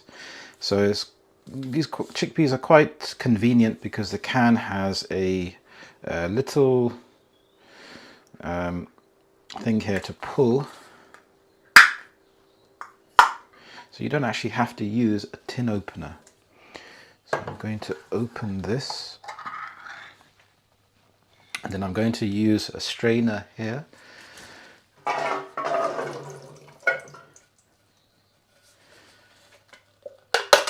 It's one, and the same thing with the second can or tin.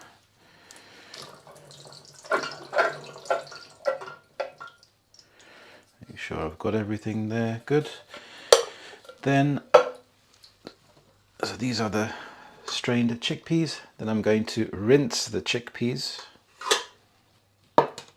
So I forgot to mention, I'm cooking everything on a medium heat. This is at number 5, and the tomatoes are starting to become nice and soft. I have strained the chickpeas, so I'm going to put the chickpeas in.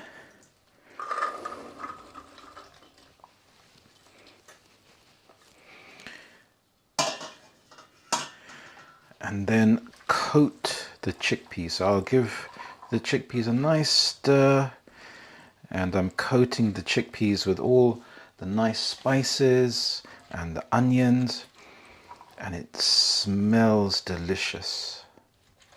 I like to cover the pot and then let the chickpeas soak up the spices for another few minutes, and then I'll add some water in a bit. So the chickpeas have been cooking away for a few minutes. Now I'm going to add some water. Just enough water to cover the chickpeas. And again, give the chickpeas another stir. Now I will cover the chickpeas and leave that to cook on medium heat for about 20 minutes. So the curry's been cooking for some time. I can smell those delicious smells. This is what it would look like. Here is the finished curry.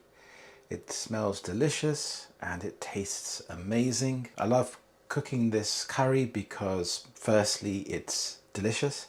Secondly, I know it's healthy because I have the nice spices, the nice turmeric, I've got the ginger, the garlic, and chickpeas themselves are very good for your body. They're very healthy. You can eat the chickpea curry with rice, or you could try some rotis, or another word for this is chapatis. So with these, you can make these from scratch, but you can buy them pre-made. You can just put them on a frying pan and just cook them for a few minutes, or you can put them in the microwave.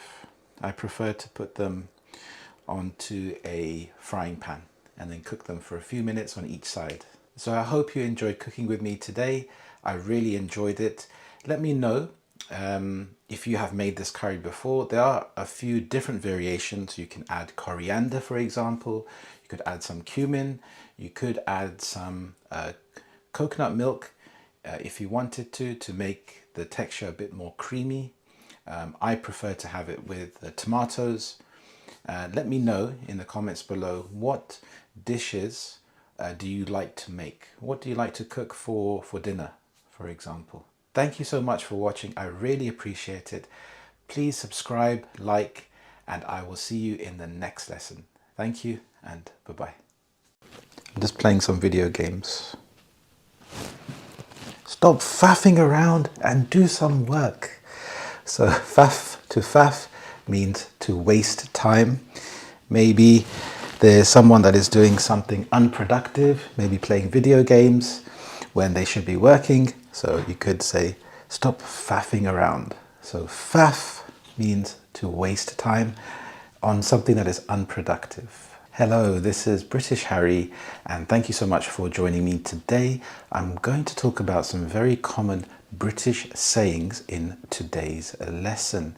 So the first one is bits and bobs.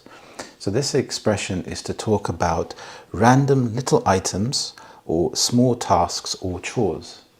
So for example, I could say, I'm going to the shops for some bits and bobs. For example, if you are going to the supermarket or a shop, maybe you need to pick up a few small little items. You could say, I'm just popping out to the shops for some bits and bobs. Also have small tasks. So I have some bits and bobs to do on the weekend.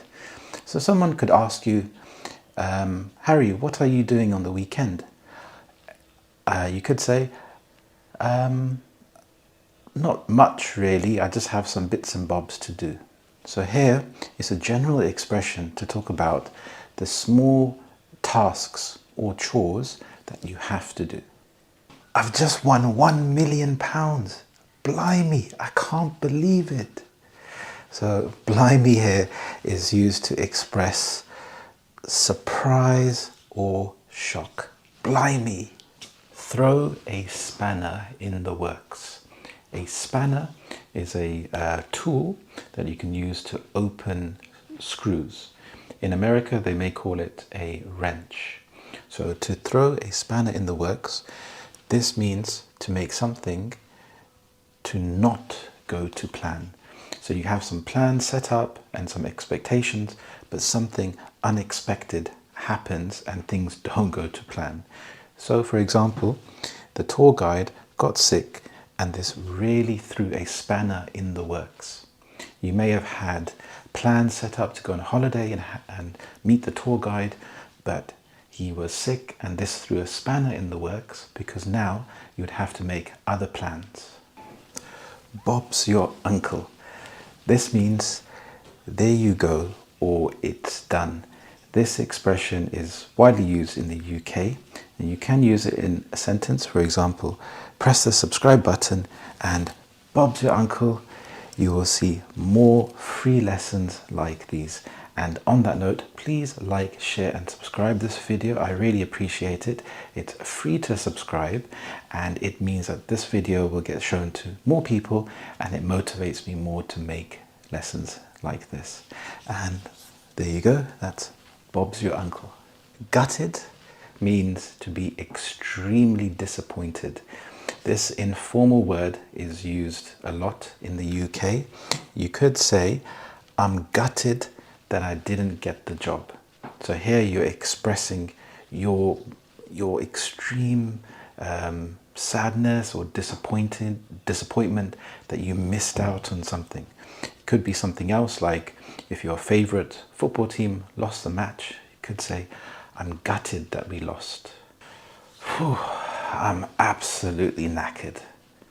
So knackered means to be exhausted or very tired. It took me 2 hours to get home and I'm knackered. You could say this in another sentence.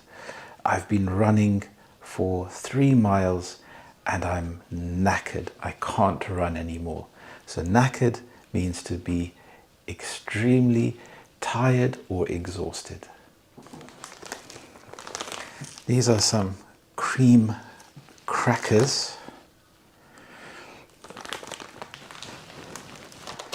So this cream crackered, I'm not sure how it came from a cream cracker.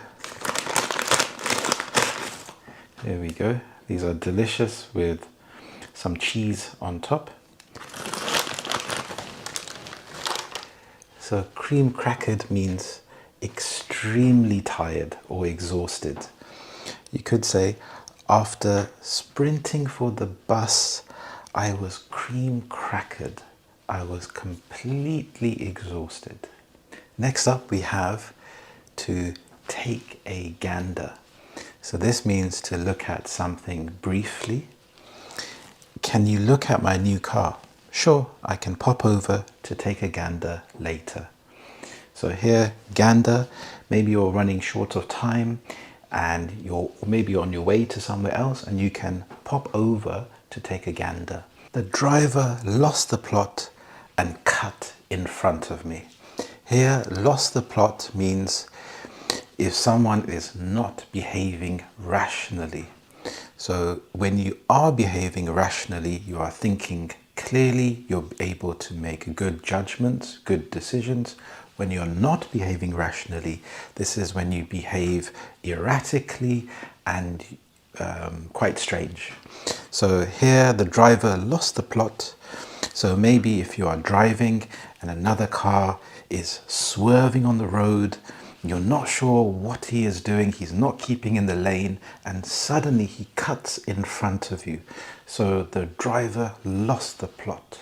He threw a wobbly when he saw the queue. Maybe the person went to the queue, it was very long, there's nothing he can do about it. There are enough staff there at the till, but he acts in a way which is very angry and demanding that they move faster in the queue. So to throw a wobbly means to become very angry. Another example could be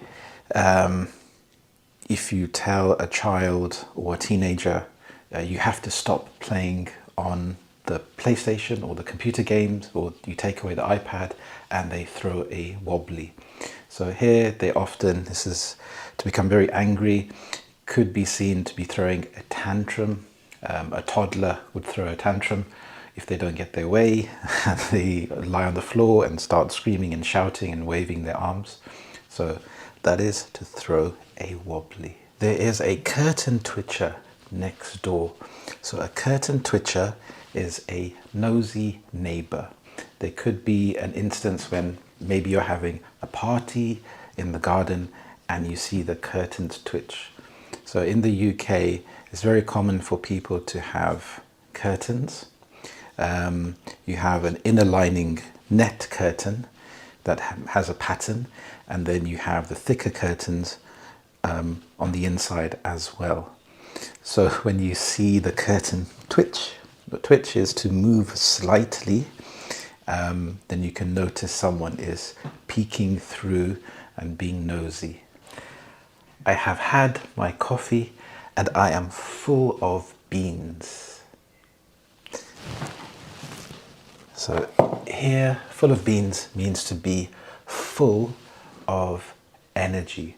You may see a child running around very enthusiastically, and you could say, wow, he is full of beans, or she is full of beans. So full of beans is to be full of energy.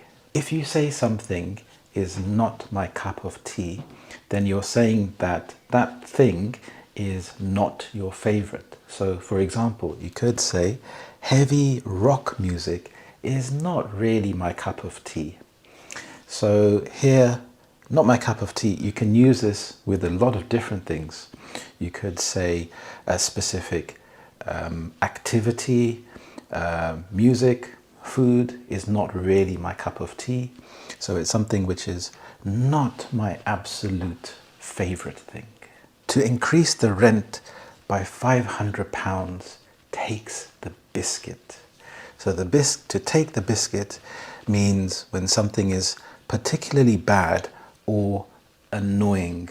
So in this case, maybe the landlord has the general increase in prices would have been, say, £100, but now the landlord is increasing the rent by £500. So this is a huge increase.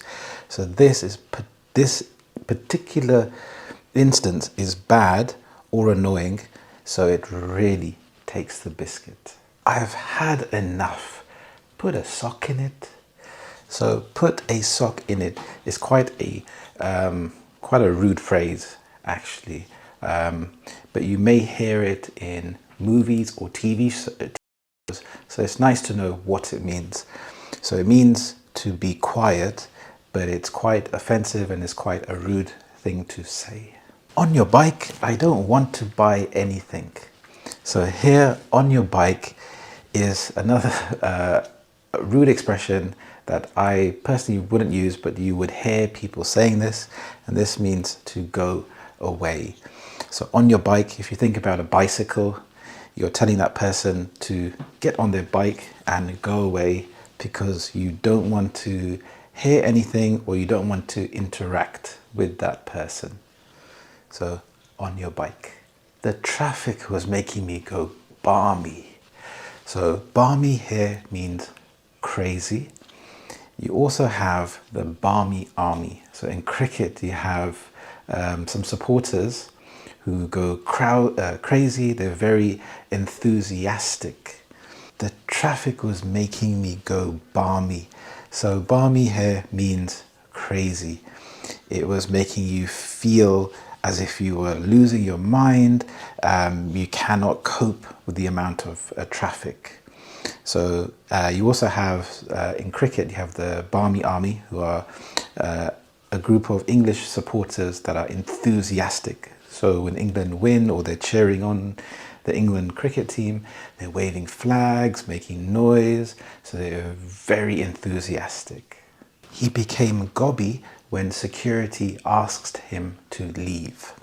So gobby here can mean loud or offensive. So maybe the person in the shop was being mean to people, or maybe he was under the influence of alcohol, and so security asked him to leave the shop, and then he started to become gobby. So he may have made offensive remarks or comments to security or to other people. So that is gobby. I was gobsmacked to see him score 5 goals. It was amazing. So here, gobsmacked means to be shocked. So the gob refers to the mouth. It's an informal word for the mouth. We had a look at the phrase gobby, which was to be loud and offensive. So gob, mouth, and smacked. So if you're smacked in the face, which isn't a nice thing, you would be full of surprise and shocked. So gobsmacked means to be shocked. There was a kerfuffle in the shop over the last TV. So a kerfuffle is an argument or a noisy disturbance. So maybe there was a sale and a lot of people were fighting over the last TV. Maybe it was 50% off. So there was a lot of arguments and they were making a lot of noise. So you could say there was a kerfuffle. That party was a good knees up. So knees up refers to a party, but not just an ordinary party, but a party that is very lively. There's lots of dancing. It's so much fun. So that is referred to a knees up. He skived off work 3 times last month. So to skive means to avoid work or responsibilities. So in this case, the person didn't go to work. Maybe if they are at work and they go home, or they take an extended lunch break, could say that that person is skiving off work. So they are avoiding responsibility. You could have an instance where children don't go to school. So he or she skived off school yesterday. So to skive means to avoid work or responsibilities. Thank you so much for watching. I really appreciate it. So I hope you found those expressions useful. Rewatch the video, listen to my examples, try to think of new examples yourself and write them down in the comments below. So please subscribe. It's free to subscribe and it really gets this video shown to more people and it really motivates me to make more videos like this. So thank you so much. Enjoy the rest of your day and I will see you in the next lesson. Bye-bye. Hello, how are you today? I hope you're well. My name is Harry and this is Learn English with British Harry. I am British and I have taught thousands of students and I've helped them to improve their level of English. In this lesson, I wanted to talk to you about sickness and illness. At the moment, I am feeling a bit under the weather. When someone is a bit under the weather, they're not feeling at their best. They're not feeling 100%. So as you can hear in my voice, It doesn't sound clear, but I really wanted to make this video for you, and I thought this is a better time as any to create it. So to feel under the weather, it's not anything serious. You will start to feel better soon.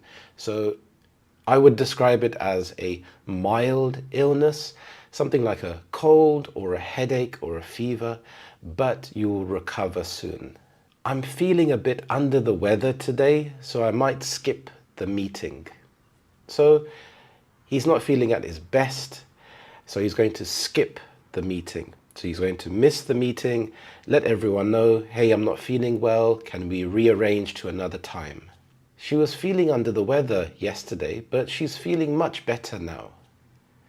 So she may have had time to rest, recover, maybe have some medication, and now she's feeling better the next day. You could also use the phrase, I'm feeling poorly. So when you're feeling poorly, it's similar to feeling under the weather. Again, it's nothing serious, but you're not feeling at your best. You could say, I'm not feeling great, or I'm feeling a bit rough.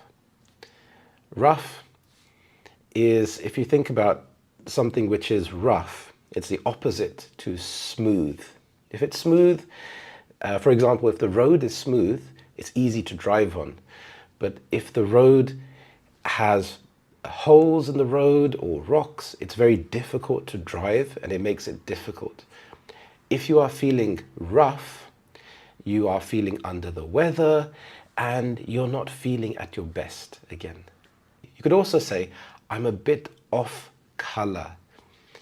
So if you're off color, you're not feeling normal, you're not feeling your normal self.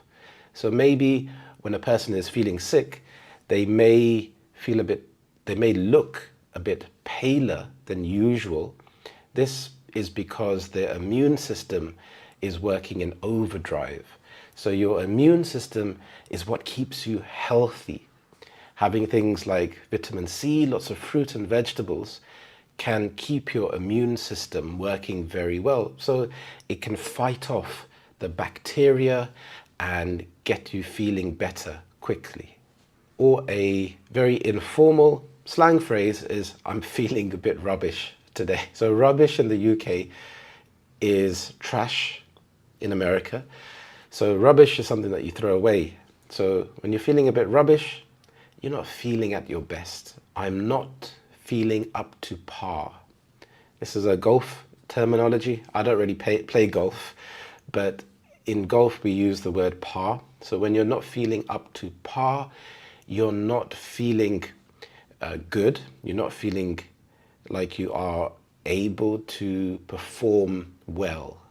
A very common one is, I'm not feeling myself. Again, if you are feeling yourself, then you are feeling good. You're able to carry on the normal day-to-day activities. But when you're not feeling yourself, you may be feeling unwell. So this affects how you can carry out your day-to-day living. I have the sniffles at the moment. So the sniffles, this is a very informal term. If someone has the sniffles, their nose won't stop running. So they have to use a tissue to constantly wipe their nose. Nasal congestion. This is when it's hard to breathe because your nose is blocked. So here, nasal refers to the nose. An informal way to say this is a stuffy nose. If something is stuffy, then it's blocked. If you think about a stuffed toy, a stuffed cuddly toy, it's full of this white material, so it's stuffed. So if you have a stuffy nose, it's blocked and it makes it difficult to breathe. An informal way to say this is congested. So congested is your nose is blocked. You can also use this word in traffic. If there's the traffic is really congested, there's nowhere to move and all the cars are parked behind each other waiting for the traffic to move. It's very congested. So here in your nose is congested and it's hard again to breathe. Bunged up. Again, an informal phrase to use, and it means that your nose is blocked. My nose is bunged up. Blocked sinuses. This is a nice way to describe a blocked nose. So if you go to the pharmacy or if you're speaking to the doctor, you can explain to him, I think my sinuses are blocked. Sinuses are hollow spaces in the bones of your face, around your nose, your eyes, and your forehead. They help your nose by making mucus to trap the bacteria and the germs to help your body to get rid of these. When you have a cold or if you have allergies, this can exacerbate your sinuses and it can make you feel dizzy. It can give you a headache as well. Feeling light-headed. This is when you feel like you may faint. It can also happen if you stand up very quickly and you start to feel a bit dizzy and you have to sit back down.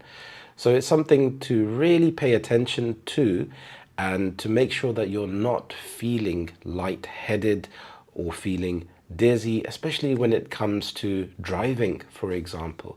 So you have to take it nice and slow and look after yourself. Feeling nauseous. Nauseous is a uncomfortable feeling in your stomach.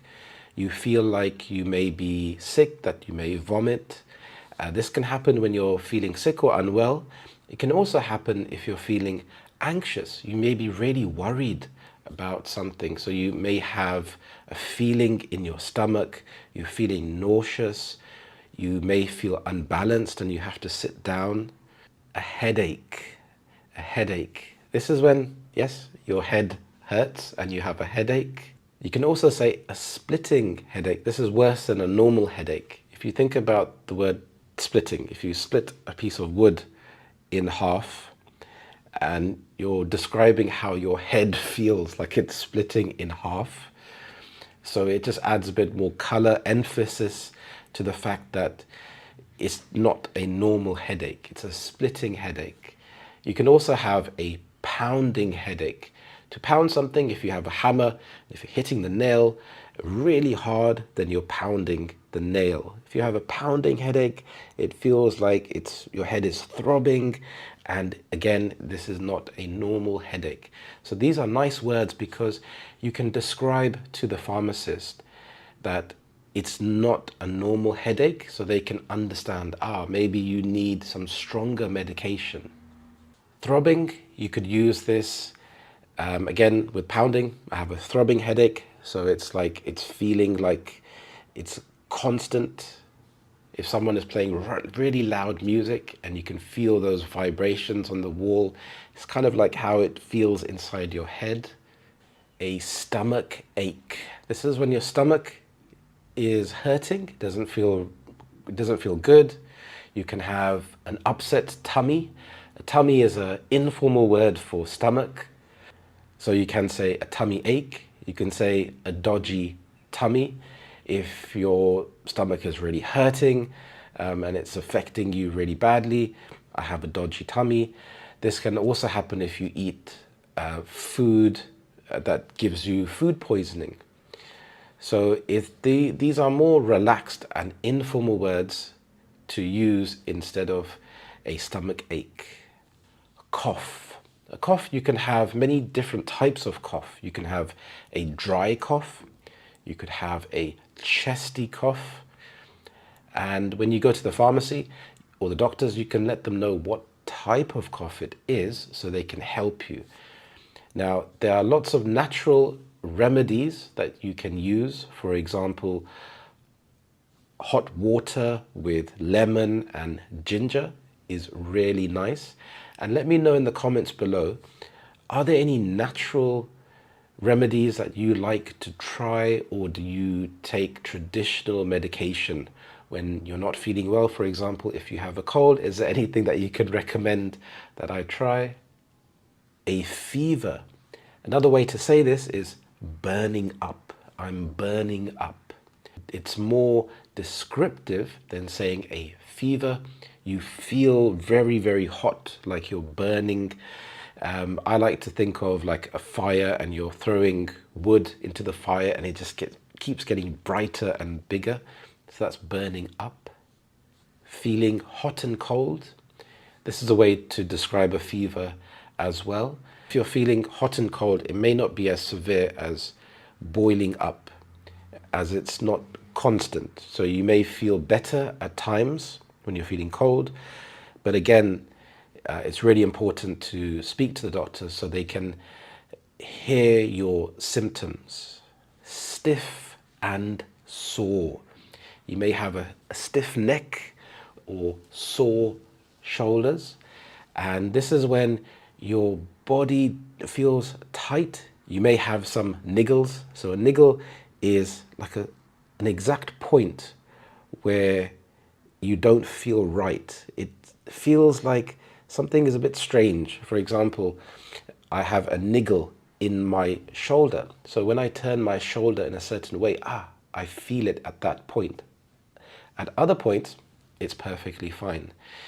Another way to say this is a twinge. I have a twinge in my knee, for example. So if I move my knee at a certain point, then I feel a twinge. So this way you can describe to the doctor exactly at what point it hurts. If you haven't already, please have a look at my fantastic ebook. I've created it especially for you. There are 5 brilliant tips to help you to improve your English. There are practical exercises that you can use straight away, and it will help you to improve your level of English. Thank you so much for watching. I really appreciate it. Have a fantastic day, and I will see you in the next lesson. Bye-bye. You can push.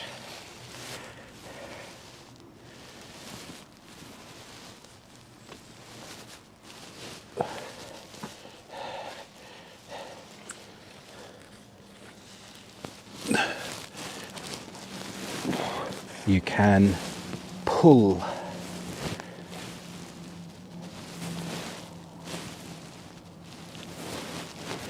You can twist.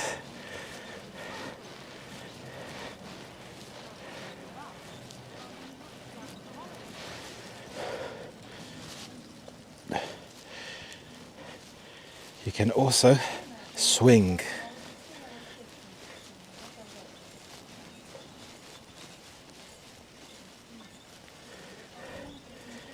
Okay, I'm going to try and get off now. And you can jump. Hi, today I'm going to talk about some action verbs to use in English. Now, you know the common ones are to talk or to speak. You also have to whisper. Now, you can whisper if you have something secret to say. You also have whistle. That's as much as I can whistle. You also have cough. You have to yawn. So you may yawn when you're tired. You also have to burp. I can't actually do a burp, but you may burp when your tummy is full and you've eaten a big meal. You have bite. To take a bite, you could take a bite from an apple. You have sing, la la la la la. I can't sing. You have to suck. If you have a drink and you have a straw, you could suck from the straw. You have to chew. So when you are chewing, you can chew some food. You also have to nibble. So to nibble is to take small, tiny bites of something. So after you're done chewing your food, you have to swallow. You have to swallow your food. To gulp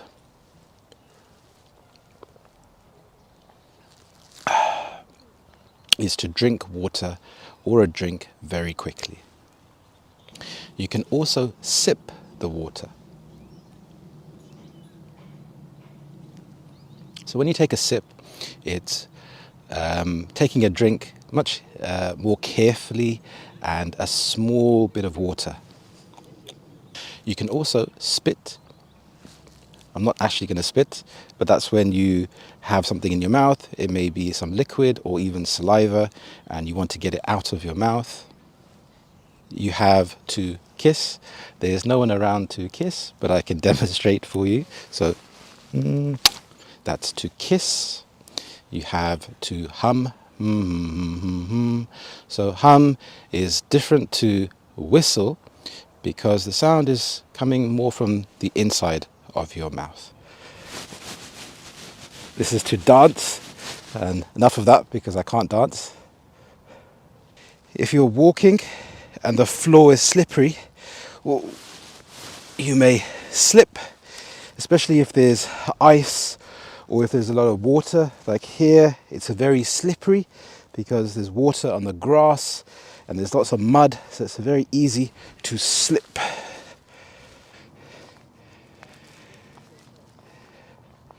You have to walk.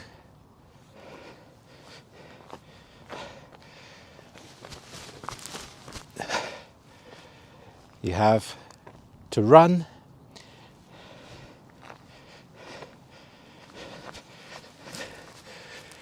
And you have to jog. So when you are running, it's very fast. When you are jogging, it's a bit slower and it's a slower pace, and it's something which I feel more comfortable doing. This is stomp. So you may stomp, you may see people in the army stomping as they march, or a little kid may be stomping when they're very angry. You can squat. So when you squat, you bend your you bend your knees, and you don't want your knees to go over your feet because it can be bad for your knees. So that's to squat. You can also tiptoe. When you are tiptoeing, you are on the toes of your feet. So you may want to tiptoe if there's a large puddle or if there's something that you don't want to step into. If you're walking, you may trip. So if there's something on the floor, you've got to be very careful. So if you trip over something.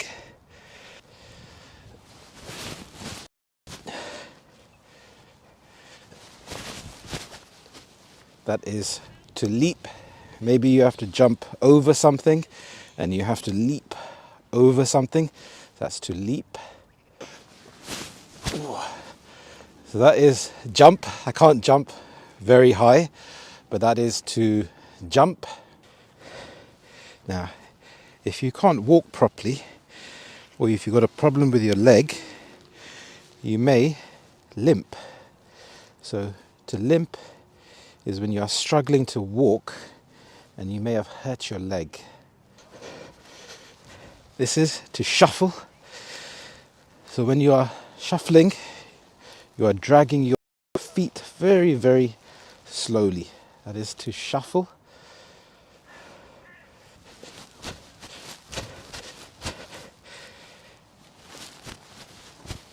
That is to skip. You can snap your fingers. Not very good with this hand, but I'm really good with this hand. So you can snap your fingers. Maybe you like the beat to a song and you're in a good mood. You can snap your fingers. You can poke. So when someone gives you a poke, maybe they're trying to get your attention. You can pinch. It doesn't feel very good. When you pinch, your skin actually hurts a little bit. You can squeeze. So when you're squeezing something, you're gripping it very tightly. You can pat. So when you pat, it's maybe a gentler way to get someone's attention rather than to poke. So that's to pat. That's to slap. It's not a very good thing to slap. You can push. The opposite to push is to pull. So when you are pushing, you're pushing something away from you, and when you're pulling, you're trying to pull it towards you. That's to clap. You can clap to maybe tell someone that they've done something very well. Maybe they've done a good job. So it can be generally a good thing. Or maybe you're at a concert and there's a performance and they've done an amazing job and you want to show your appreciation. So you would clap. You can tickle. I think it's impossible to tickle yourself, but that is to tickle. Maybe there's something on your jacket, like this leaf. You can flick it off. So that's to flick. You can wave to say hello to someone. Maybe there's someone that you've seen and you recognize. You want to say hello, so you can get their attention, and you can wave. That is to punch.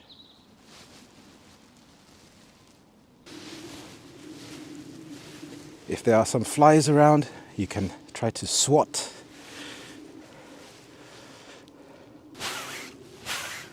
This is to stroke. You can also stroke an animal, like a cat. You can scratch. Maybe you feel uncomfortable and you want to have a good scratch. You can dab. So to dab is like this.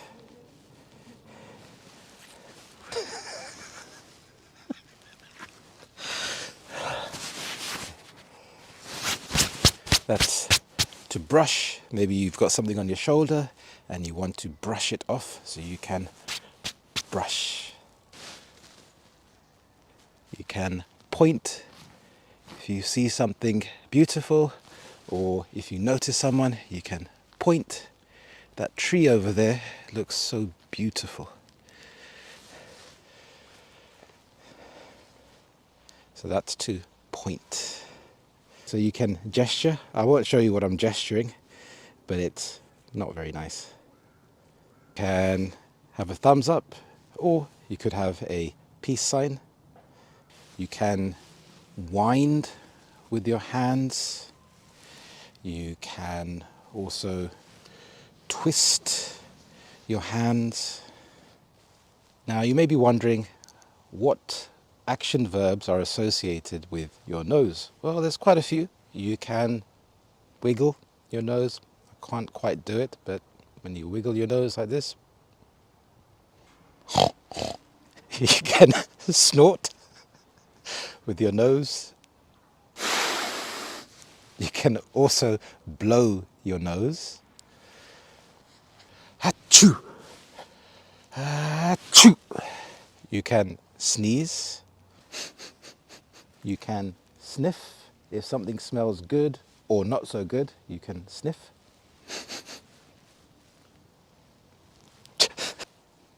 You can pick your nose, but I'm not actually going to do that today.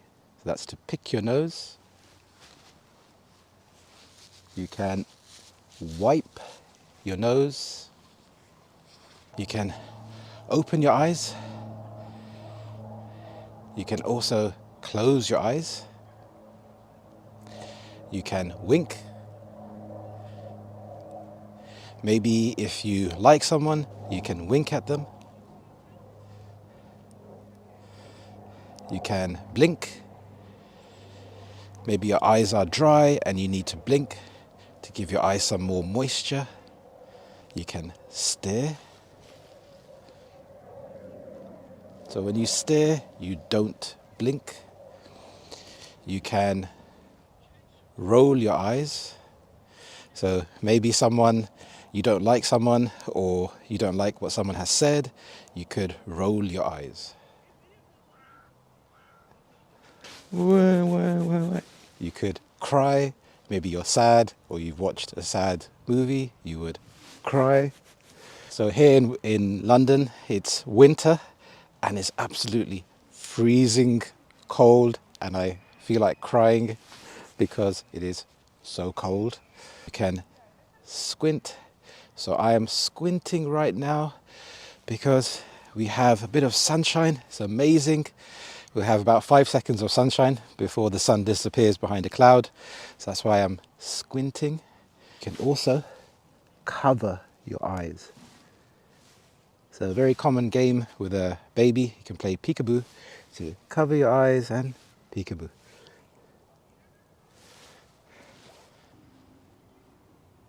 So you can shake your head, which can mean no. You can nod your head to mean yes. Maybe you've done something naughty and you would hang your head. When it comes to the shoulders, there's a very common verb to use, which is to shrug. Maybe someone asks you a question and you don't know the answer, you would shrug your answers. I don't know. That is to bite. And thank you so much for watching. I really appreciate it. So please click that subscribe button, comment below and let me know which verbs you know and which ones you didn't know, which ones you found interesting, and maybe write some sentences as well. Thank you and bye-bye. Hello, how are you today? I hope you're well. In today's podcast, we have a bit of a mixed bag, and I'll be talking about some interesting topics. Before we start, just wanted to remind you that I've created a fantastic ebook. It contains 5 fantastic tips to help you to improve your English speaking. These tips have helped thousands of my students to help them to improve their confidence and their English speaking skills. There are practical exercises that you can try straight away, and they start at a beginner level, but you can also increase the level of difficulty to suit your needs. I have recently joined the gym after a prolonged absence of consistent exercise, and I wanted to talk to you about health and fitness. Is being healthy and being fit, is it something which is important to you? I find that it's really important in terms of my life and feeling good about myself. And going back to the gym after a break, I feel incredibly sore, but I've started to see some improvements. But I'm not really a beginner to the gym. I've been exercising for some time, but I've noticed that as I get older, it's more difficult to lose weight. I can't do the same things that I did 20 years ago and expect to see the same results. 20 years ago, I could eat junk food and then I could exercise for a few days and then immediately lose the weight. But now I find that it's incredibly difficult, and I actually have to start thinking about my diet a lot more. And I'm getting more aches and pains, especially my knee has started to crack when I'm standing up. It'll be interesting to know if you take any multivitamins or any supplements in your health regime. At the moment, I'm doing a push-pull legs routine. So on one day, I would do push exercises. The next day, pulling exercises. Then the next day after that would be legs. And then after that, if I can manage it, maybe some general cardio or working on the abs and core muscles. There are lots of buzzwords that have developed over the years in health and fitness, especially core. Having a strong core is very important, and you hear that all the time. I remember when I was younger, I used to be obsessed with Bruce Lee. I used to love watching his movies. I even had the box set of his films on VHS, on cassette players. So this is going back a number of years. I even had his books, and I was a member of the Bruce Lee fan club. I was really inspired by his story, and he used to talk about having a strong core. This is in the 60s and the 70s, but it's become very common to think about having a strong core, and that's where all of your movements come from. So I try to incorporate some of those exercises. I don't actually mind doing legs. I know there's a stereotype with bodybuilders that you would see big bodybuilders with big shoulders and big arms and then small legs. But I think training the legs, I think it's very functional. By functional, I mean that it helps you, especially as you get older. One of the worst things that can happen is to have a fall. If you fall over when you're older, it can cause a lot of health problems. It can exacerbate health problems. It can make it worse.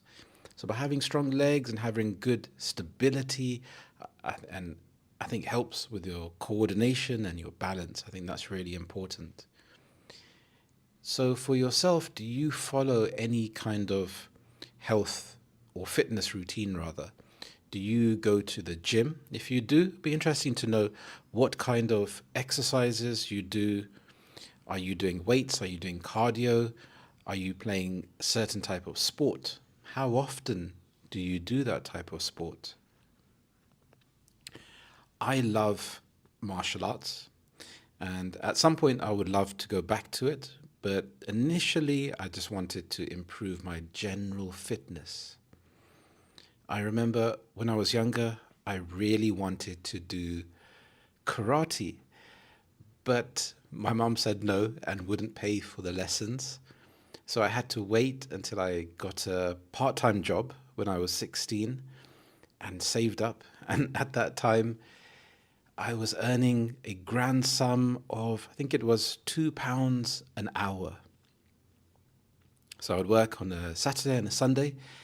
And my first job was working in a pharmacy, a local pharmacy. And it was hard work. It was a shock to the system having to work long hours, but I loved receiving the paycheck. It was an amazing feeling. And then I started to use that money to train in martial arts, and I did that for a number of years, and even trained younger children. So I trained to be an assistant instructor. I was grateful to be selected as one of the assistant instructors. So I would teach the children's class and then do my normal class afterwards.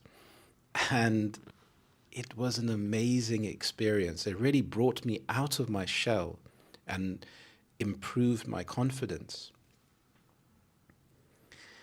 But often I used to lose my voice shouting and then giving instructions to the children because it was quite noisy. So you had to make yourself heard. And that improved my confidence because I felt good about myself, good about helping these children to improve their confidence, and I loved it. And then progressing on to that, I went through some dips, some highs and lows in terms of fitness. And now I've made the decision to try to really focus on that. I find that it's easier for me to focus on my diet when I'm exercising and training rather than the other way around because I remember the pain from going to the gym. If I've trained very hard in the gym, it's easier for me to say no to that chocolate cake. But if I haven't been exercising, I think it's okay. I can make justifications and think, okay, I'll train later, I can make up for it. But that piece of chocolate cake can turn into two, it can turn into a bag of crisps. So it can start to spiral and escalate. So for me, it's really important to start exercising. And I think it helps with general sense of well-being. To supplement that, I try to walk as much as I can. I am considering buying a fitness tracker to count my steps, but there are so many out there. So I'm just researching that at the moment, and that may be a topic for a video in the future where I can go into more of the details, the pros and the cons. In terms of diet, I love my food. So it's quite interesting because when I was healthier, I ate food in purely in terms of being functional. So I would look at the food and see what nutrition is in the food. And yes, I would spice it up with some Tabasco sauce or some nice pepper, make it taste nice, but it was very functional. But after I got married, and well, actually, before I got married and we were dating and going to lots of restaurants and eating lots of food and discovering all of this amazing food and flavors, it's very easy to overindulge and overeating, especially during winter when it's cold. It's very easy to overeat. And I really want to have some consistency with my diet. I'm a pretty laid back person, so I'm not that hard on myself when it comes to this. So I'll allow myself to have cheat days, but I think having the mindset to be focused on that initially helps to reach my target weight. So, and this is a way to track that as well. So at the moment, I'm about 14 stone. If I convert that to kilograms, it's about 91 kilograms. And in the UK, stones are used as a measurement. I think it's about 6 kilograms to a stone. My ideal weight would be around 12 stone for my height. So I'm looking to lose 12 stone in, yeah, the shortest time possible, but I'm also being realistic. So maybe going into the new year, having lost a stone would be wonderful, even more. So that would be good.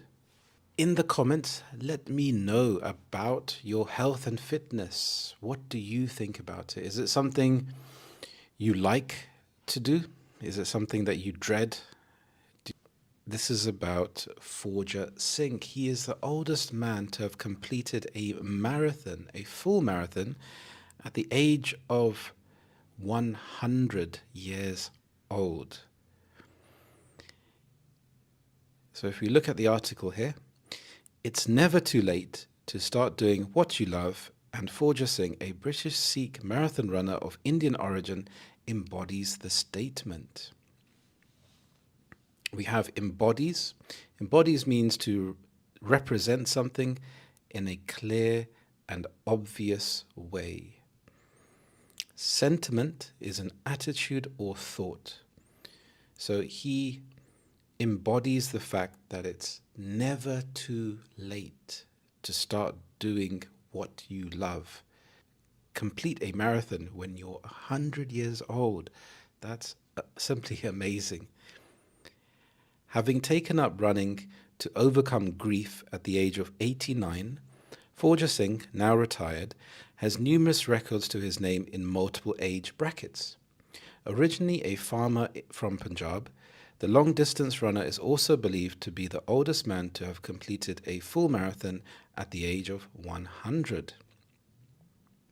We have the word grief here, which means very great sadness. So not just normal sadness, but it's a very, very strong feeling, grief. Retired. This means to have stopped working permanently. So the fact that he started at the age of 89, again, that's just simply amazing. So it's interesting to learn that he used exercise to help him to overcome this immense grief. So now he is retired.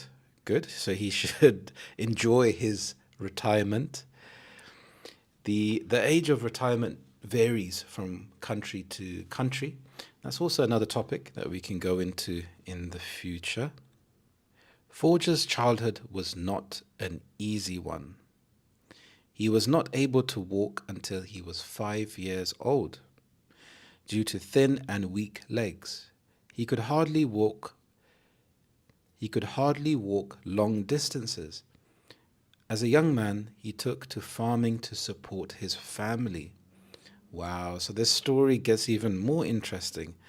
The fact that he didn't start off being in fantastic physical shape. So he had to overcome these challenges from a really young age. In 1992, he moved to England and settled in East London with his son after his wife's death in Jalandhar.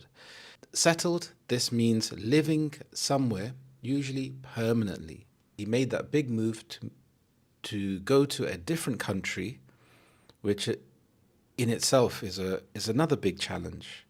Forja Singh took to running after the death of his fifth son in August 1994. He started jogging initially to overcome the grief. Wow, so that's immense sadness to lose a son. I can't imagine how he must have felt. It's quite easy to go into a spiral of depression when you have this immense grief. However, it was not until 2000 that Forja Singh, at the age of 89, decided to take up running seriously. He shot to fame when he completed the London Marathon that year, his maiden full marathon run, in 6 hours and 54 minutes. In the process, he knocked 58 minutes off the previous world's best in the 90-plus age bracket. So that time of 6 hours 54 minutes for someone that's 89, I think that's simply amazing. I haven't done a marathon. It's on my bucket list. It's something that I would love to do in the future. I'm not sure if I could do it in under 7 hours. It may take me a bit longer than that. So shot to fame, this means to become famous or successful very quickly. In 2011, Forja Singh, at the age of 100, achieved 8 world age group records in a single day at the Special Ontario Masters Association Forja Singh Invitational Meet at Birchman Stadium in Toronto, Canada. Wow, so he achieved 8 world group records. I think his life story is simply amazing. The fact that he had to start off life being disadvantaged physically, having to go through immense grief with the death of his wife and moving to another country, then the death of his son, and then starting running and being an inspiration to others. I think it's just amazing, really. And I thought this story was very interesting because if we think about health and fitness, there are two aspects to it. We have the idea of being healthy and being fit, but it also connects to good mental health and keeping your emotions balanced. And sometimes it's very difficult when you're feeling down to actually start to exercise. It's quite easy to say, oh, just go for a run. But when you're feeling down, it takes an enormous amount of energy just to even get your trainers on and get out the door, and then dealing with the elements if you're not in a sunny climate. So if the weather's really bad and it's raining, but you still run, I think it really makes you feel good. You have the runner's high, which is the positive feel-good hormones that are released afterwards and overcoming that challenge, but also having the support network. You can join a runner's group. You can connect with people. You can have apps on your phone where you can challenge people, you can keep record of your distance and your time. So it's really enjoyable. Actually, when I was younger, I used to love to run. I used to wake up at 5 o'clock in the morning when the sun would come up and go for a run. And it was fantastic. I felt that I had achieved something before the day had even started. So it's an amazing thing to actually do. I wanted to show you this chart here. So a health survey for England in 2021 estimates that 25.9% of adults in England are obese and a further 37.9% are overweight but not obese. Obesity is usually defined as having a body mass index, a BMI, of 30 or above. BMI between 25 and 30 is classified as overweight. And in this survey, it found that men are more likely than women to be overweight or obese. 68.6% of men compared to 59% of women. People aged 45 to 74 are most likely to be overweight or obese. I wonder why that could be. Why are people aged 45 and over more likely to be overweight? And I want you to think about some possible ideas. The ones that I can think of could be because of a sedentary lifestyle. So this means when you're not very active. So you've spent a long time working, traveling to work, so you're walking a lot. But as you're close to retirement, maybe you're having health problems. Maybe you physically cannot walk as much as you could. So this is quite interesting because I'm 42, so I'm approaching that age bracket. Also in denial about my age, but it's something which you can't change. It's catching up, and yes, age is just a number, but I would like to feel good when I'm at that age. So it's very interesting to see the percentages from 16 to 24. You have 72% at a healthy weight, and as the years increase, that number starts to decline. But it's quite interesting at 75 and over, it starts to increase slightly. That's quite interesting. Now, this idea of BMI, I'm wondering what your BMI is. There are a lot of BMI calculators out there. Now, this is not to be taken as something which is gospel that you should obsess over, because I think there are many other factors when you're thinking about health and fitness. But it's a good way, it's a good measuring stick to see where you are. So my BMI is 28.7. So I fall in that smack bang in the middle of the overweight category. So it's nice for me to know, because I can think, okay, I can have some measurable success. I can have some measurable way to see if I'm improving. But as I said before, when I go to the gym, I like to use weights. I do walk, but I prefer to do weights. So when you lift weights, you build more muscle, which will weigh more, and it may increase your weight. So when you're standing on the scale, you may be not dropping any weight, but that's because you're building muscle. So there are many factors to consider. It's very tailored to the individual. When I say tailored, it's very unique to each circumstance. Thank you so much for watching. I really appreciate it. If you would like to, you can listen to my first podcast. I really appreciate it. And please write down in the comments, even if it's a simple hello. I'd also like to know about your health and fitness regime. What do you think about this whole industry and how do you apply it to your life? How many times do you exercise? I think it's really nice to hear from you. Thank you so much for watching, and I will see you in the next podcast. Thank you, and bye bye.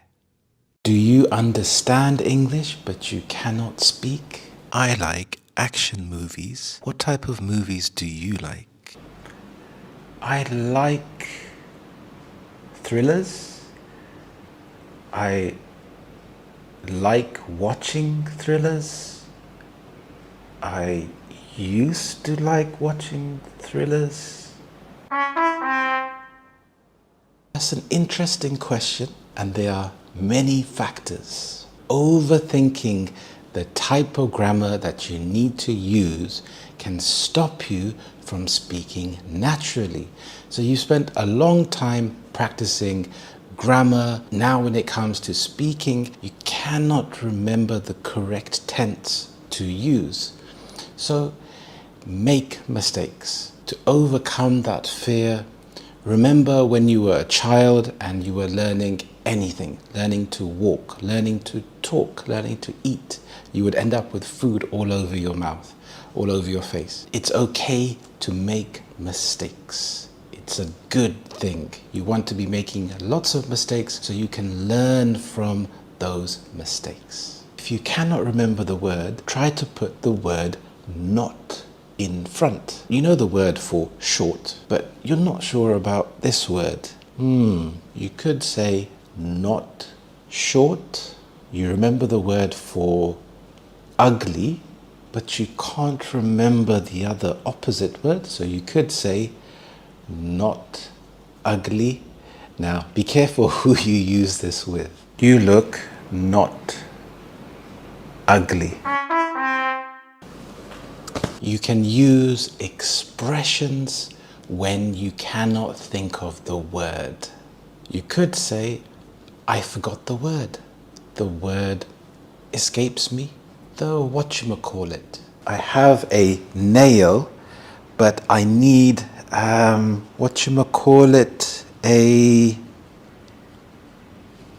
yes, that's it.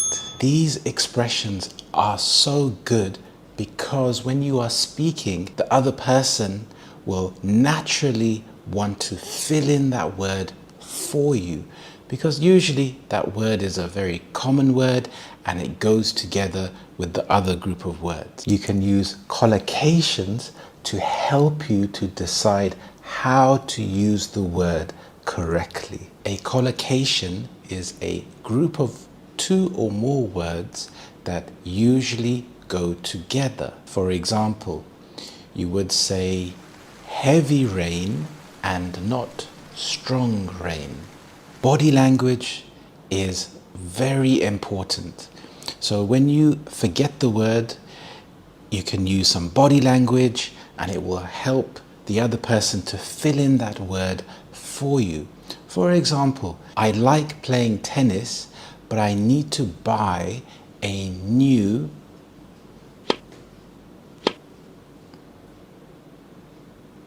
tennis racket. Well done, very good. When you are searching for collocations, you can use ChatGPT, which is fantastic for looking up collocations.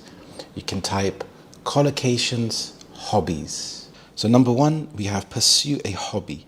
Indicates actively engaging in a hobby. And we have an example. She enjoys pursuing her hobby of painting on weekends. Number two, take up a hobby. This means starting a new hobby.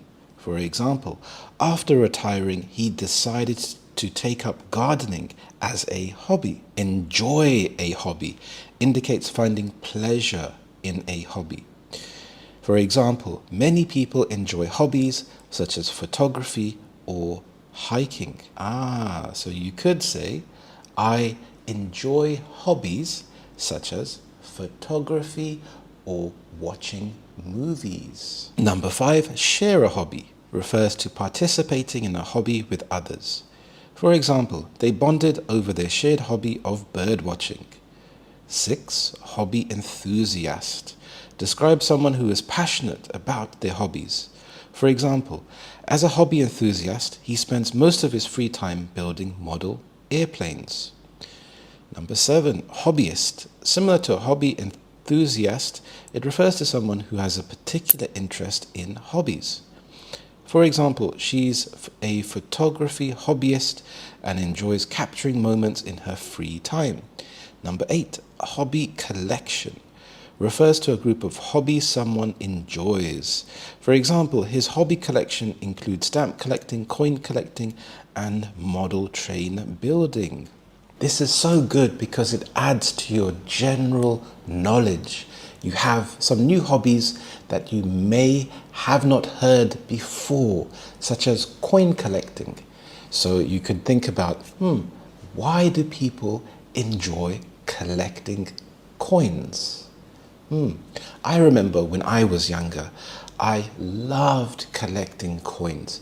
I loved going to the museum, collecting really old coins, and even receiving coins from different countries. I was fascinated by this, and it made me want to learn about the other cultures more. When you have searched for the collocations on ChatGPT, write them down in your book. Have a notebook, and you can even write the categories. You can have different categories like relationships, travel, hobbies, your education or work, going to a restaurant, going on holiday. There are many different categories you can have. You can even keep notes on your phone. Don't feel pressured that you have to go to that certain section. You can just write a little note next to the word that you found. Okay, this is a budget holiday. You heard that word, and now you can just write holiday next to it. You could highlight it and make it a habit that every day you go through your personal dictionary. You browse through your dictionary, and this will help the word to stick into your memory. Another great way to practice is to speak into a mirror. You may feel a bit strange. People may think you're a bit strange if they see you doing this, but I promise it works. It's so good because you feel that sense of awkwardness, and that's something that you will feel in real life. So the more that you can practice, the more that you're preparing your brain to get ready for this. So have a conversation in the mirror. It can be anything. It can be a very basic conversation. So, hi, how are you today? I'm great, thanks. And how are you? I'm pretty good. And what do you have planned for today? Well, firstly, I'm going to go to the gym because I need to get fit. Secondly, I have a lot of things to do. I have a lot of errands to run. And thirdly, I think I will relax and watch some TV in the evening. And so you can start to have a conversation with yourself. It's a back and forth conversation, and it's so good. And even when you're talking to yourself, you will catch yourself thinking, what is this word?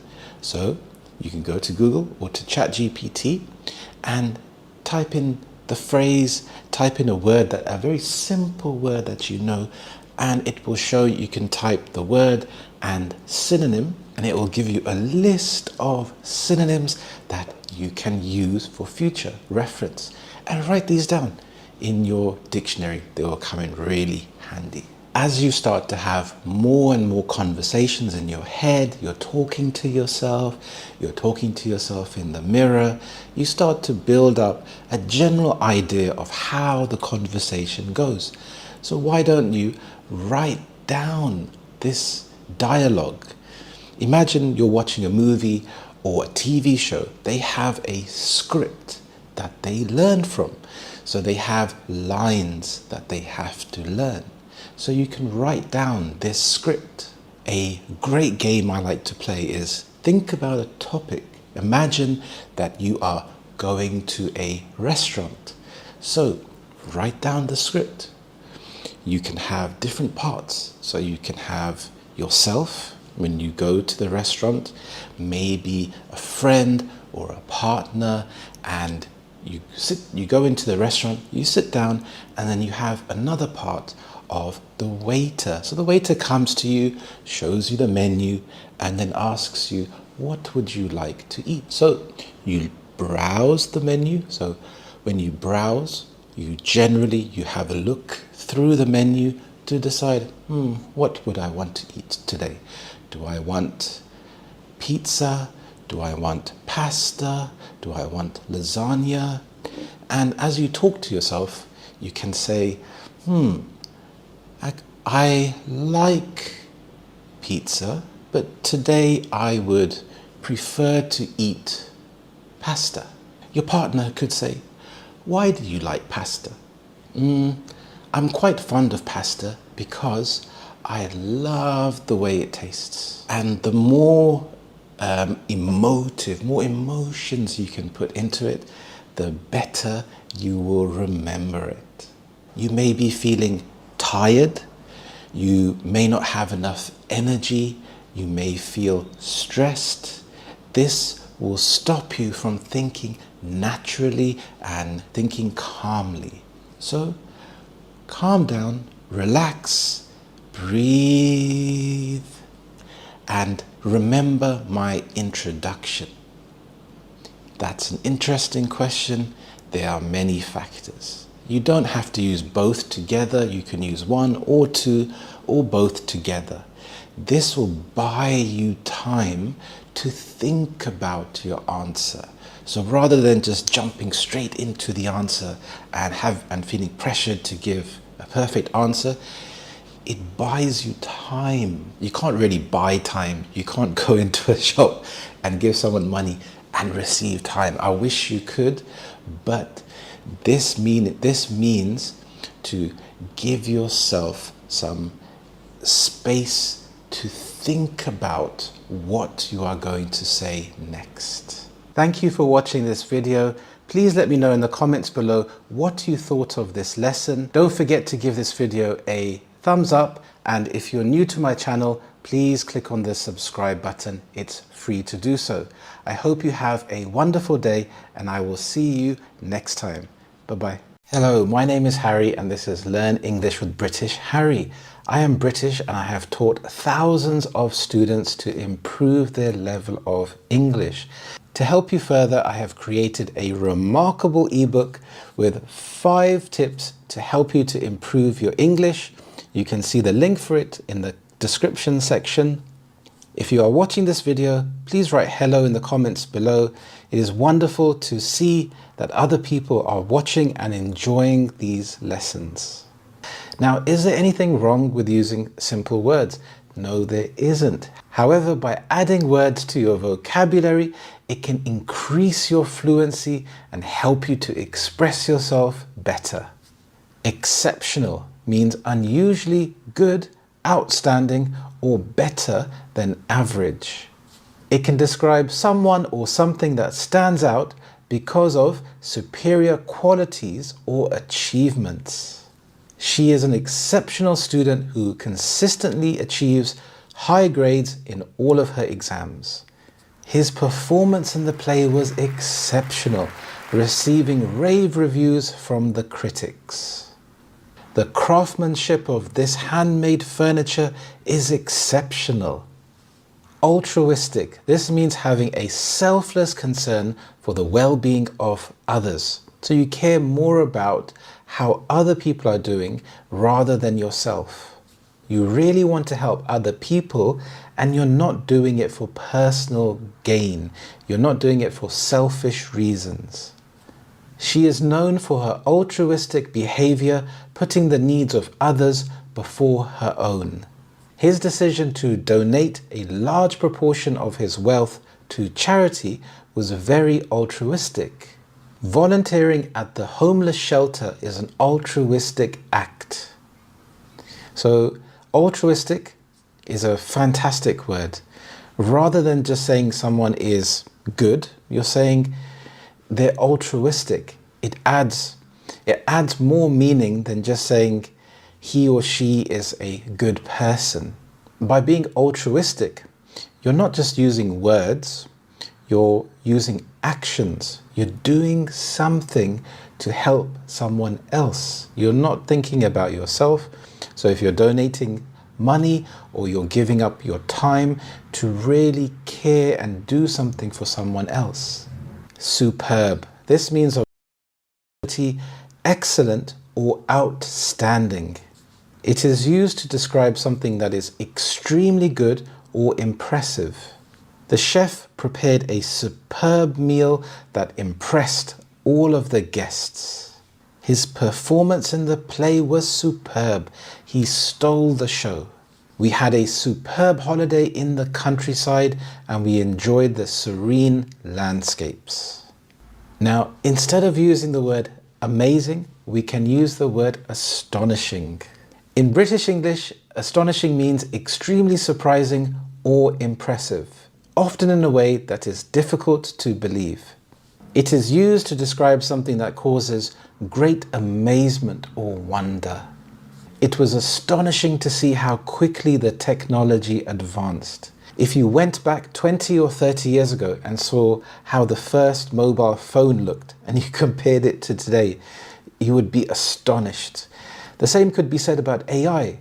If we could go into the future and look at how AI could develop, we may be astonished.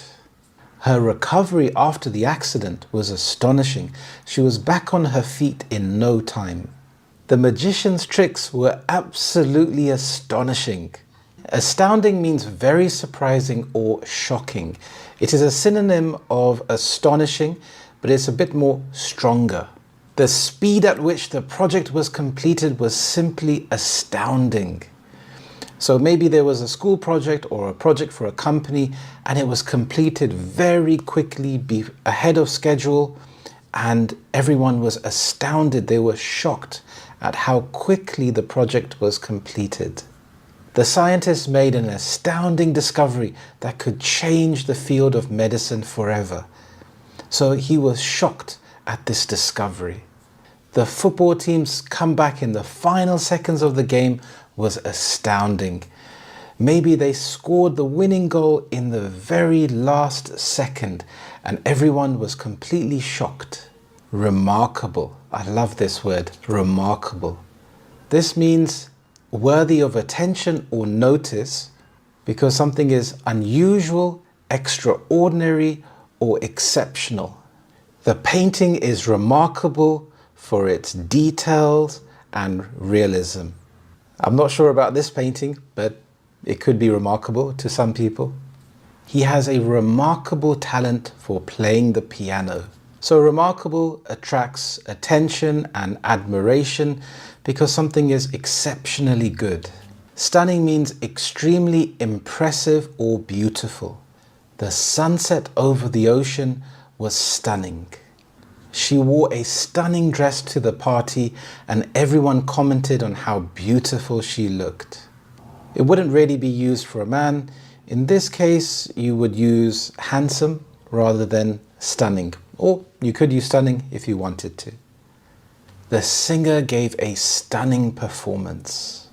Phenomenal. This means extraordinarily remarkable or impressive.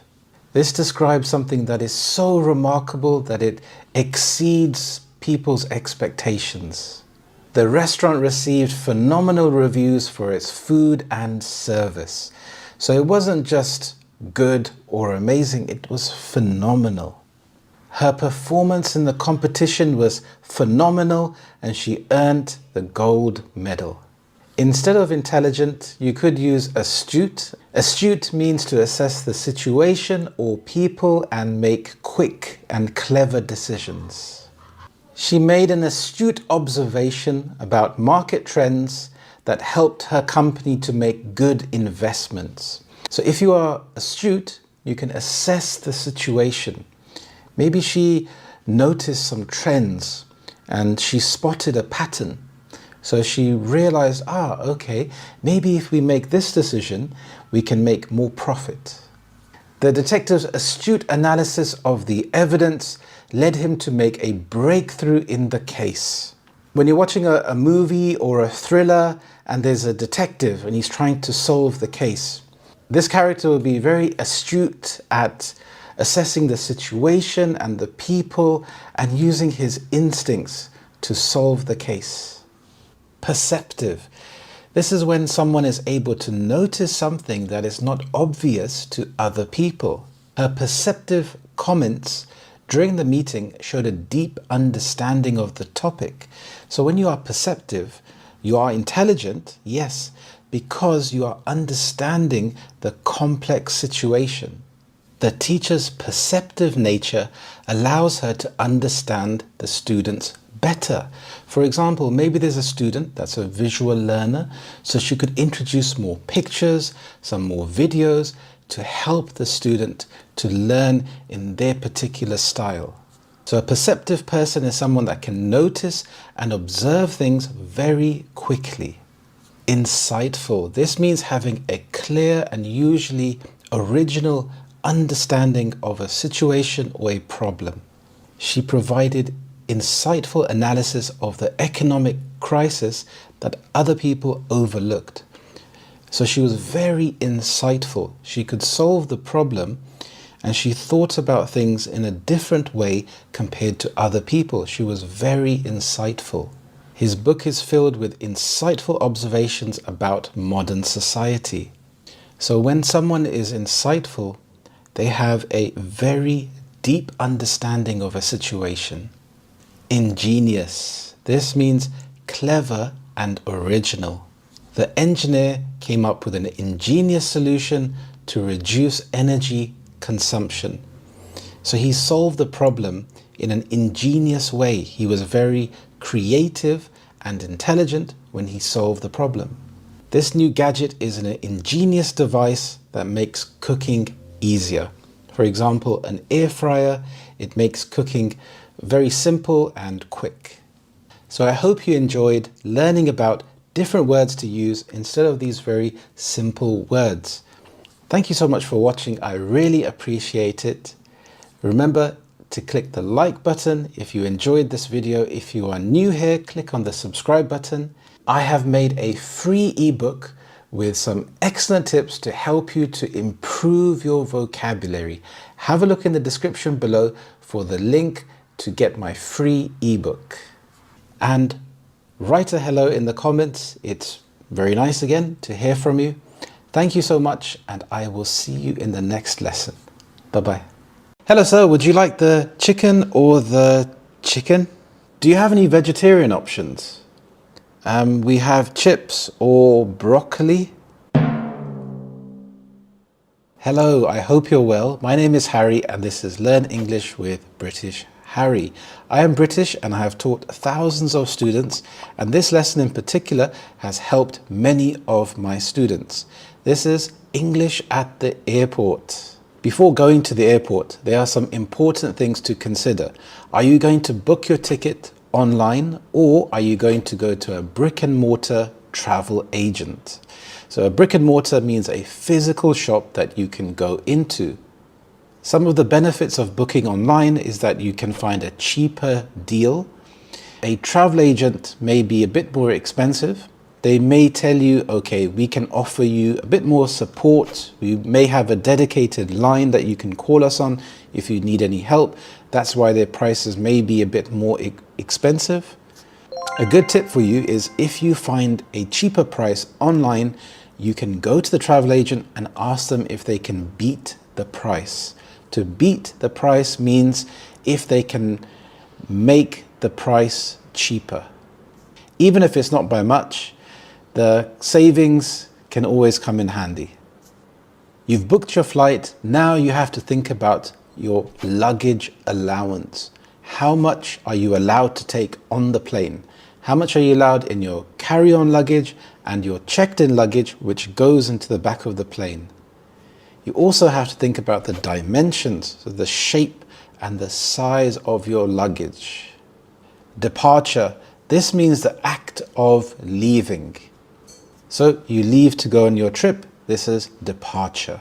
Domestic flight. This is when you fly from one city to another within the same country. For example, traveling from London to Manchester is within the same country, so that's a domestic flight. An international flight is when you are flying to a different country. A stopover refers to a longer break in the journey, lasting from several hours or even days. During the stopover, you may even be allowed to leave the airport and explore the city. This can be done to encourage tourism. For example, on my way to Australia, I'm stopping over at Singapore for 3 days. This gives people an opportunity to maybe explore a city that they may not have thought about visiting before. A connecting flight. This is a flight that you take after your initial flight, and it involves a change of aircraft, so you're changing to a different plane. So a connecting flight doesn't specify the amount of time, just giving you information that you will have to change to a different plane. For example, my flight from London to Sydney involves a connecting flight at Dubai. So this is useful information to know, because maybe you don't want to have a connecting flight, maybe you want to fly direct, but usually the prices are more expensive for a direct flight. A connecting flight can be cheaper. Usually, from personal experience, if there's more than 2 connecting flights, it can get very tiring. So sometimes that extra cost for having one connecting flight is usually better, because you don't feel as tired. A layover is a short stay at the airport, usually a few hours. So a layover is usually a shorter period of time. A stopover indicates a longer period of time, and a connecting flight doesn't specify the amount of time. The amount of time that you need to arrive at the airport before the flight may vary from country to country. Now, you can also check in online and choose your seats online. So this is amazing, because you can go onto certain websites and you can see, what are the best seats? Because some seats are quite bad, especially if they are close to the toilet, and then you cannot recline your seats. So let me know in the comments below, do you do this? Do you book your seats in advance? And what seats do you prefer? Okay, so now you're at the airport. Now you may want to wrap your bags. There's special places you can go to and they can wrap your bag in clear plastic, and this can be done to protect your bag. Maybe you don't want your luggage to be damaged, so you can pay for that extra service. You could also weigh your luggage. There may be scales that you can weigh your luggage, or you can go to the check-in desk. So you have an option to go to a self-service kiosk where you can print out your boarding pass, and you can also print out labels for your bags. Or you can skip this and you can go straight to the check-in desk. So when you go there, they will weigh your luggage. Now, if the luggage is over the limit, they will charge you extra, or you could choose to take something out of your luggage. So also check your documentation and print out your boarding pass for you. So what is a boarding pass? A boarding pass is a ticket that you will be given, and you will show this before you go onto your flight, so they can check your name, they know your seat number. Then you will go through the security check just to make sure that you don't have anything dangerous or sharp in your luggage. You may be asked to take out some toiletries or anything that's over a certain limit. So there will be clear signs around the airport giving you this information. Once you've gone through security and you're on the other side, it gives you a chance to relax. The restaurants on the air side will be more expensive than the land side. So this is a trade-off, because if you want to get to the airport early and don't want to have any stress, of missing your flight, you'll have lots of time to kill. Now, this means that you have lots of time to spare. So you're waiting for your flight. So you have a lot of time. And usually you will get hungry or thirsty, but the prices will be more expensive. And you won't be able to take any liquids or water through security. So you'll end up spending money at a restaurant or a shop. Duty free. A lot of products are duty free at the airport. So you could pick up things like chocolates or gifts or alcohol or even perfume and aftershave. I find that you can get some really good deals at these shops. The people on the plane are called the cabin crew. You will have flight assistants that will be able to help you, especially bringing your meals. You may even be able to order the type of meal that you want before the flight. So if you are a vegetarian, then you could specify that if that's very important to you. On the flight, you have different sections. You have economy, premium economy, business, and first class. So first class will be more expensive than economy, and you're paying for more space. So it's about what is more valuable to you. Do you want to save money or do you want to have more space on the flight? Choosing your seat can be very important. You have a window seat and you have an aisle seat. An aisle seat is on the outside, on the perimeter. So sometimes in a plane structure, you will have seats on the sides and a row of seats in the middle. On the sides, if there are 3 seats, you'll have a window seat, a middle seat, and an aisle seat. The middle seat is the worst seat unless you are traveling with people that you know, because it can be very awkward if you have to get up and go for a walk or go to the toilet. So when I was younger, I loved the window seat. Now I prefer the aisle seat because it gives me an opportunity to get up and stretch my legs. Let me know in the comments, what seat do you prefer? On the flight, you may experience turbulence. What is turbulence? It's when the plane starts to move and it can feel quite scary if you don't know what's happening.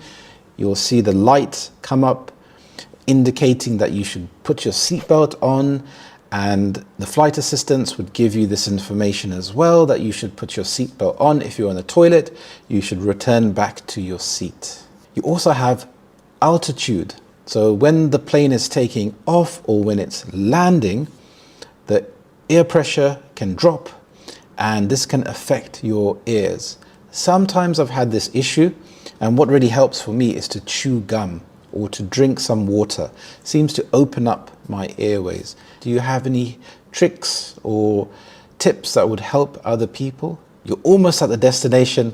The plane is coming in to land on the runway. The runway is a big strip of land where the plane can land safely and it can also take off. You will have baggage reclaim, where you can collect your bags safely off the conveyor belt. It's quite handy to get a trolley first, and you can put your luggage on top of the trolley. It can be quite stressful sometimes trying to catch your luggage before it goes around the conveyor belt. Putting tags on your bags can be really helpful to identify your luggage very quickly. You also have immigration control, where you will show your passport and they will check your details and identification. Once you've collected your bags, you will go through customs. So here you have an opportunity to declare anything that you wish to, that's in your luggage that you brought from another country. If you don't have anything to declare, then you can just go straight through, and then you will arrive at the arrival section. When you're at the arrival section, you can then navigate your way wherever you're going. You could call a taxi or get public transport. So that was English at the airport. I would love to hear from you about your experience of traveling at an airport. Is it something that you like? If you enjoyed this lesson, please have a look at my lesson about English at the restaurant. I have also created an ebook for you. It's about 5 tips to improve your English speaking. And these are really helpful, practical tips that you can start using straight away to improve your English. Thank you so much for watching. I hope you have a wonderful day. Please write down in the comments what you thought of this video, even if it's hello. It keeps me motivated to see that people are enjoying these videos. Thank you so much, and I will see you in the next lesson. Bye-bye. Hello, how are you today? I hope you're well. In today's podcast, we have a bit of a mixed bag, and I'll be talking about some interesting topics. Before we start, just wanted to remind you that I've created a fantastic ebook. It contains 5 fantastic tips to help you to improve your English speaking. These tips have helped thousands of my students to help them to improve their confidence and their English speaking skills. There are practical exercises that you can try straight away, and they start at a beginner level, but you can also increase the level of difficulty to suit your needs. I have recently joined the gym after a prolonged absence of consistent exercise, and I wanted to talk to you about health and fitness. Is being healthy and being fit, is it something which is important to you? I find that it's really important in terms of my life and feeling good about myself. And going back to the gym after a break, I feel incredibly sore, but I've started to see some improvements. But I'm not really a beginner to the gym. I've been exercising for some time. But I've noticed that as I get older, it's more difficult to lose weight. I can't do the same things that I did 20 years ago and expect to see the same results. 20 years ago, I could eat junk food and then I could exercise for a few days and then immediately lose the weight. But now I find that it's incredibly difficult, and I actually have to start thinking about my diet a lot more. And I'm getting more aches and pains, especially my knee has started to crack when I'm standing up. It'll be interesting to know if you take any multivitamins or any supplements in your health regime. At the moment, I'm doing a push-pull legs routine. So on one day, I would do push exercises. The next day, pulling exercises. Then the next day after that would be legs. And then after that, if I can manage it, maybe some general cardio or working on the abs and core muscles. There are lots of buzzwords that have developed over the years in health and fitness, especially core. Having a strong core is very important, and you hear that all the time. I remember when I was younger, I used to be obsessed with Bruce Lee. I used to love watching his movies. I even had the box set of his films on VHS, on cassette players. So this is going back a number of years. I even had his books, and I was a member of the Bruce Lee fan club. I was really inspired by his story, and he used to talk about having a strong core. This is in the 60s and the 70s, but it's become very common to think about having a strong core, and that's where all of your movements come from. So I try to incorporate some of those exercises. I don't actually mind doing legs. I know there's a stereotype with bodybuilders that you would see big bodybuilders with big shoulders and big arms and then small legs. But I think training the legs, I think it's very functional. By functional, I mean that it helps you, especially as you get older. One of the worst things that can happen is to have a fall. If you fall over when you're older, it can cause a lot of health problems. It can exacerbate health problems. It can make it worse. So by having strong legs and having good stability, and I think helps with your coordination and your balance, I think that's really important. So, for yourself, do you follow any kind of health or fitness routine, rather?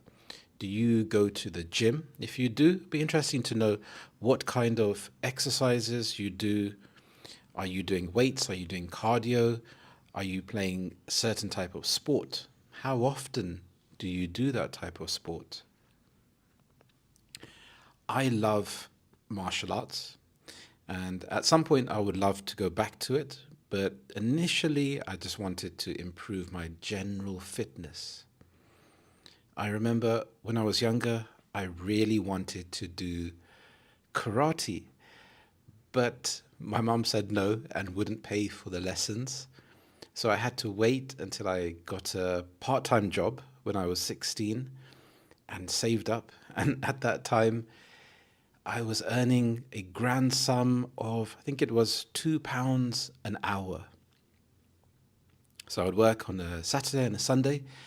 And my first job was working in a pharmacy, a local pharmacy. And it was hard work. It was a shock to the system having to work long hours, but I loved receiving the paycheck. It was an amazing feeling.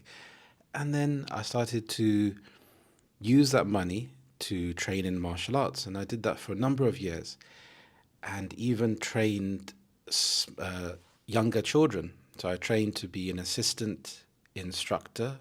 I was grateful to be selected as one of the assistant instructors. So I would teach the children's class and then do my normal class afterwards. And it was an amazing experience. It really brought me out of my shell and improved my confidence. But often I used to lose my voice shouting and then giving instructions to the children because it was quite noisy. So you had to make yourself heard. And that improved my confidence because I felt good about myself, good about helping these children to improve their confidence, and I loved it.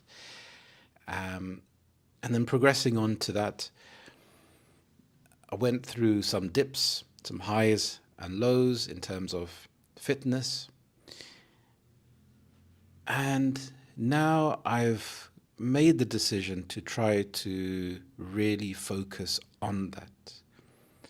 I find that it's easier for me to focus on my diet when I'm exercising and training rather than the other way around because I remember the pain from going to the gym.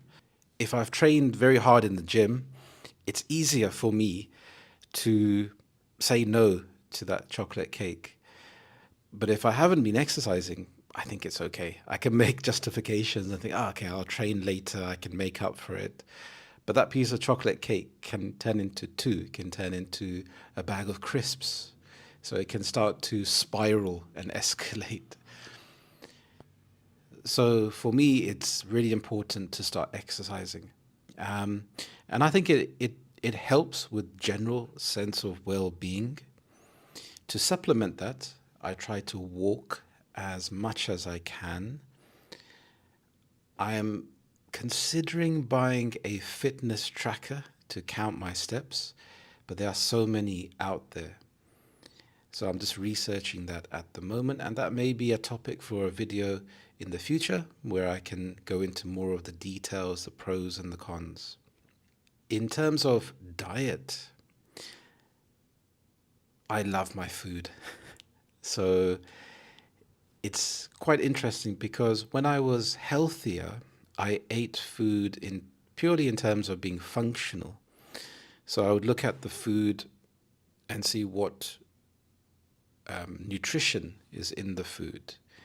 And yes, I would spice it up with some Tabasco sauce or some nice pepper, make it taste nice, but it was very functional. But after I got married, and well, actually, before I got married and we were dating and going to lots of restaurants and eating lots of food and discovering all of this amazing food and flavors, it's very easy to overindulge and overeating. especially during winter when it's cold. It's very easy to overeat. And I really want to have some consistency with my diet. I'm a pretty laid back person, so I'm not that hard on myself when it comes to this. So I'll allow myself to have cheat days, but I think having the mindset to be focused on that initially helps to reach the my target weight.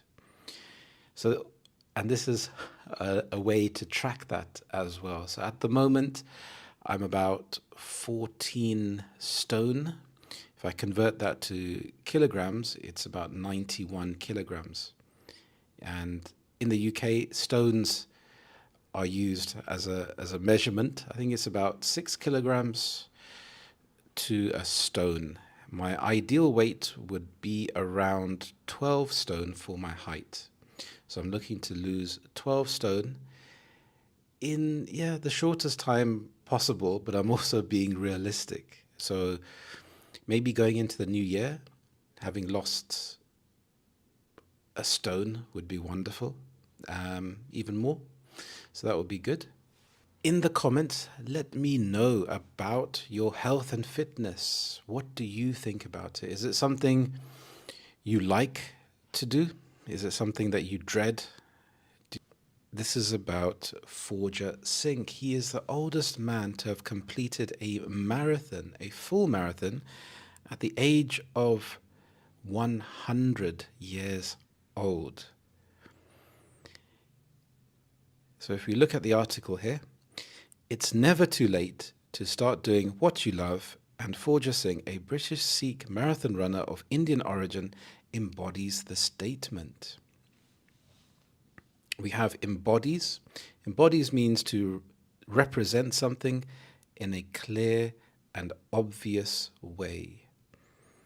Sentiment is an attitude or thought.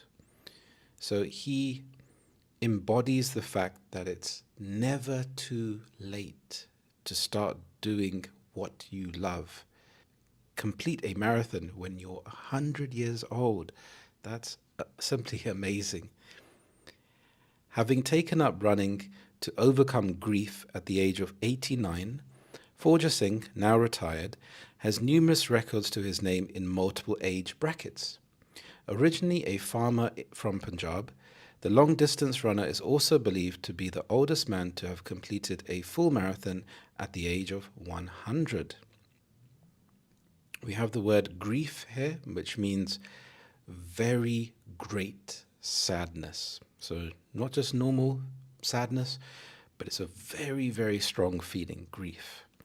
Retired. This means to have stopped working permanently. So the fact that he started at the age of 89, again, that's just simply amazing. So it's interesting to learn that he used exercise to help him to overcome this immense grief. So now he is retired. Good. So he should enjoy his retirement. The age of retirement varies from country to country. That's also another topic that we can go into in the future. Forger's childhood was not an easy one. He was not able to walk until he was 5 years old. Due to thin and weak legs, he could hardly walk long distances. As a young man, he took to farming to support his family. Wow, so this story gets even more interesting. The fact that he didn't start off being in fantastic physical shape. So he had to overcome these challenges from a really young age. In 1992, he moved to England and settled in East London with his son after his wife's death in Jalandhar. Settled, this means living somewhere, usually permanently. He made that big move to go to a different country, which in itself is another big challenge. Forja Singh took to running after the death of his fifth son in August 1994. He started jogging initially to overcome the grief. Wow. So that's immense sadness to lose a son. I can't imagine how he must have felt. It's quite easy to go into a spiral of depression when you have this immense grief. However, it was not until 2000 that Forja Singh, at the age of 89, decided to take up running seriously. He shot to fame when he completed the London Marathon that year, his maiden full marathon run, in 6 hours and 54 minutes. In the process, he knocked 58 minutes off the previous world's best in the 90 plus age bracket. So that time of 6 hours 54 minutes for someone that's 89, I think that's simply amazing. I haven't done a marathon. It's on my bucket list. It's something that I would love to do in the future. I'm not sure if I could do it in under 7 hours. It may take me a bit longer than that. So, shot to fame, this means to become famous or successful very quickly. In 2011, Forja Singh, at the age of 100, achieved 8 world age group records in a single day at the Special Ontario Masters Association Forja Singh Invitational Meet at Birchman Stadium in Toronto, Canada. Wow, so he achieved 8 world group records. I think his life story is simply amazing. The fact that he had to start off life being disadvantaged physically, having to go through immense grief with the death of his wife and moving to another country, then the death of his son, and then starting running and being an inspiration to others. I think it's just amazing, really. And I thought this story was very interesting because if we think about health and fitness, there are two aspects to it. We have the idea of being healthy and being fit, but it also connects to good mental health and keeping your emotions balanced. And sometimes it's very difficult when you're feeling down to actually start to exercise. It's quite easy to say, oh, just go for a run. But when you're feeling down, it takes an enormous amount of energy just to even get your trainers on and get out the door, and then dealing with the elements if you're not in a sunny climate. So if the weather's really bad and it's raining, but you still run, I think it really makes you feel good. You have the runner's high, which is the positive feel-good hormones that are released afterwards and overcoming that challenge, but also having the support network. You can join a runner's group. You can connect with people. You can have apps on your phone where you can challenge people. You can keep record of your distance and your time. So it's really enjoyable. Actually, when I was younger, I used to love to run. I used to wake up at 5 o'clock in the morning when the sun would come up and go for a run. And it was fantastic. I felt that I had achieved something before the day had even started. So it's an amazing thing to actually do. I wanted to show you this chart here. So a health survey for England in 2021 estimates that 25.9% of adults in England are obese and a further 37.9% are overweight but not obese. Obesity is usually defined as having a body mass index, a BMI, of 30 or above. BMI between 25 and 30 is classified as overweight. And in this survey, it found that men are more likely than women to be overweight or obese. 68.6% of men compared to 59% of women. People aged 45 to 74 are most likely to be overweight or obese.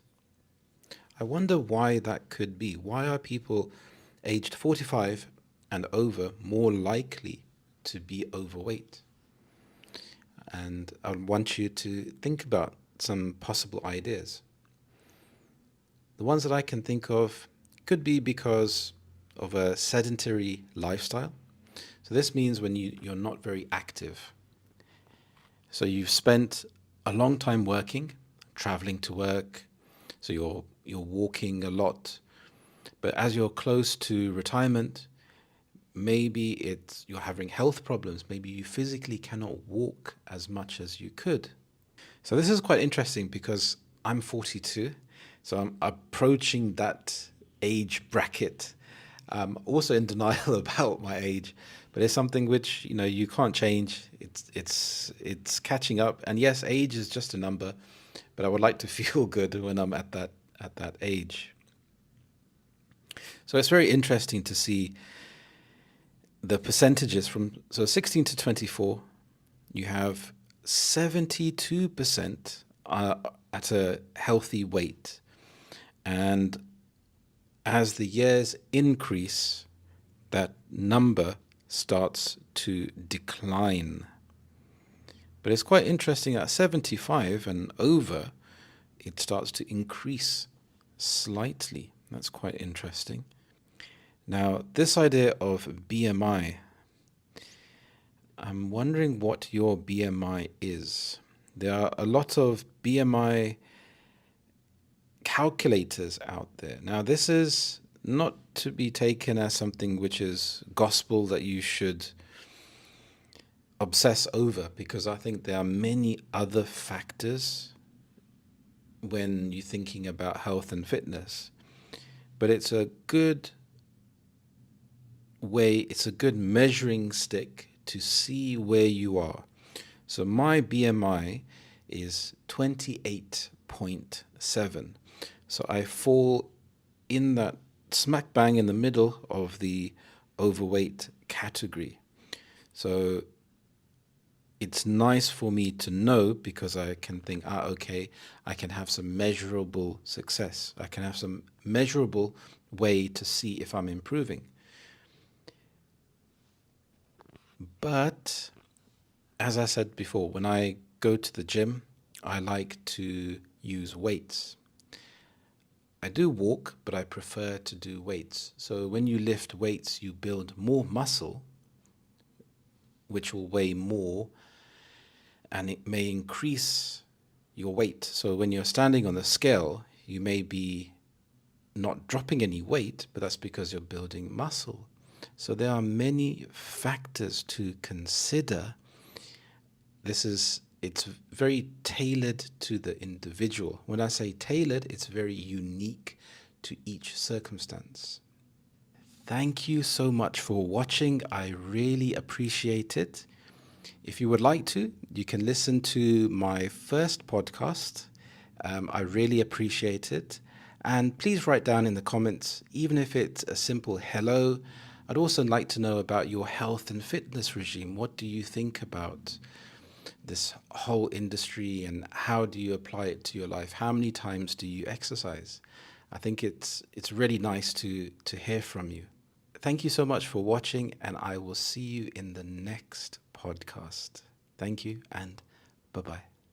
Hi, my name is Harry. I'm British, and today I'm going to teach you about the weather. So let's start with a very common way to describe the weather, which is it's raining cats and dogs. So this is a very old-fashioned way to explain that it is raining very heavily. In reality, I haven't actually heard anyone use this expression. Maybe once or twice. You could say something like, it's raining cats and dogs out there. This would mean that it's raining very heavily. I would use this expression in a funny way, because I know that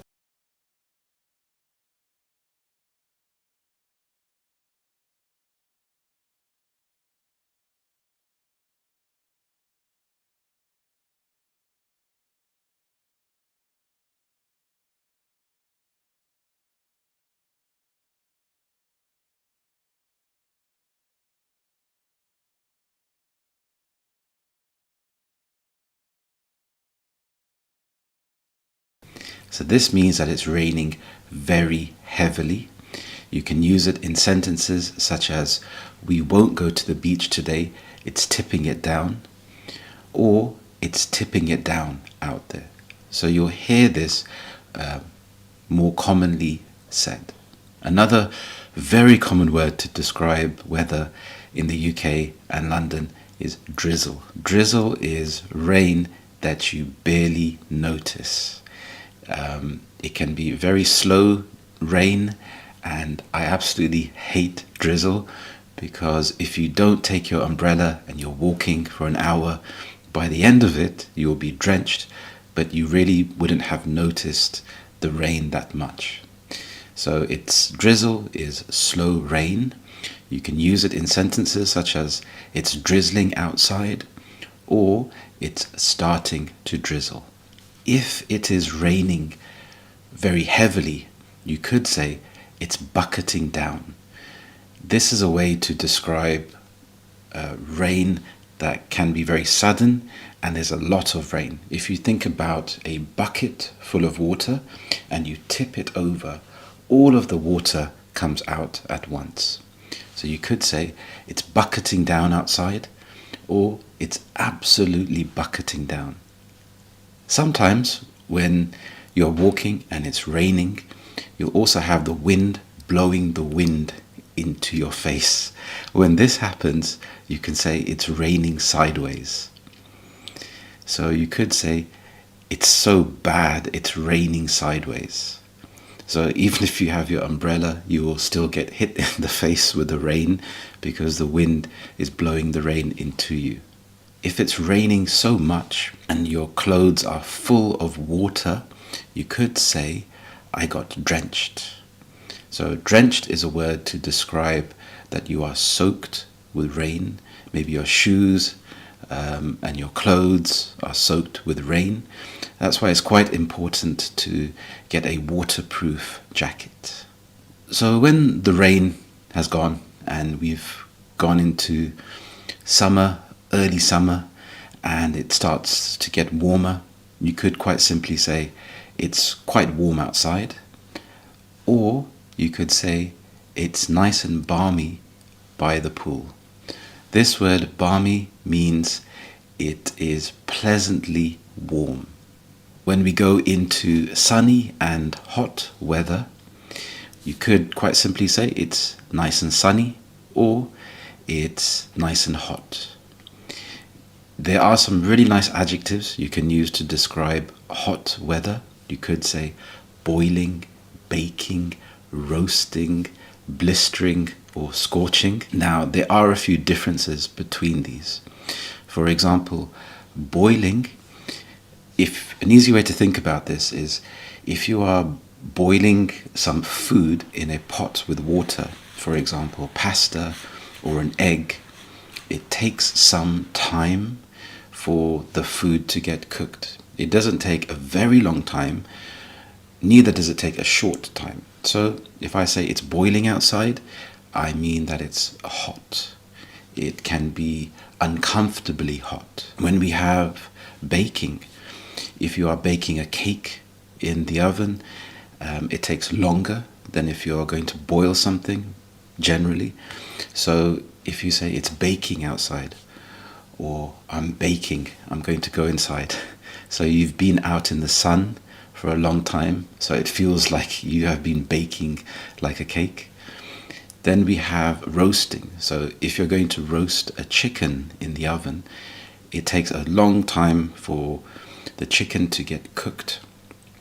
So if I say I'm roasting, or it's roasting outside, so you've been out in the sun for a very long time. Then we have blistering and scorching. These are quite similar. If we think about blistering, if you touch something very hot and you get a blister, your skin would raise and you'd have a little bubble. So it's quite instant. So if I say it's blistering outside, it's short, intense heat, periods of heat. Same with scorching. If you think about a barbecue and you have some meat on the grill, you have the black grill marks. So here we could say the meat has scorched. Again, it's a very intense heat. So if you're out in the sun, and you can say it's a scorcher. It's scorching outside. It's very, very hot. Out of these, personally, I would say boiling or roasting the most. Generally boiling, it's boiling outside. We also have humid. So if it can be hot and it can be humid, which can be very uncomfortable. So the heat can be nice, but because of the humidity, you can really struggle. This is because the sweat has a harder time evaporating into the air, so it can feel quite uncomfortable unless you have a fan or air conditioning. With cold weather, you could quite simply say it's cold outside. You could also use the adjectives. You could also describe it with the words cool, crisp, and chilly. So there are a few differences between these. If we look at cool, we could say it's a nice, cool day. This is when the cold weather doesn't feel uncomfortable. So it feels refreshing and comfortable. We could say it's nice and cool in the park. With crisp, quite similar as well, where it's cold, but it feels refreshing. So you could be walking in the park and you could say it feels nice and crisp. Chilly is a bit colder. And this is when you would need to put another layer of clothing on top, maybe a cardigan or a jumper. So you could say it's chilly out there. So you don't really need a thick jacket, but maybe a light jacket or a jumper. Cloudy. Now in London we get lots of cloud, we get lots of grey skies, and you will hear the word overcast a lot on the weather forecast. Overcast means grey skies. We could say it's overcast outside. Other words to describe cloudy are gloomy and dull. So these also mean that the sky isn't blue, it's grey or dark grey, and rain is usually associated with this. So I could say it looks overcast outside, or it looks gloomy outside. I think it's going to rain. We have foggy. Another word to describe foggy is misty or mist. I was driving yesterday and there was so much mist, it was difficult to see the road. So these are just some ways to describe the weather. Let me know about the weather in your country today. How would you describe the weather? And also, what kind of weather do you like? Thank you so much for watching. I really appreciate it. So please like, comment and subscribe, and I will see you in the next video. Thank you so much for watching. Take care and have a wonderful day. Bye-bye. Hello, my name is Harry, and today we're going to learn English in my kitchen. This is the fridge or the refrigerator. So we have a fridge or refrigerator. This is a combination. So we have the freezer at the bottom and the main refrigerator or fridge at the top. And I have some of these on the fridge. Do you know what these are called? These are called fridge magnets. I have some iconic London landmarks, the London Bridge, Big Ben. We have a red telephone booth. Do you know what this is called? This is a washing machine. It has lots of different settings. So for all of your specific needs, we also have a temperature gauge. What are white goods? Well, white goods are the fridge and the washing machine. You also have things like the dishwasher. These are called white goods, even though we can see here this fridge is grey. But it's referred to as white goods because these are large appliances. it's difficult to move around very easily. Then you have brown goods. Now, brown goods can be something like a kettle, a toaster, something that you can move around easily. You have a microwave, which is somewhere in the middle because it's difficult to move, but it's still portable, fairly portable. Can you tell me what this is? Good, this is a toaster. Can you tell me what this is? Good, this is a kettle. It's a nice, bright, vibrant red kettle. And can you tell me what this is? Yes, this is a microwave. Can you tell me what this is? This is a stove. A stove refers to the top part. And can you tell me what this is? This would be the oven. So as we can see here, the top part is the stove and the bottom part is the oven. You also have some different names. You could call this a cooker, which could refer to everything. What is this called here? This is called an extractor fan. The extractor fan can suck up all of the smells and when you are cooking, and then it expels it out of the kitchen. There are different settings here. You can also have a light, and it's very useful for when it is cold and you're cooking in the evening. Do you know what this is called? This is a water filter jug.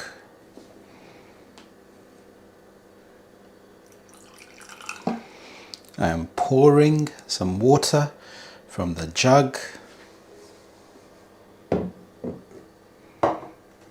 This jug comes in really handy because in London you have a lot of extra minerals in the water, so the water is very hard and you can get a buildup of limescale. On the counter I have some of my favorite breakfast cereals. I have this Ready Brick, which is a kind of porridge.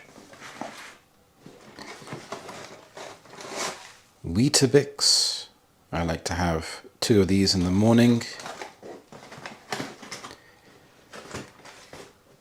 I also like some bran flakes, which is very healthy, good for your digestive system. Some Special K, high in fiber, vitamins B12, B6, vitamin D and iron. Especially the vitamin D, being in London means that you don't get much sunlight, so the vitamin D is good. And one of my favorites, crunchy nut granola with hazelnut and some chocolate. This is quite easy to eat any time of the day, so I have to eat it not as often as the other ones. I've also got some of my favorite coffee at the moment, and I like to use honey. And what about yourself? Can you let me know in the comments below what cereal, what do you like to eat for breakfast? What is this called? This is a sink. This is where you wash the dishes. And over here, what is this called? This is a dish rack, and I like it so much. I love it so much because it has a little spout, so when you dry the dishes, the water drains away very quickly and it's very easy to dry. What is this? This is called a tea towel. This is a special type of tea towel. It's a microfiber tea towel, which I find is more absorbent than the traditional cotton tea towels. What is this called? This is a saute pan. Now this is different to a frying pan because it is bigger. You can see the walls of the pan are higher. So more into a saute pan than a frying pan, but I like to use it for things that I like to fry as well. And what is this called? Yes, this is a frying pan. What is this called? This is a saucepan or a pot. It's very versatile. You can use it to make a lot of dishes, for example, pasta or curry. What is this called? This is a casserole pot, and it's my favorite pot. This is called a lid. It's very heavy. It's a very heavy pot, and I love it so much because it is versatile. Versatile means you can use it in many different ways. You can also put it into the oven if you want to, and it cooks food beautifully and very quickly. What are these called? These are tongs, and they're very handy for when you are turning food in the frying pan. What is this? This is a spatula. This is a silicone spatula. What is this called? Yes, this is a whisk. So when you are making eggs or baking ingredients for a cake, you can whisk the ingredients. So I really love spending time in my kitchen because there's a nice view of the garden, and so sometimes I see squirrels running about, some cats that may come to say hello, and it's a nice cozy environment. There's everything that I need, like I said, the essential white goods and also the brown goods. I haven't splashed out to buy a coffee machine or some of the other appliances.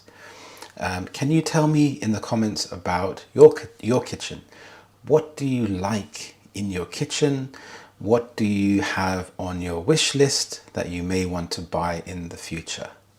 Thank you so much for watching. I really appreciate it, and I will see you in the next lesson. Have a wonderful day. Bye-bye. I have selected 20 words, and if you are familiar with all of them, your English vocabulary surpasses that of 95% of speakers worldwide. In other words, you are a true expert in English vocabulary. Do you consider yourself to be among the top 5% of speakers? Let's put that to the test. Here's how it will work. I will present a word with 3 possible definitions. Your task is to select the most accurate definition. Does that sound clear? Good. We shall begin with 5 moderately challenging words and gradually increase the level. Here's the first word. Observe. Observe. Does this word mean A, to watch carefully, B, to ignore completely, C, to remove something? To observe means to watch something carefully to gather information. Scientists observe animals in their natural habitats to study their behavior. Influence. Influence. Does this word mean A, to have an effect on someone or something, B, to copy someone, C, to resist change? Influence means to think or change how someone thinks, behaves, or acts. Her kind words influenced him to take a positive approach. Neglect. Neglect. Does this word mean A, to take care of something, B, to ignore or fail to care for something, C, to pay close attention? To neglect means failing to take care of something or someone. The neglected garden was overgrown with weeds. Typical. Typical. Does this word mean A, usual or expected, B, strange or unusual, C, difficult to predict? Typical is something usual or expected without anything special or unusual. It's typical to have rainy weather in England during autumn. Value. Value. Does this word mean A, hope, B, worth, C, uncertainty? Value is the worth or importance of something.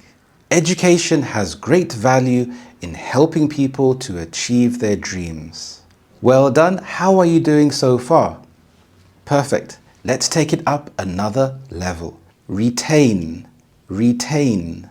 Does this word mean A, to lose something, B, to keep or hold on to something, C, to give away freely? Retain means to keep something or to continue to have it. He managed to retain most of the information he studied for the exam. Question 7. Enhance. Enhance.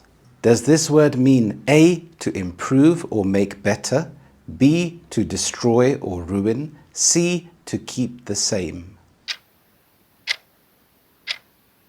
When you enhance something, you increase the quality or the value of something.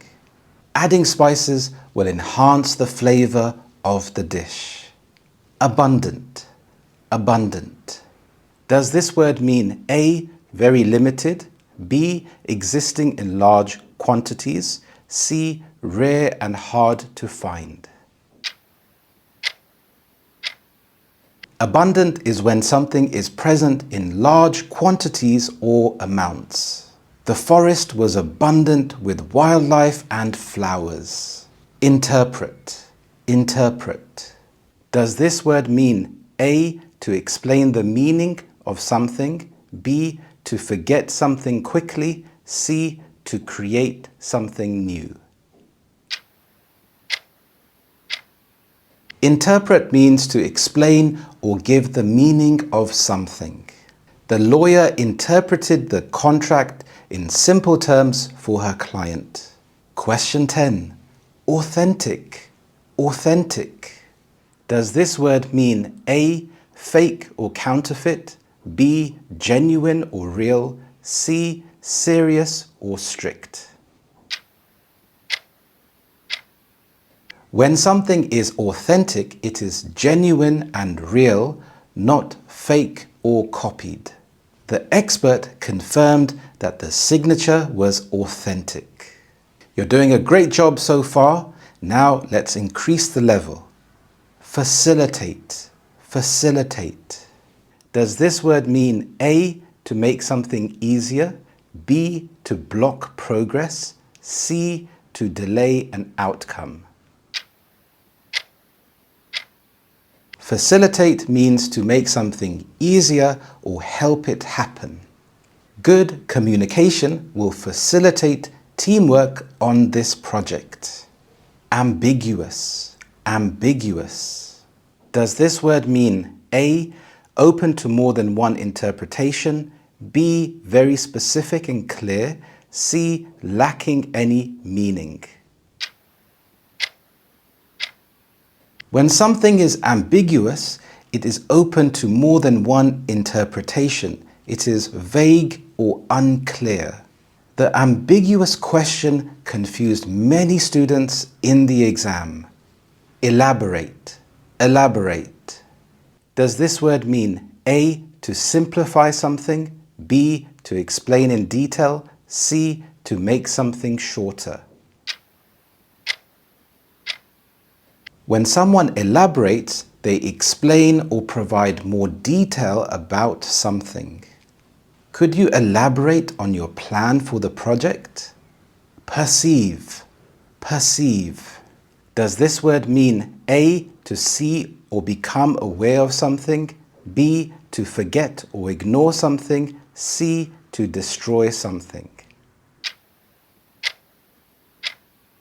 Perceive is to be aware of something through your senses or understanding. She perceived a hint of sadness in his voice. Question 15. Resilient. Resilient.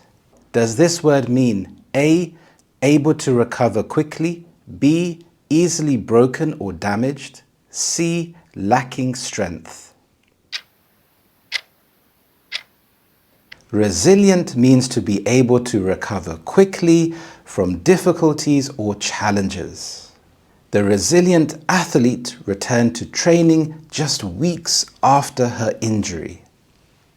Well done, great job. Let's increase the level. Question 16. Derive. Derive. Does this word mean A, to take or obtain from something, B, to give freely, C, to misunderstand a concept? When you derive something, you obtain or take something from a source. Many English words are derived from Latin origins. Eschew, eschew. Does this word mean A, to avoid deliberately, B, to accept eagerly, C, to change direction suddenly? Eschew means to avoid something deliberately. He decided to eschew junk food in order to improve his health. Question 18. Succinct. Succinct. Does this word mean A, brief and clear, B, long and detailed, C, confusing and vague? When something is succinct, it is brief and clear without any unnecessary details. Her succinct presentation saved time and kept everyone engaged. Connotation. Connotation. Does this word mean A, the implied meaning of a word, B, the dictionary definition of a word, C, the opposite meaning of a word? A connotation is when the suggested or implied meaning of a word is beyond its dictionary definition. The word home has a warm connotation of family and comfort. Question 20. Exemplify. Exemplify. Does this word mean A, to be a perfect example of something, B, to criticize something harshly, C, to create something entirely new? Exemplify means to be a typical example of something. His hard work and dedication exemplify the qualities of a great leader. Did you know all 20 words? Fantastic, good job. And please let me know in the comments below what your score was. And remember, no matter what your score was, you should be proud of yourself for continuing to improve your English. I have taught thousands of students and I have created a brilliant ebook for you. It contains 5 fantastic tips that have really helped my students. The book is free to download and you will find the link in my description. If you like this video, please click on the subscribe and like button and I will see you next time. Try finding a picture. It can be a random photo and it really helps if it's something that you are interested in. It could be a sport, a hobby, a location that you really like, and try to use the 5 W's to ask questions about this picture. So for example, I've chosen a picture that's related to football because I love football. I can use the 5 W's. So who, what, when, where, and why. Who can you see? I can see people, they are standing. I can see a mixture of young people and old people. What are they doing? They are holding scarves and they are supporting their team. They are cheering on their team. When are they watching the match? I assume they are watching the match on the weekend. This is when most football matches take place because people are working Monday to Friday, then they have time on the weekend, or they could be watching during the week in the evening. It could be a European game. Where are they? They are inside a football stadium. Why are they there? They are there to support their team. They've paid money to go and watch this football match. So they're there to see their team win, to cheer on, to support their football team. They're all there together. The 5 W's are very powerful because the brain loves to ask questions and find out the answers. And make sure that you are asking these questions out aloud. You're speaking them. You're asking the questions. You're not just thinking about this in your head. Why do you study English? What is your final aim? Understanding why you're studying English can help with the motivation. Are you studying for an exam? Are you studying for future career prospects? Are you studying so that you can relocate to an English-speaking country? Knowing your reason can keep you going when you think, I don't really want to study today. It really helps to immerse yourself in English. Try to interact with English in some way throughout your day. Listen to podcasts, watch English movies or TV shows. Try to read books or short stories. You can find books that are suited to your level, so you have that interest. It keeps your motivation. So if it's from A1 or to C2, you can Google for the type of books with your particular level. With podcasts, I love football and I support Arsenal. So I like to listen to podcasts like Arscast or Arsenal Vision. And I find it really interesting listening to different points of view. Follow influencers that are native speakers. A particular one that I like is Mike Thurston. I followed his journey from the beginning, and he makes really interesting and fun videos about fitness and travel. So the key thing to remember is to pursue your hobbies and your interests, but pursue them in English. Try to find news articles, influencers, videos, but in English. To improve your English speaking, you have to practice, practice, and practice. Sometimes this is not as easy as it sounds. Learning to speak English is a skill. It's like swimming. You cannot just read about swimming or watch videos about swimming. You actually have to get into the water, be surrounded by the water, and feel like, okay, I don't know what to do. And each time you go into the water, you keep improving and improving. And don't worry, just give it time. Sometimes some people learn quicker than others, but don't worry about making mistakes. It's crucial to make mistakes. That's how you learn. A really good way is to record yourself giving a presentation. So think about a topic. It can be anything. It really helps that you choose something that you are interested in, and imagine yourself giving a presentation to thousands of people. So stand up, and you can use the 5 questions to help you to structure your answer. And when you get stuck, make note of the word that you got stuck with or the grammar that you're not sure about. Today, I'm going to talk about artificial intelligence. What is artificial intelligence?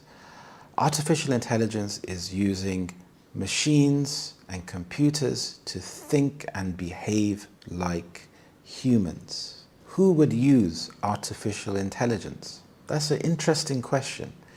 I think it can be used in many different areas of life, from science to your everyday existence. People could use AI to help them to plan a holiday, or to have some companionship, or to be used in technology to make us travel further into space. When will AI be advanced?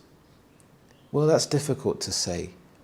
Maybe in 5 years, or perhaps in 10 years. Where will AI be used?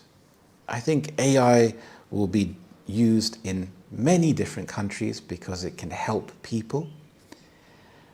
Why is AI developed? I think AI is developed to make our lives more convenient. That's a good answer. So here you can see how by asking and using the 5 W's, it can prompt you, it can force you to try to think rather than not knowing what to say. So you can use this as a starting point. To improve speaking, it helps to have a speaking partner. Now make sure that you're actually speaking and not texting or writing. You can have these online via Zoom or Skype. Sometimes it's not as easy to find an English partner, and an online English teacher can be expensive depending on your budget. So if your only way to practice is by practicing at home, I suggest trying to put aside some time every day to speak out aloud. Try to record yourself. You don't necessarily have to give presentations, but you could just turn on the camera and talk about your day and then watch yourself back. Watch your mouth, watch your facial expressions, try to listen for the pronunciation. And this is a fantastic way to monitor your progress. You don't have to show this video to anyone else. It can just be for you. And it's a great way to keep track visually and by hearing your progress. When you're speaking to your English partner, sometimes you could run out of ideas of what to say after you've gone past the introduction. So there are very good websites such as ESL Discussions, and this has lots of prompts, lots of questions that you can choose. There's also a website called procon.org. This can be for advanced students, where you look at a question and you have a list of the pros, the good things, the cons, the negative things, and each person can alternate between the pro and the con. When you're by yourself, you can practice at home. Don't worry thinking that you're making a mistake or you're doing things wrong. Over time, you will start to practice and learn, and you will catch your mistakes. The best thing is just to start speaking. And to get over that initial hurdle, it helps to have categories, helps to have things that you enjoy talking about and listening to. To find out your level of English, try this English quiz. Thank you so much for watching. If you like this video, please give it a thumbs up. If you are new here, please click on the subscribe button. Have a wonderful day, and I will see you in the next lesson. Bye-bye. Hello, my name is Harry and welcome back to Learn English with British Harry. I'm a British English teacher from London, England. I've taught thousands of students from all around the world, helping them to improve their English. My students have gone on to pass important exams, secure better jobs, and communicate confidently with other English speakers. Being a native Londoner and English teacher means not only can I teach you professional vocabulary, but also how people really speak, and you will learn about the culture of the UK. We are going to be using the shadowing technique to help you to improve your British English speaking and pronunciation, whilst helping you to improve your modern RP British accent. I will start by telling you a completely true story about the time I was robbed by a squirrel in London. I will tell you the same story 3 times. For the first time, all you need to do is sit back, listen and enjoy. For the second time, you will listen again, but after each sentence, you will repeat what I have just said. Finally, for the third part, we will read the story together at the same time. If you make mistakes, good. That means that you're learning. Remember, this is a fun and relaxed way to build your confidence.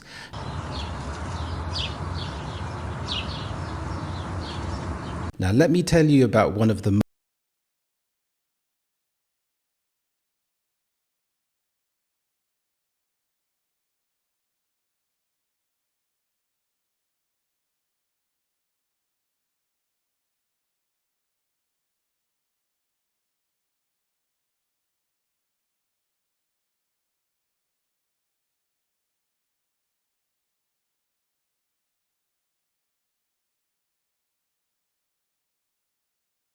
under a tree like they were filming a health advert. What struck me the most was the diversity of the people around me.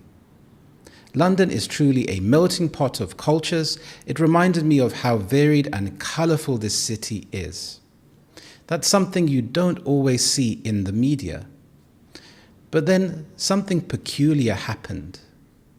Near the Serpentine Lake, I spotted a group of squirrels that didn't seem bothered by me at all.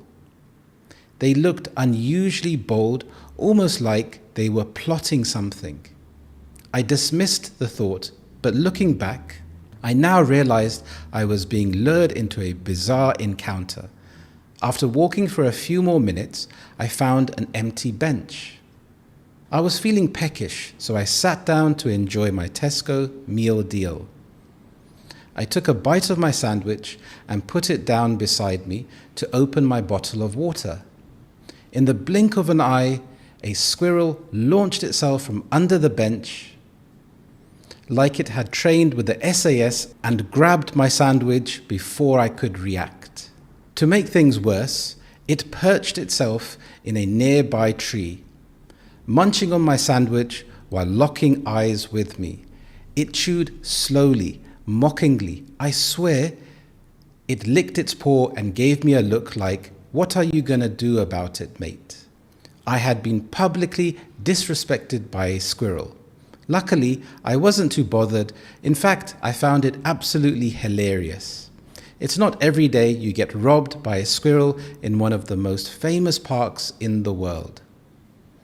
But that's London for you, full of culture, full of life, and occasionally full of squirrels with no respect for personal property.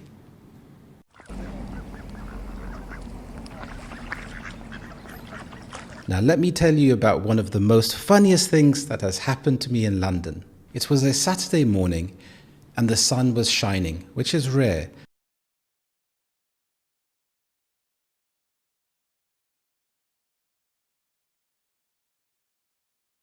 And I thought to myself, I'll go for a nice walk around Hyde Park.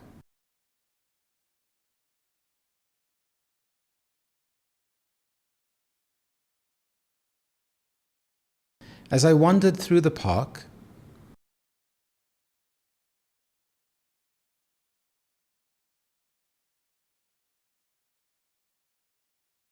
I couldn't help but notice how vibrant and serene the atmosphere was.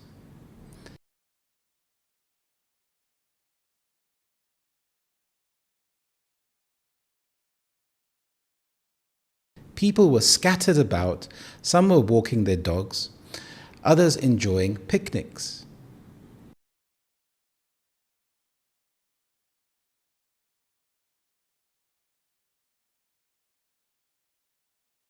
Someone was doing yoga under a tree like they were filming a health advert.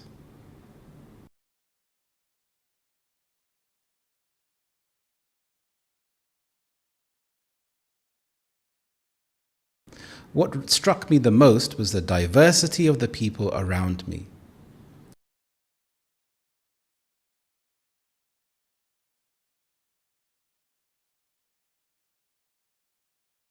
London is truly a melting pot of cultures. It reminded me of how varied and colourful this city is.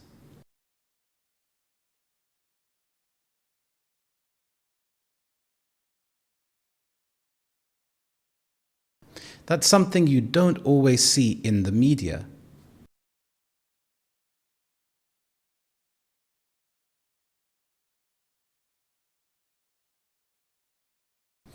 But then something peculiar happened.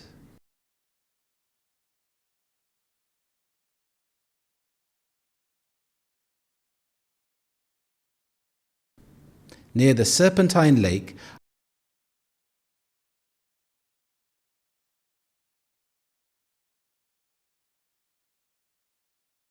I spotted a group of squirrels that didn't seem bothered by me at all.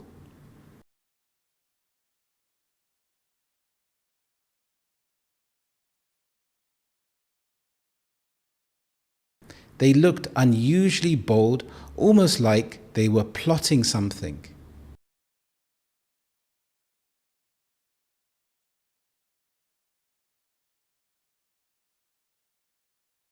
I dismissed the thought, but looking back,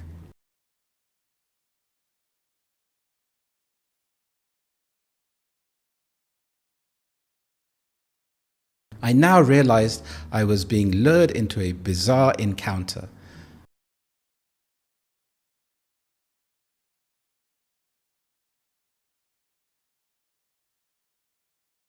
After walking for a few more minutes, I found an empty bench.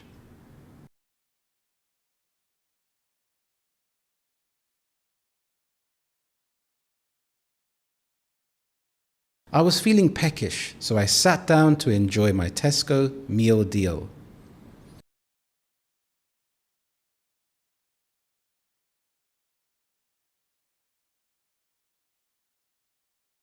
I took a bite of my sandwich and put it down beside me to open my bottle of water.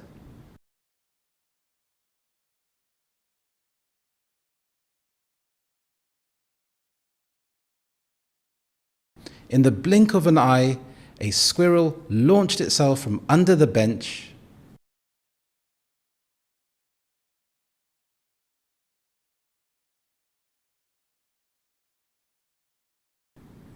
Like it had trained with the SAS and grabbed my sandwich before I could react.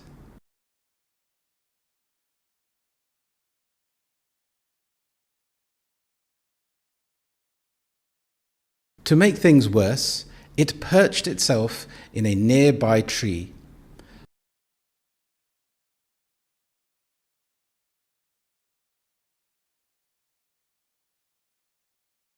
Munching on my sandwich while locking eyes with me.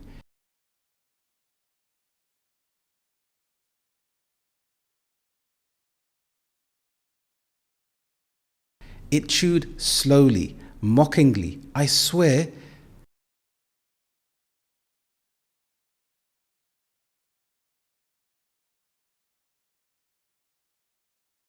it licked its paw and gave me a look like, "What are you gonna do about it, mate?"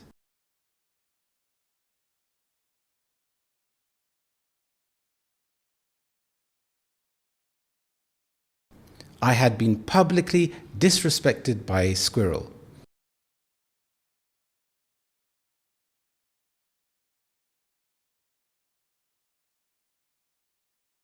Luckily, I wasn't too bothered. In fact, I found it absolutely hilarious.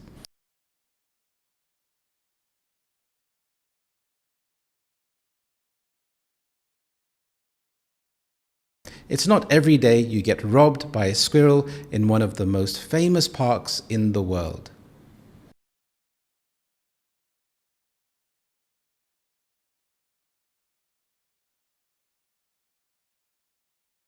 But that's London for you, full of culture, full of life,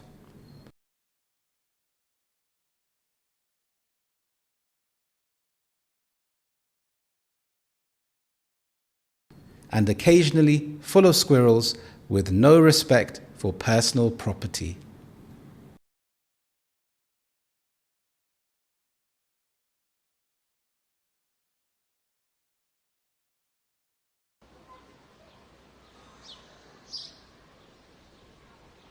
Now let me tell you about one of the most funniest things that has happened to me in London. It was a Saturday morning and the sun was shining, which is rare, and I thought to myself, I'll go for a nice walk around Hyde Park.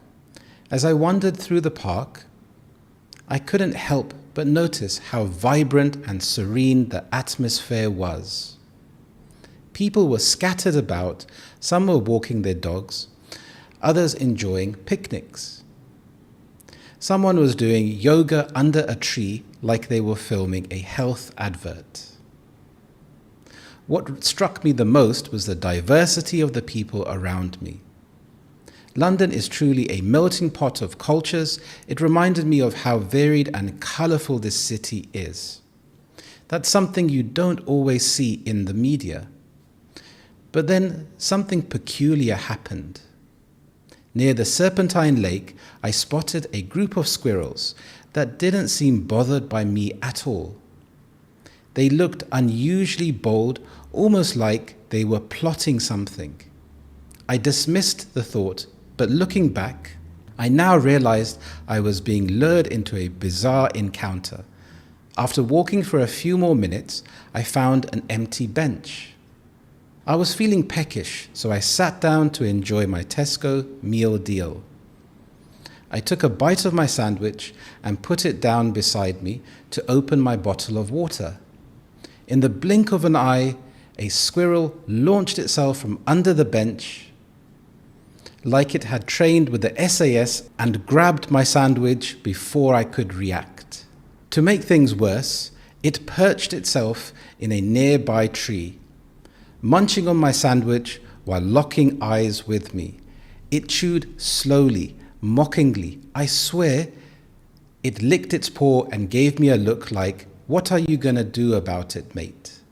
I had been publicly disrespected by a squirrel. Luckily, I wasn't too bothered. In fact, I found it absolutely hilarious. It's not every day you get robbed by a squirrel in one of the most famous parks in the world. But that's London for you, full of culture, full of life, and occasionally full of squirrels with no respect for personal property. I have created a fantastic ebook for you. It's completely free. You will find the link to download it in my description. It contains 5 amazing tips to help you to start improving your English straight away.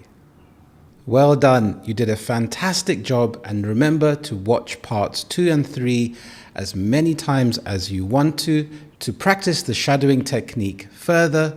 Watch this podcast here. You can pause whenever you'd like to and repeat back what I just said. I can't believe he missed. He put it on a plate. Plate? What plate? The defender has him in his pocket. What? They are under the cosh. I give up. Hello, my name is Harry and this is Learn English with British Harry. I love football, or as in America, people would call it soccer. And today we're going to learn some essential football vocabulary.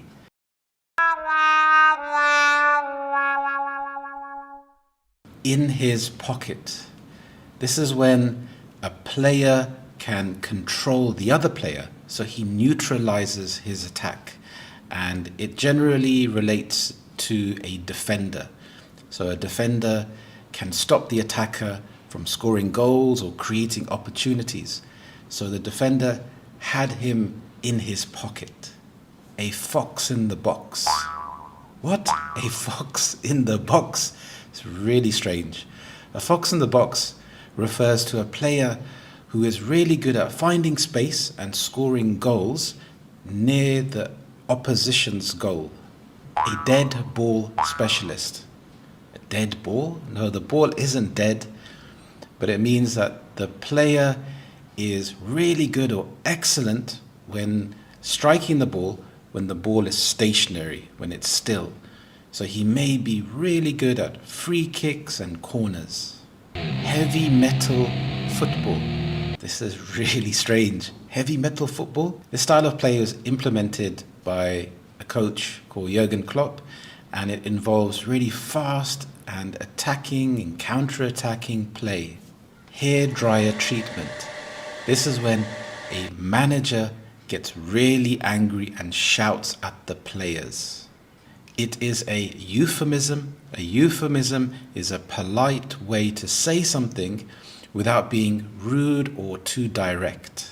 For example, someone may say that person passed away instead of saying he died, or they may say he was let go instead of he was fired. So a euphemism is a polite way to explain something.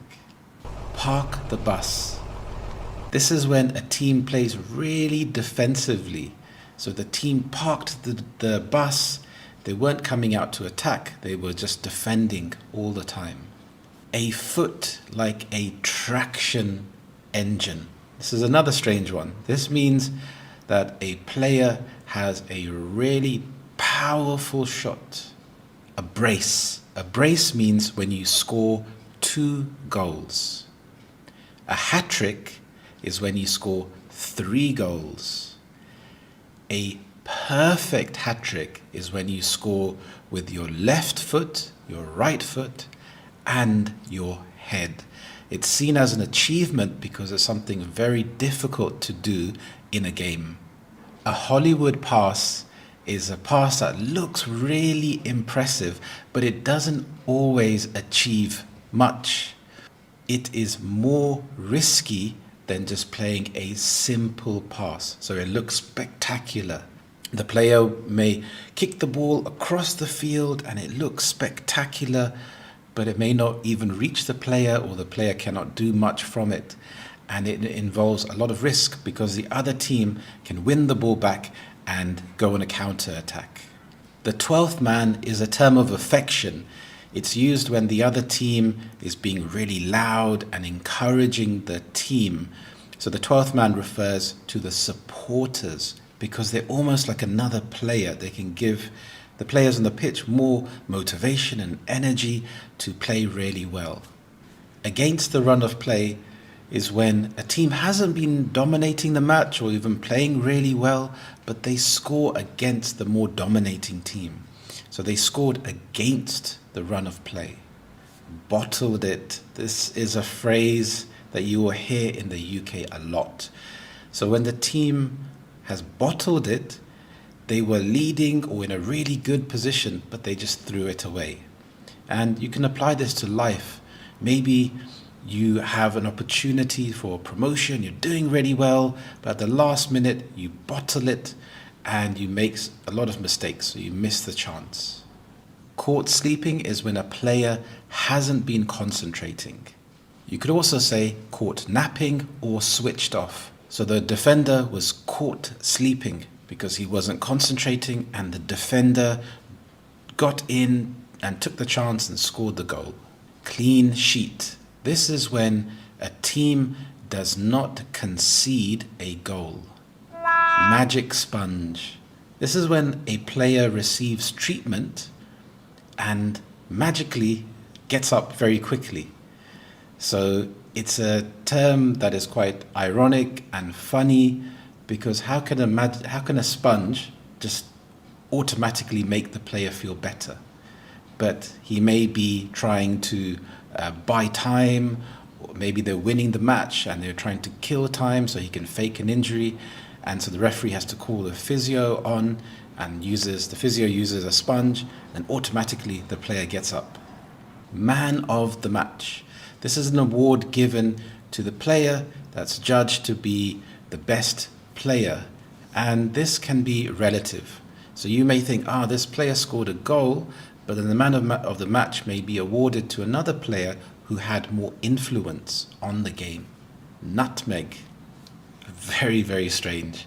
A nutmeg is when a player kicks the ball through the opponent's legs, and it can be quite skillful to do because it can be hard when people are running very fast.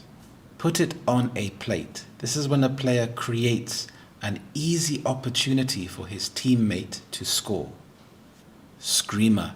This is a spectacular long-range goal where the ball flies in the air and it looks amazing. Sitter. A sitter is an easy opportunity that seems impossible to miss. You may hear the commentator say, he missed a sitter.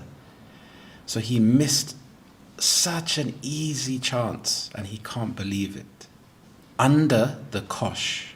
This is when a team is under immense pressure. So they have to defend and the other team is constantly, continuously attacking them, and they feel like there's no way out, there's no escape. Dive. This is when a player deliberately tries to deceive the referee and falls to the ground. Off the woodwork. This is when the ball hits the goalpost, and it refers to a time when goalposts used to be made of wood. Let me know in the comments, who do you think will win Euro 2024? Thank you so much for watching. Let me know in the comments what you thought of this video. If you like this video, please click the like button. If you are new here, click the subscribe button. Thank you so much, and I will see you in the next lesson. Bye-bye.